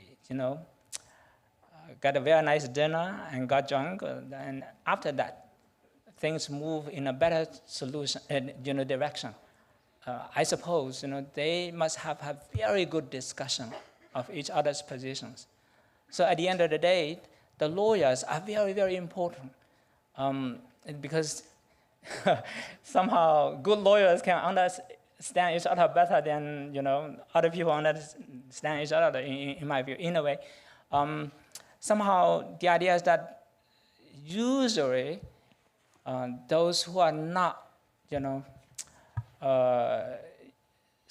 strong on legal grounds, usually at the end of the day, somehow will compromise, I think. Then maybe some other things may be used to compensate for other things. In this way, the idea is that, anyway, get very good lawyers to help, okay? That's the idea. Thank you. This brings us to the conclusion of this session 1 of this afternoon. Thank you for joining us, and may I again express our utmost gratitude to the 2 experts who join us and share their very invaluable insights. I think we are now going to have a break, and we would like to see you back after the break. So thank you again. Thank you, gentlemen. And can I please invite all of you to remain in your seat as our photographer is taking a photo right now. So everyone, please coordinate with them. Thank you. Thank you very much, Mr. Yun, Professor Yi, and Dr. Duajni. Did I pronounce that correctly? Is it Duajni? Duajni. Thank you. And thank you, gentlemen. Once again, can I please have all of you take a seat?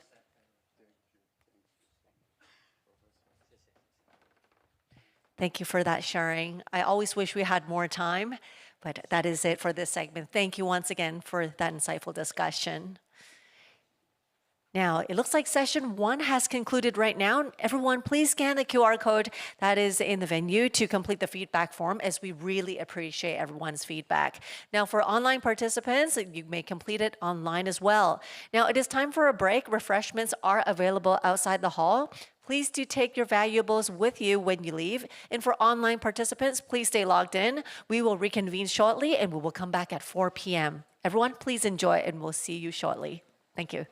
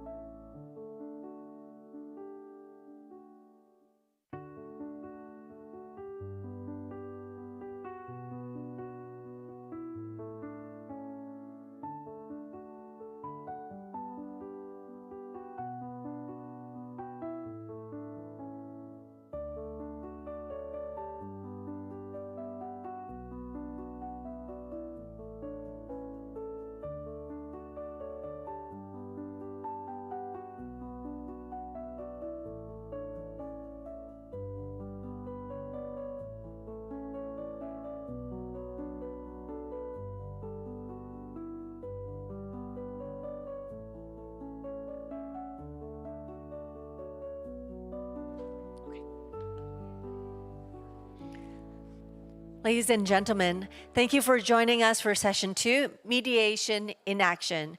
As we resume our program for this afternoon, can I please gently remind everyone not to clap or not to give any applause during the session so that we can maintain a solemn atmosphere to show some respect to the affected ones by the fire in Taipo last week.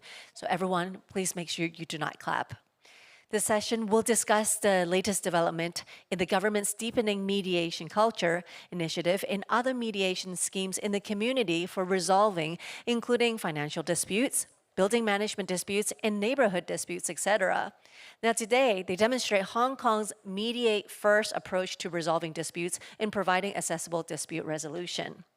Please note there will be a Q&A at the end of the discussion, and on-site participants can scan the on-site QR code to submit your questions. And whereas for our online participants, please do submit your questions in the chat box directly. Now our moderator is ready on the stage. Now I will pass the floor to our moderator of this session. He is Dr. Christopher To, Chairperson of Hong Kong Mediation Council. Over to you. Thank you very much. Good afternoon, ladies and gentlemen. Could I have Leona Zhang, Principal Government Counsel, Legal Enhancement and Development Office of the Department of Justice, Hong Kong SAR Government, to come onto the stage to do the presentation, if she may?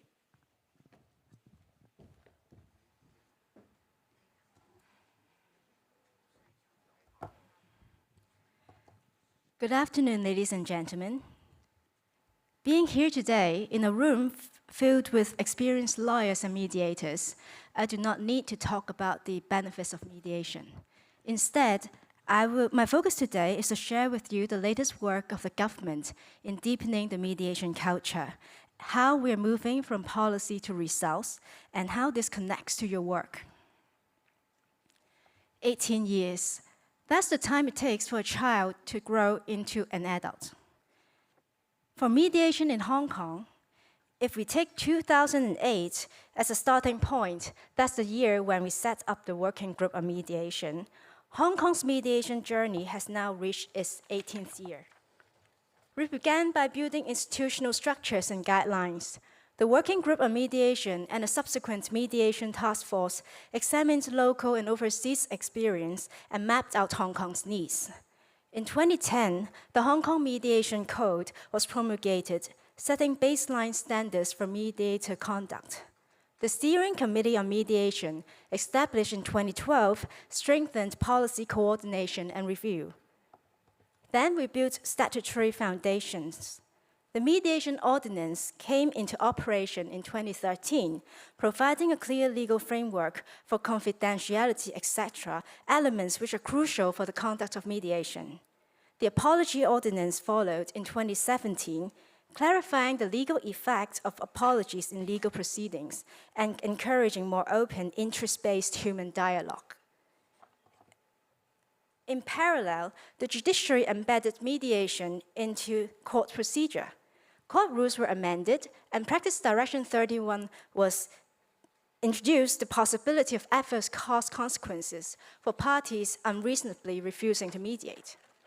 At the same time, the profession organized itself, with Hong Kong MAO established as the principal accreditation body, and many other institutions also building their own rules and specialist panels. These developments have given Hong Kong a coherent ecosystem, legal, procedural, and professional, within which mediation can flourish. Today, when we talk about mediation, we are standing on three main pillars. First, the statutory framework, the Mediation and the Apology Ordinance, which I have just mentioned.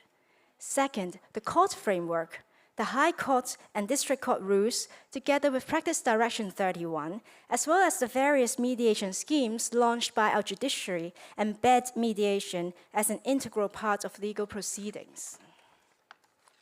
Third is our pool of professionals. Hong Kong MAO sets standards for training, assessment, CPD, and disciplinary matters, while other institutions ought to contribute in training and maintaining panels of mediators. This professional foundation gives users confidence that they are dealing with trained, accountable mediators.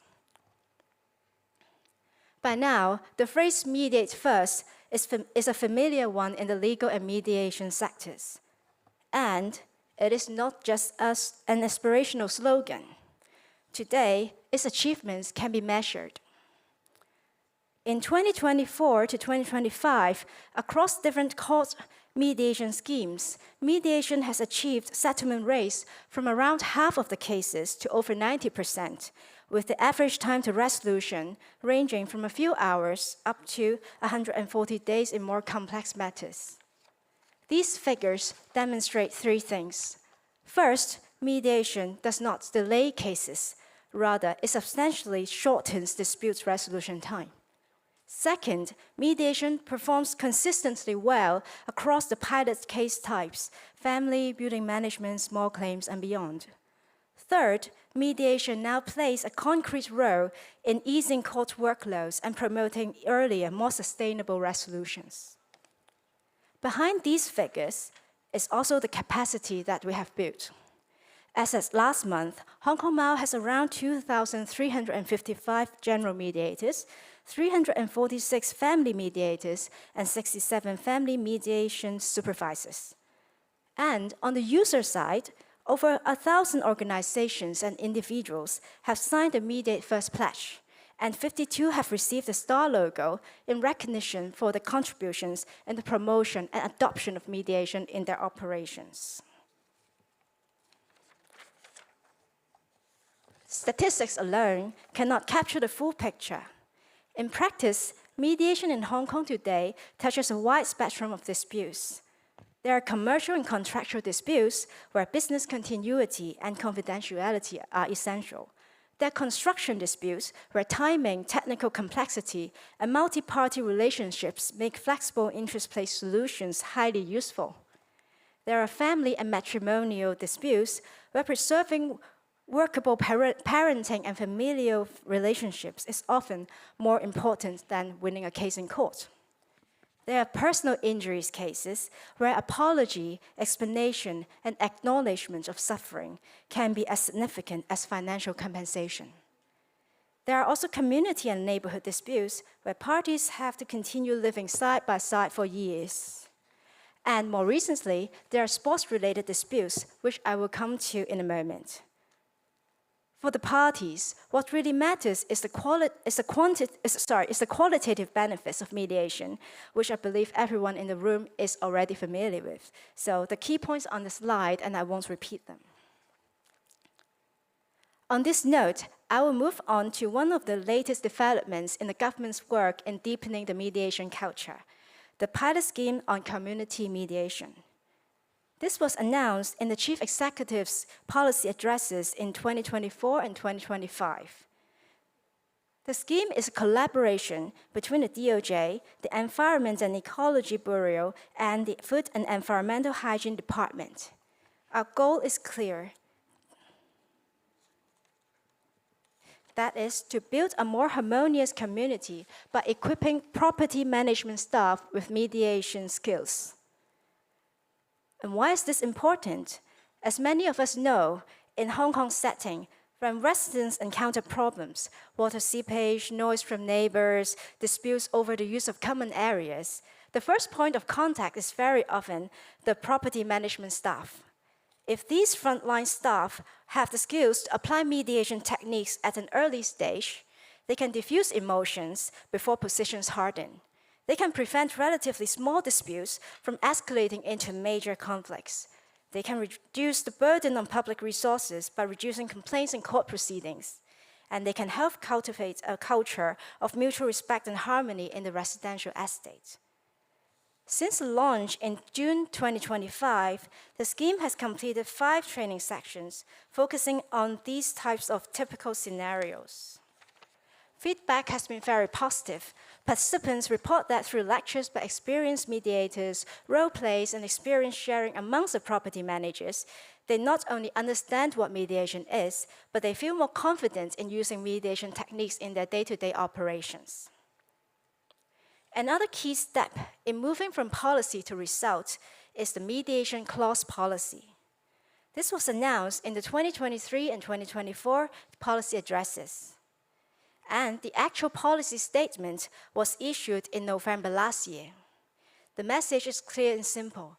The HKSAR government, as a staunch supporter of the mediate first culture, will, as a matter of general policy, include a mediation clause in all government contracts going forward. The standard mediation clause is also clear and simple. It is on the slide. It basically says the parties shall first refer any dispute arising out of or in connection with the contract to mediation in accordance with the set of mediation rules that is agreed on.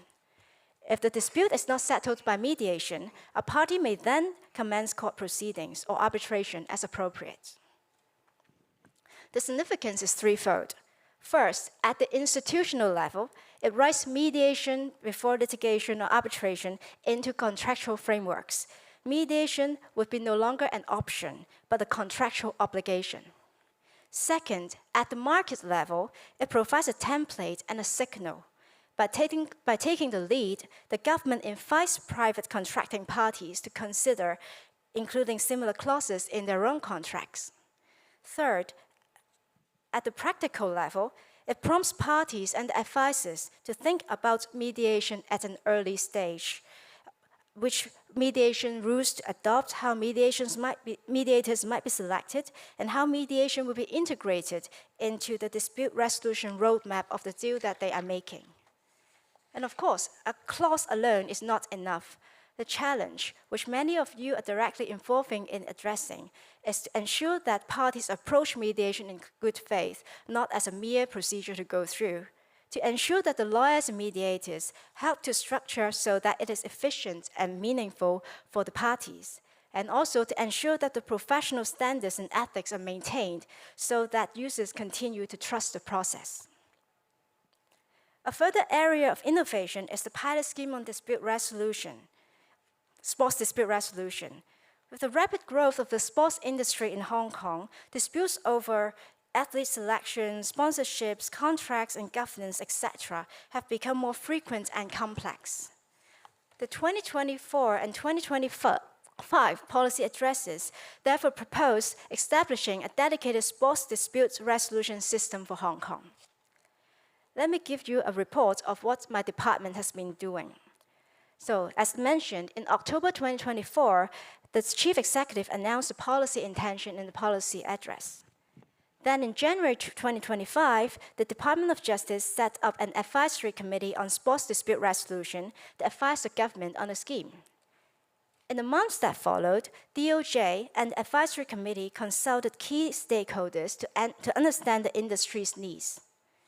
Then, on the 30th of June 2025, an open invitation was issued to dispute resolution institutions for proposals on the operation of the scheme. On the 21st of November, upon carefully considering the proposals received, ALCO and EBRAM were selected as the administering body and technology provider of the scheme respectively. The scheme will be formally launched by the end of 2025, and it will last for a period of 2 years until the end of 2027. The scheme has several distinctive features. First, it is a dedicated specialized scheme for sports dispute. Second, it adopts a mediate first, arbitrate next approach. Third, there is law tech support using an online platform for the filing of documents and virtual hearings, enabling participation across locations. That is particularly useful for athletes who may be training or competing overseas. And fourth, there is a government subsidy for eligible non-commercial sports disputes to enhance accessibility. So when we put these strands together, it is clear that Hong Kong, as a capital of mediation, has gone a long way since the establishment of the Working Group on Mediation 18 years ago. Today's foundations include a robust legal system that supports mediation, consistent policy support from the judiciary and the government, a deep and diverse pool of mediators, growing public awareness on mediation, and with a unique bilingual common law system, Hong Kong's role as a bridge for cross-border and international disputes, and with our substantial body of practical experience and success stories in local and international recognition. And for tomorrow, we hope to see that mediation will become the natural first instinct whenever disputes arise. And we hope to see that more sector-specific expertise in emerging fields such as sports and community disputes can continue to develop. And we also hope to further enhance the accessibility and credibility of mediation.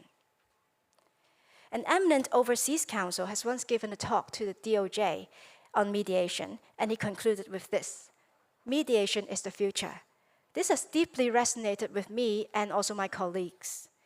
And if mediation is the future, that future lies in the hands of everyone in this room. Together, we can ensure that Mediate First continues to be not just a slogan, but a lived reality. Thank you. Thank you, Ms. Zhang. The next speaker, can we have Mr. T.Y. Lee? Mr. T.Y. Lee is a barrister at law and is also representing the Financial Dispute Resolution Center. Mr. Lee, please.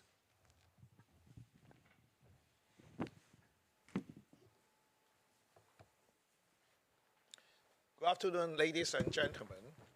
Thank you for the Department of Justice inviting the Financial Dispute Resolution Center to present to you Building Trust and Resolving Financial Disputes in Hong Kong. I will cover those areas this afternoon. First of all, the background. Hong Kong, as you all know, is an international financial center, as shown in the rankings of Hong Kong in high positions in a variety of international indicators as shown on the screen. Under this context, because of the increasing financial investment and also financial transactions happening in Hong Kong, there are bound to be more financial disputes arising. So we have to find a way to resolve those financial disputes. In contrast to traditional litigation, which can be costly, time-consuming, and adversarial in nature, which in the long term may also cause damage to the enduring business relationship. We have now to consider the Alternative Dispute Resolution ADR instead. Mediation can offer a cooperative, confidential, and effective alternative. It will also preserve trust while resolving dispute quickly. Arbitration is also an option, which is a private and confidential process which can provide parties with a relatively fast, final, and binding resolution of a dispute. As shown in the 2025 Queen Mary University of London survey on international arbitration, Hong Kong features in the top 3 most preserved seats for arbitration globally. An ADR can be conducted in Hong Kong effectively because of the following reasons, which some of these factors have been covered in Leona's speech. Firstly, the modern and sophisticated legislative framework. Leona mentioned the mediation ordinance and also the arbitration ordinance, and last but not the least, the apology ordinance, which forms a comprehensive legislative framework for ADR right here in Hong Kong. And also we get a pool of world-class, multilingual, legal and industrial professionals for us to use. And for the parties, we have a free choice of legal representation, the choice of mediator, as well as arbitrators. Now, turning to the background and the FDIC services, we have to mention the Lehman Brothers crisis back in 2008. At that time, there are 48,000 Hong Kong investors who held structured financial products from Lehman Brothers. The total amount being more than 20 billion Hong Kong dollars. And at that time, more than 30,000 complaints were lodged against alleged mis-selling by financial institutions. So Hong Kong has to find a way to resolve such large amount of disputes. At that time, mediation or arbitration was proposed as a means to resolve those disputes between investors and banks. And the government conducted a public consultation on a proposal back in 2010.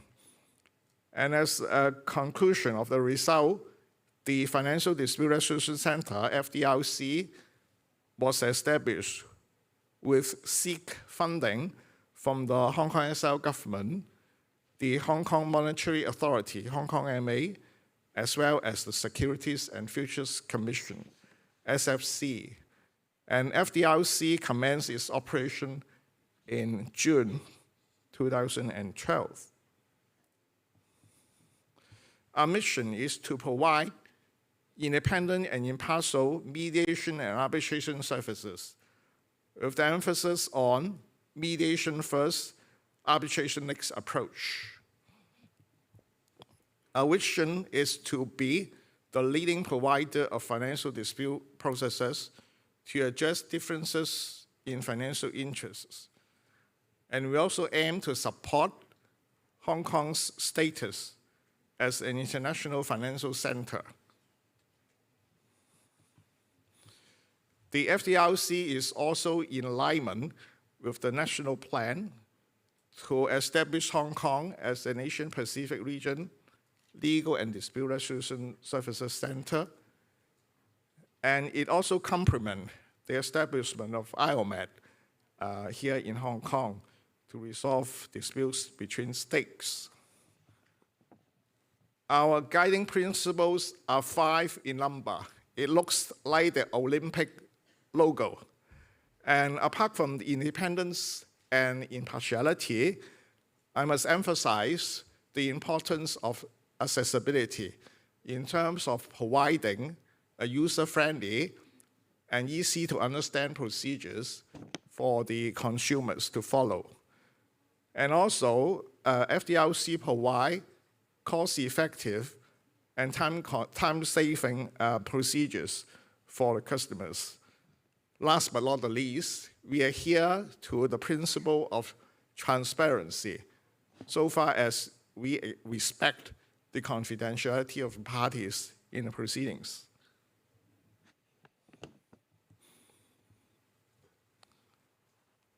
Going into greater detail on our scheme, as I emphasized throughout, we adopt the mediation first and arbitration next approach as an alternative to conventional civil litigation. All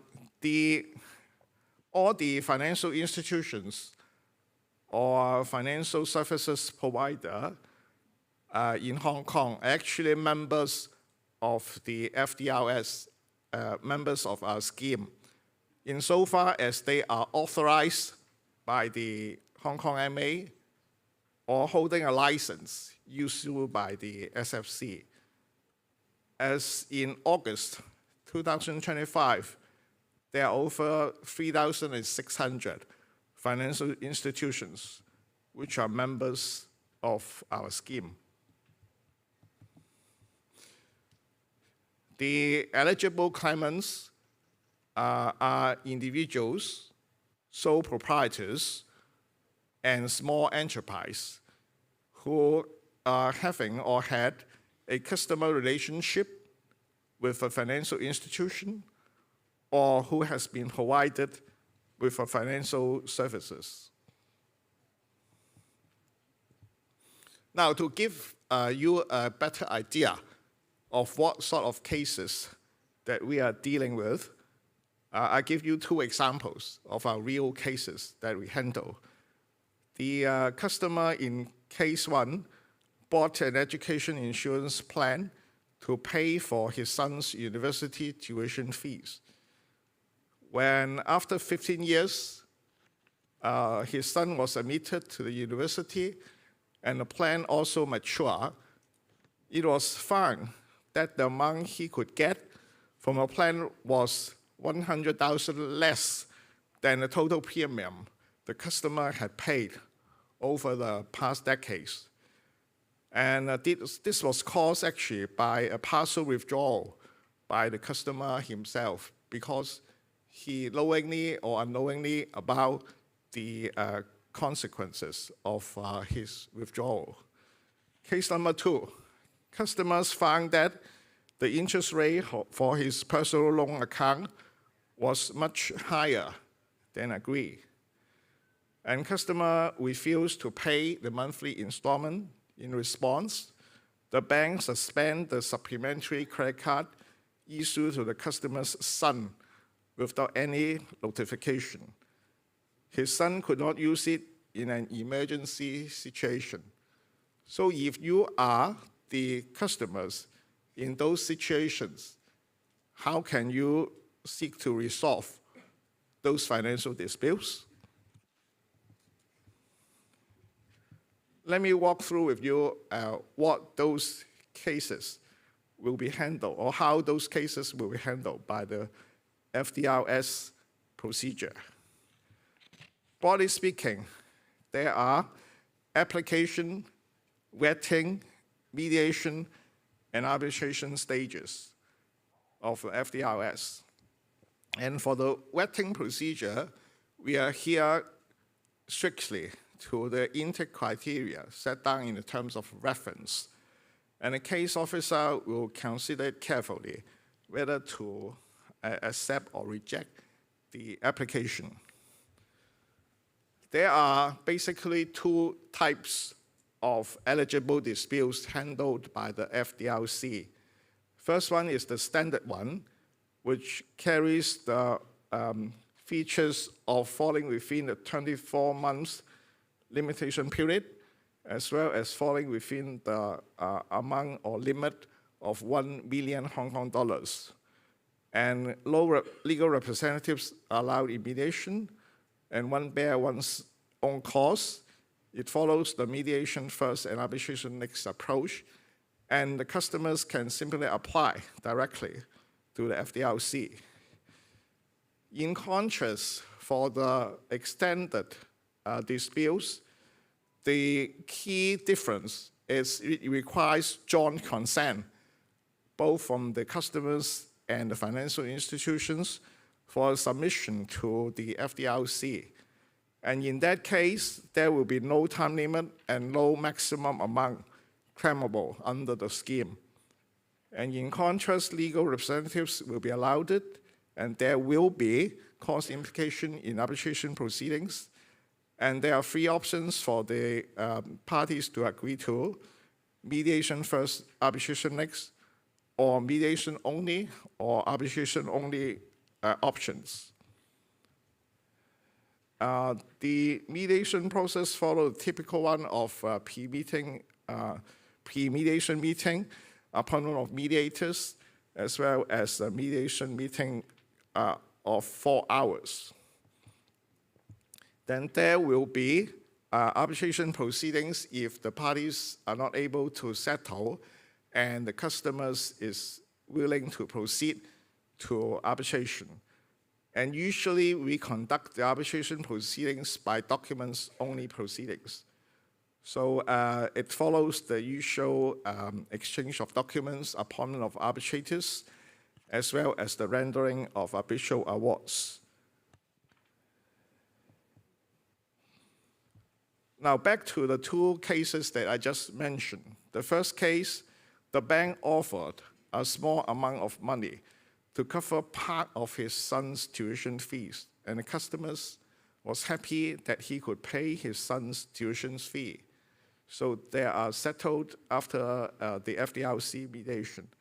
For the second case on personal loans, there are agreements on rearrangement of repayment schedules for personal loan, as well as how to deal with the credit card services. So those are concrete cases that we handle, and that's how we help the parties to communicate, to explore options, and finally to settle their differences.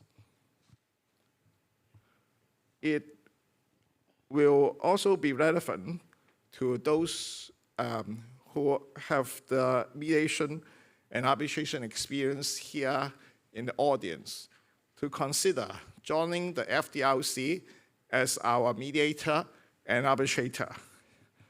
What we require is he or she must be already on a panel or list of one of the recognized organizations and fulfill our training requirements of 12 hours covering those topics. The third requirement is experience. He or she must have relevant experience in mediation and arbitration on relevant financial products, or alternatively, experience on commercial contract disputes.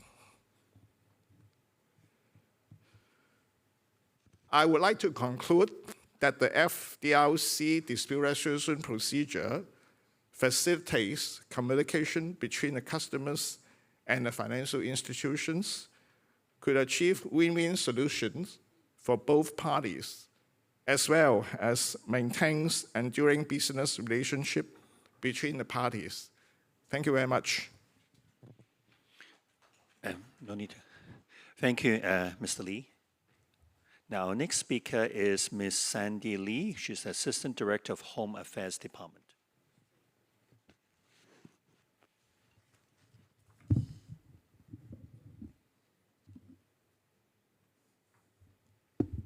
Chris, Liana, TY, ladies and gentlemen, good afternoon. My name is Sandy. I work in the Home Affairs Department.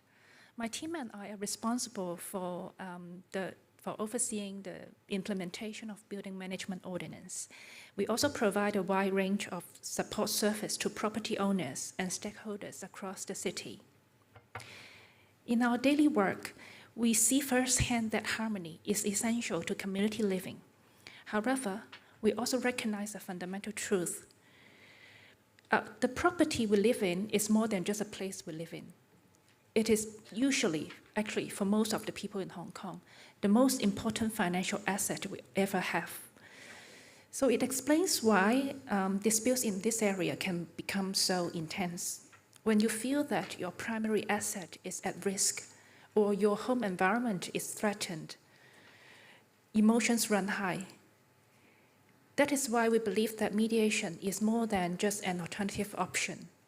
It is one of the key tools we have to protect our asset and restore harmony to community. I'm here today to share with you what we have done to make Mediate First policy a reality. As we will see, building management is a unique and challenging environment. It requires a unique set of solutions. So what is the specific problem that we are solving? The challenge we have is a combination of scale, complexity, and human nature. Hong Kong is one of the most vertical cities in the world.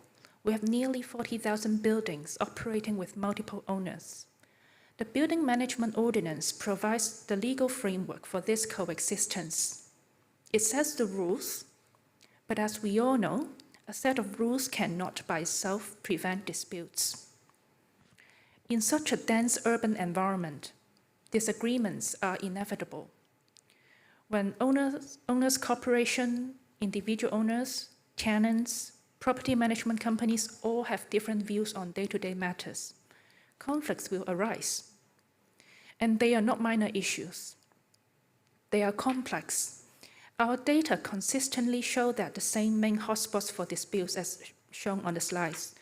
For example, disagreements over building maintenance and repairs often involve technical details that are very complex, and they involve a large sum of money.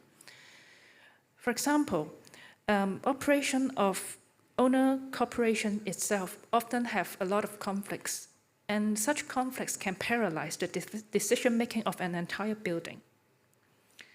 that these disputes are also emotional because they pit neighbors against neighbors. These are people you see every day in the lift. You share the same common areas. The personal toll is significant. And finally, they are costly. The alternative to resolution is often a long, stressful battle at the lands tribunal. So what we do in the Home Affairs Department is hoping to provide an off-ramp from this cycle. We hope to offer tools that empower parties to de-escalate conflicts early. It saves time, money, and most importantly, it preserves those critical community relationships. To address these challenges, we recognize that a single approach simply does not work for everyone. A simple misunderstanding requires a different solution than a deep-seated legal deadlock. Therefore, we have developed a comprehensive toolkit.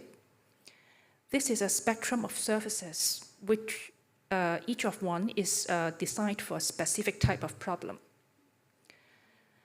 The first pillar is our panel of advisors. This is designed for situations where parties are stuck on facts or technical issues. The second pillar is the free mediation service scheme. This is for when trust has broken down and parties need a neutral facilitator to help them talk again. The third pillar is our building management dispute resolution service. It is a judicial-led service for the most entrenched disputes that require a firm evaluative eye. Let me walk you through how each of them work in practice. First is the panel of advisors. Sometimes we find that disputes are not caused by bad faith. They are caused by lack of clarity. Parties are stuck because they cannot agree on basic facts. This is where our panel of advisors adds value. This is not mediation, but a crucial pre-mediation step. It is about fact-finding and expert opinion. Our panel is a multidisciplinary team of professionals. It includes lawyers, surveyors, accountants, and engineers. When a case is referred to us by the district office, we form a small target panel. This usually consists of a convener and 2 members whose expertise is directly related to the nature of the dispute.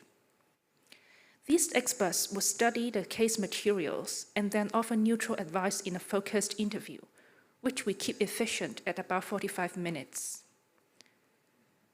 Their job is to clarify rights and responsibilities. This expert advice cuts through the confusion and provides a clear, factual basis for everyone to move forward. For example, we have handled cases involving complex maintenance issues. Once an expert surveyor provided an objective assessment of the defect, the argument over who is to be blamed disappeared. The parties had a clear fact to work with, and the dispute was de-escalated immediately. So we say the panel of advisors is an effective tool for factual clarity. But what if the problem is not about facts? What if it is about ineffective communication, personality clashes, or a breakdown in trust? This is where our second pillar comes in, the free mediation service scheme. This is our classic mediation service. We operate it in close partnership with the 2 leading professional bodies, the Hong Kong Mediation Center and the Hong Kong Mediation Council. The process is very structured to ensure fairness. It begins with an intake interview to explain the principles of mediation. Then, our accredited professional mediator will hold preparatory meetings with each side separately to understand their specific needs and concerns. Finally, we move to the formal mediation section to seek a mutual solution. The mediators are neutral. They do not take sides, and they do not give legal advice. What they do is to empower the parties to find their own solutions. We provide up to 15 hours of free service.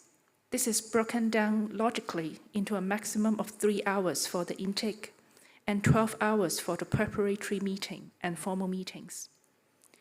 If a settlement can be reached, the parties will sign a legally binding agreement, and we aim to complete this process in 3 months. It works. We have seen long-running disputes over management fees settled in under 12 hours. Often, it was simply because the parties had really never sat down in a safe, structured environment to actually listen to one another. And our mediator can facilitate this process when they feel safe, when they feel they can talk to each other. The dispute will go away.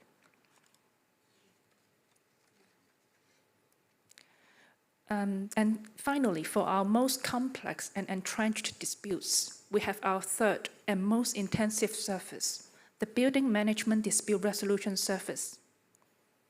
The key differentiator here is who provides the service. These cases are steered by retired judges or judicial officers. This is a very deliberate choice. Using a retired judge brings 3 critical elements to the table. It brings extensive judicial experience in building management cases. It brings a sense of gravitas that commands respect. And it also brings a trained evaluative eye. It is different from classic mediation service. It includes a dedicated evaluation meeting. In this section, the retired judge can provide a non-binding opinion or assessment. They help the parties to reality test their case. They ask the tough questions, such as asking the parties to consider the real weaknesses of their argument if the case are indeed to go to court. This service provides up to 22 hours of intensive support. It includes 3 hours for intake, 7 hours for those critical evaluation meetings, and 12 hours for mediation. Again, we aim to finish within 3 months.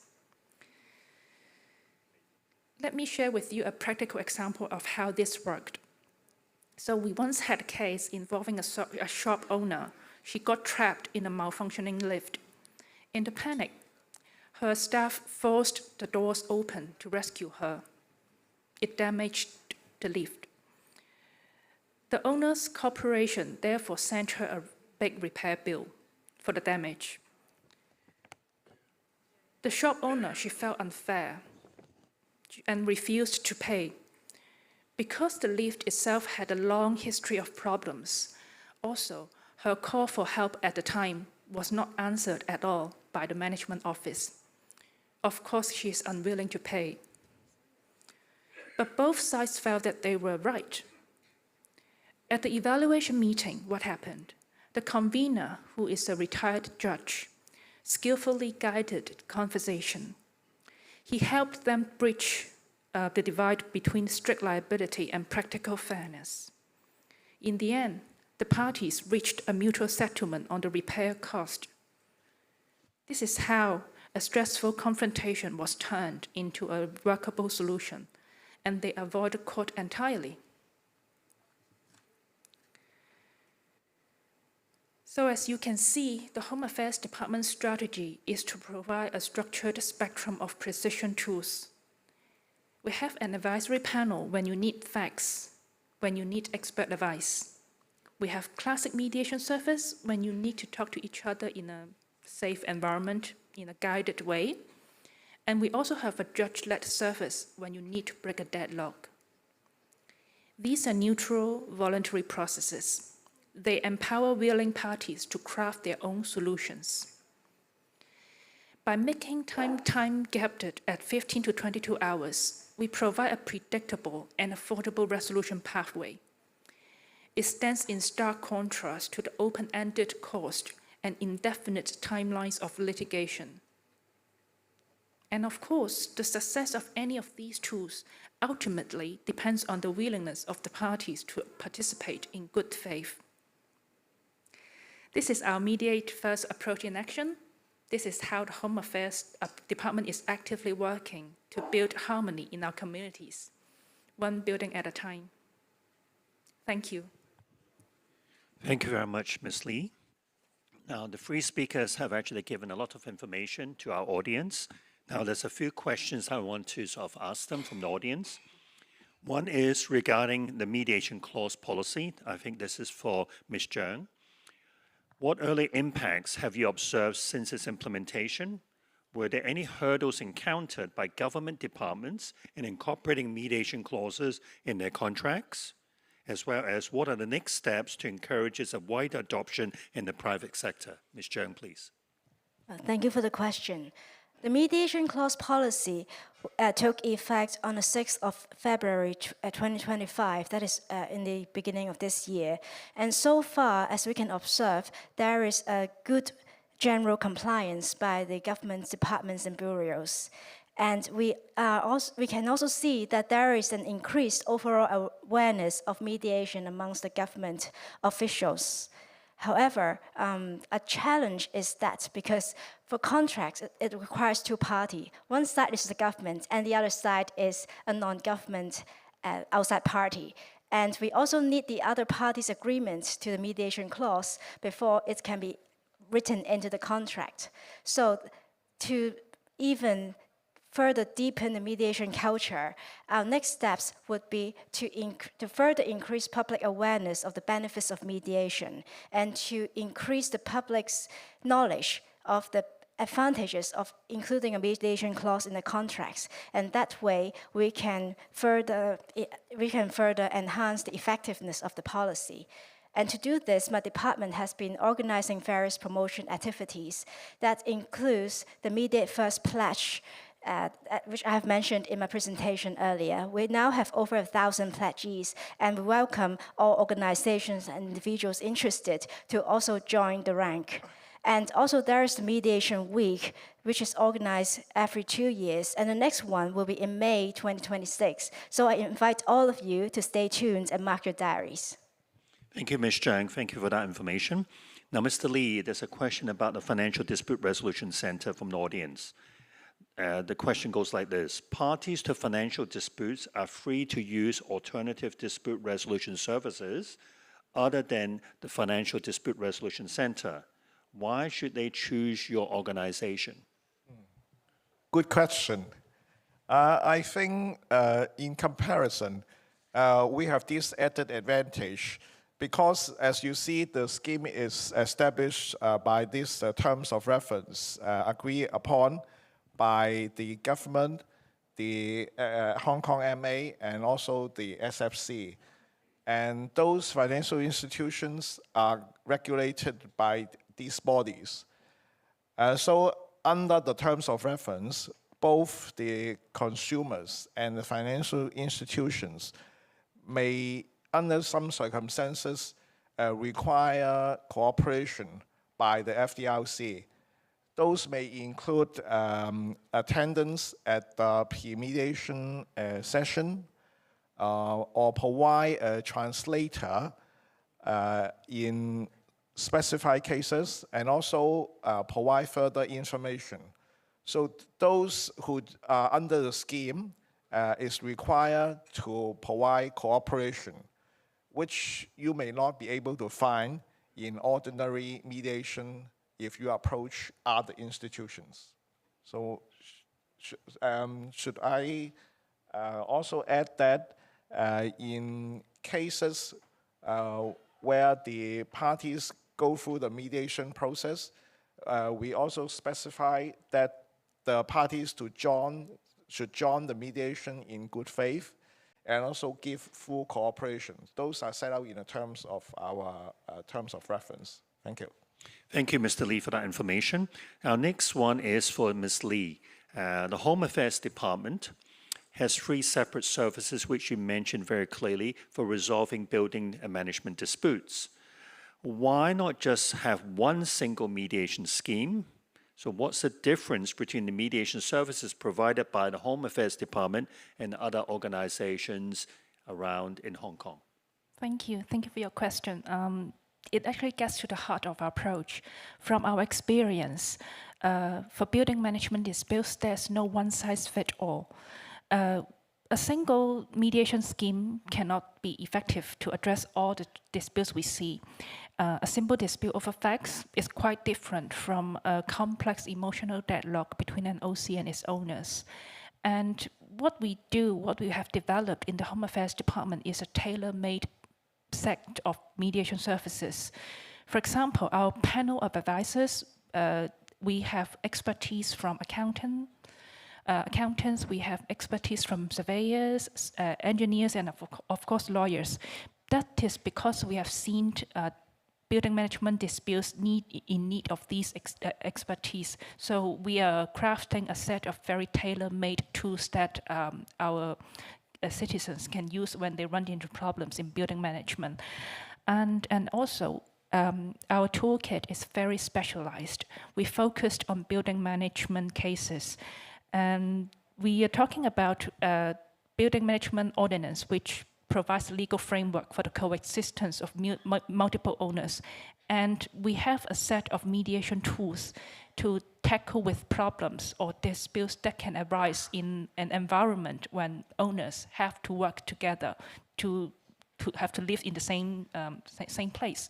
So it is different from the rest of the cases we may see in other mediation services. Thank you. Thank you, Ms. Lee. Another question for Ms. Zhang, if I may. I know that you've been working very hard in this area. This question relates to what's the rationale behind the government's policy initiative of strengthening the accreditation and disciplinary systems for the mediation profession? I believe the question is referring to our initiative in reviewing the mediation regulatory regime. And for this purpose, we have set up a working group for the review late last year. And since then, the working group has reviewed the mediation regulatory regime in Hong Kong, and we have consulted stakeholders. For those who have responded to our consultation, thank you for your comments. And our team has studied carefully the responses to the consultation, and we are now finalizing the recommendations to be put forward. And the key rationale for doing this is that for mediation, trust by the public in the mediation process is key. So by reviewing and making sure that our regulatory regime is moving on with the times, because our market has grown quite a lot since mediation started to develop in Hong Kong. So we have to make sure that our system remains current with the market growth. And by doing this, we can ensure that the public who choose to use mediation will enter the mediation room with the confidence that the mediator who will be assisting them will not only be properly trained, but also will maintain the highest level of professionalism and provide quality service. Thank you, Ms. Zhang, for that. Now we have Mr. Lee, a question about this, which even I myself might ask as well. So basically, it's what opportunities are available for the legal professionals to participate in the work of the FDLC? Thank you. I think one of the most direct and relevant way that the legal professionals can participate in our work is to join us as the FDLC mediators or arbitrators. I cover quickly in my presentation the requirements or conditions for those who are interested to join. Let me briefly recap here. Firstly, one will have to be listed as a recognized mediator or arbitrators in one of the arbitration or mediation bodies, such as Hong Kong IC, a law society, or the Bar Association. The second requirement is he or she has to go through a 12 hours training of coursework as well as assessment on two particular areas. One is on the regulatory framework, the FDLC procedures, as well as the sharing of experience by our mediators and arbitrators. The second aspect is to cover the financial products as well as their selling process, so that we have to ensure that those mediators and arbitrators are well equipped with the most updated knowledge to resolve the disputes. And the third requirement is they are required to have the relevant experience on mediation and arbitration in respect of financial products, or more generally on commercial disputes between individuals and companies. So those are the three basic requirements. For details, you can check on our websites for details or contact us if you are really interested. Thank you very much. Thank you, Mr. Lee. I think this one may be just one last question, because this is for Ms. Lee. It relates to the building management dispute resolution services used by retired judges. How does that differ from traditional mediation? It is not just like going to court, is it? Thank you. That's a fair question.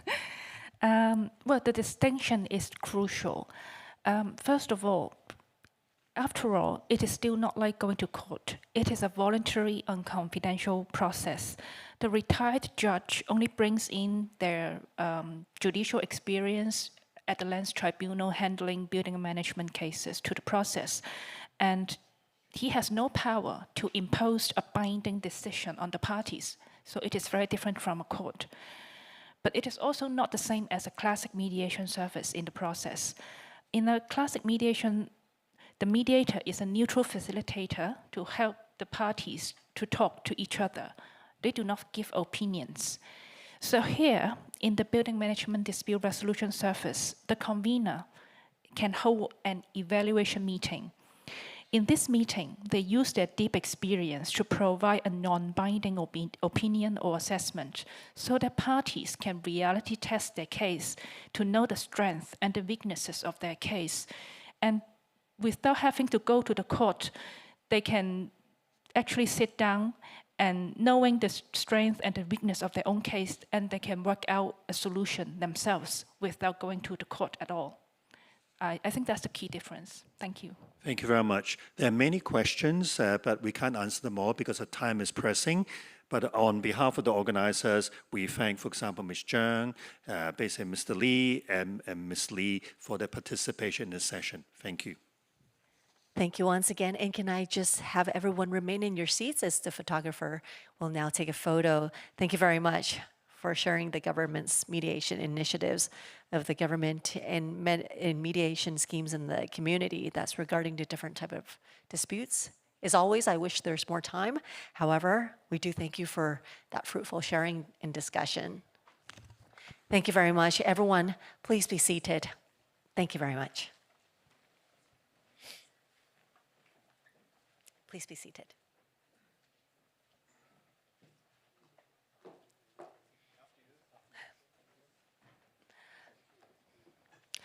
Once again, appreciate all the speakers for sharing their insight on mediation.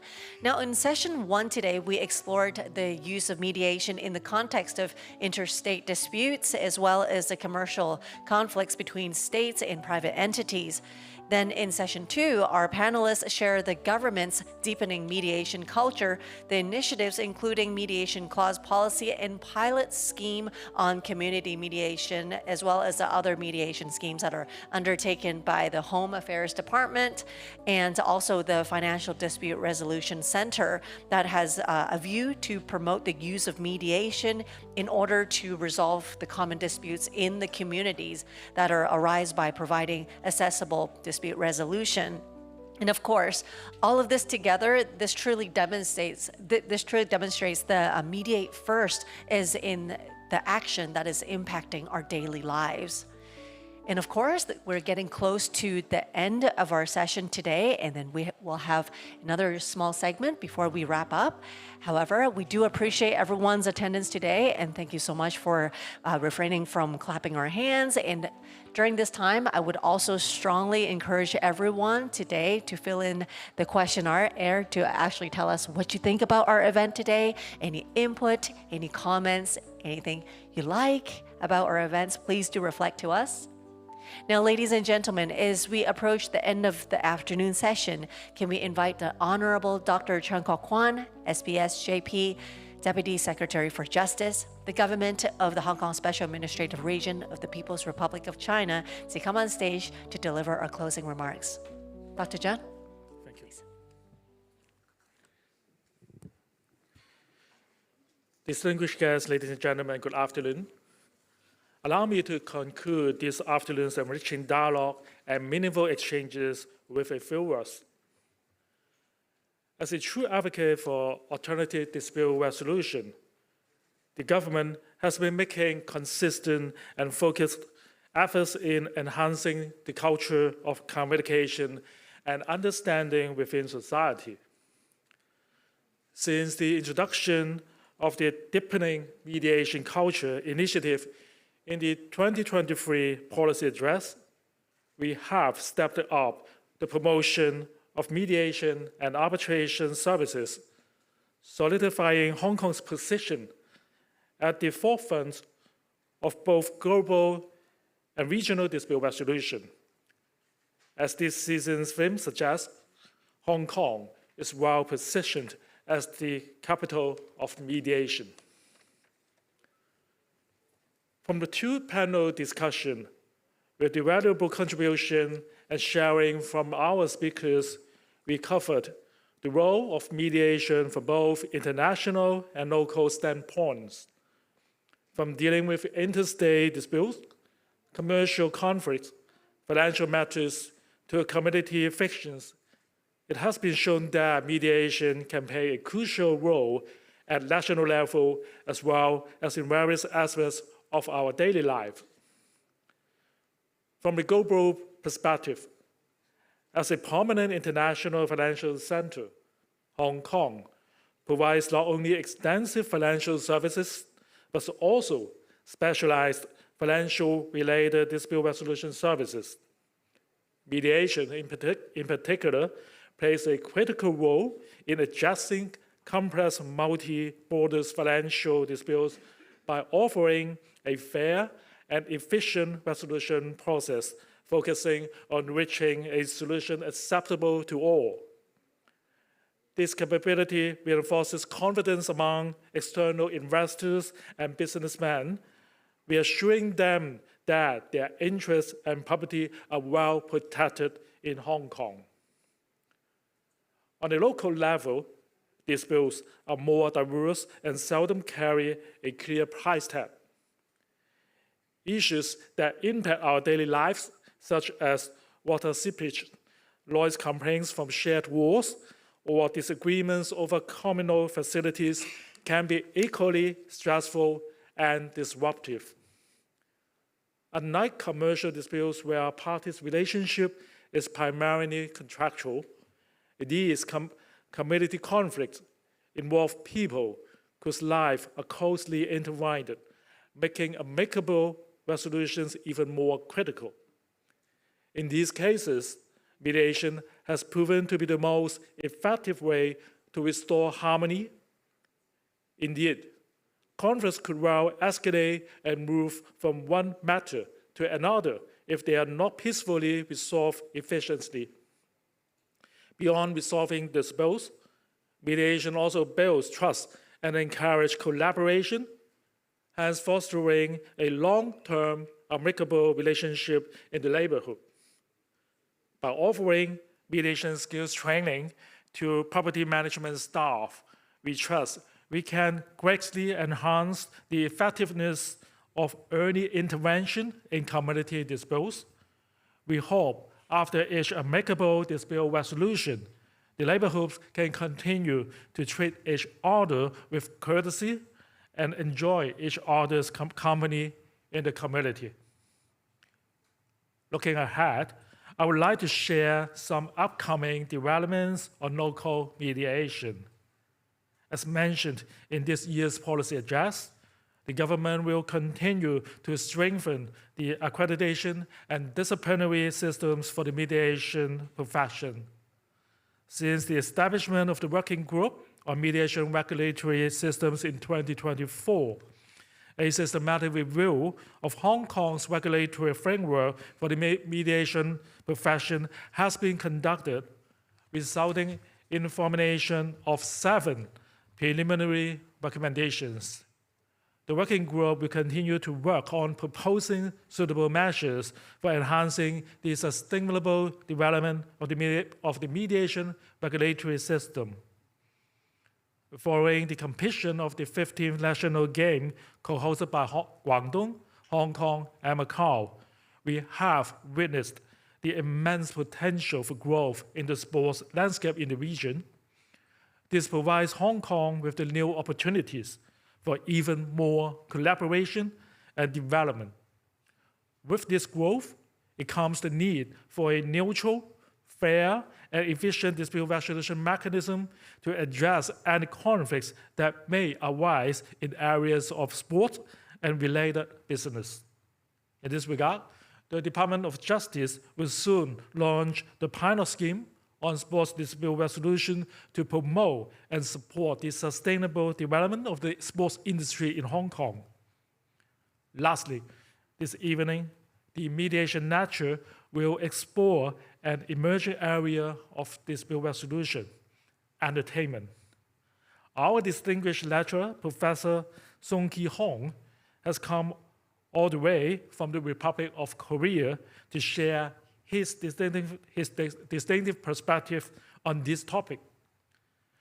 As we conclude today's session, we would like to impress upon all of you to take mediation in action and to create a community grounded in understanding, collaboration, and lasting harmony. Thank you very much. Thank you, Dr. Zhang. Thank you for the remarks, and please be seated. Ladies and gentlemen, the session of Capital of Mediation has come to a close.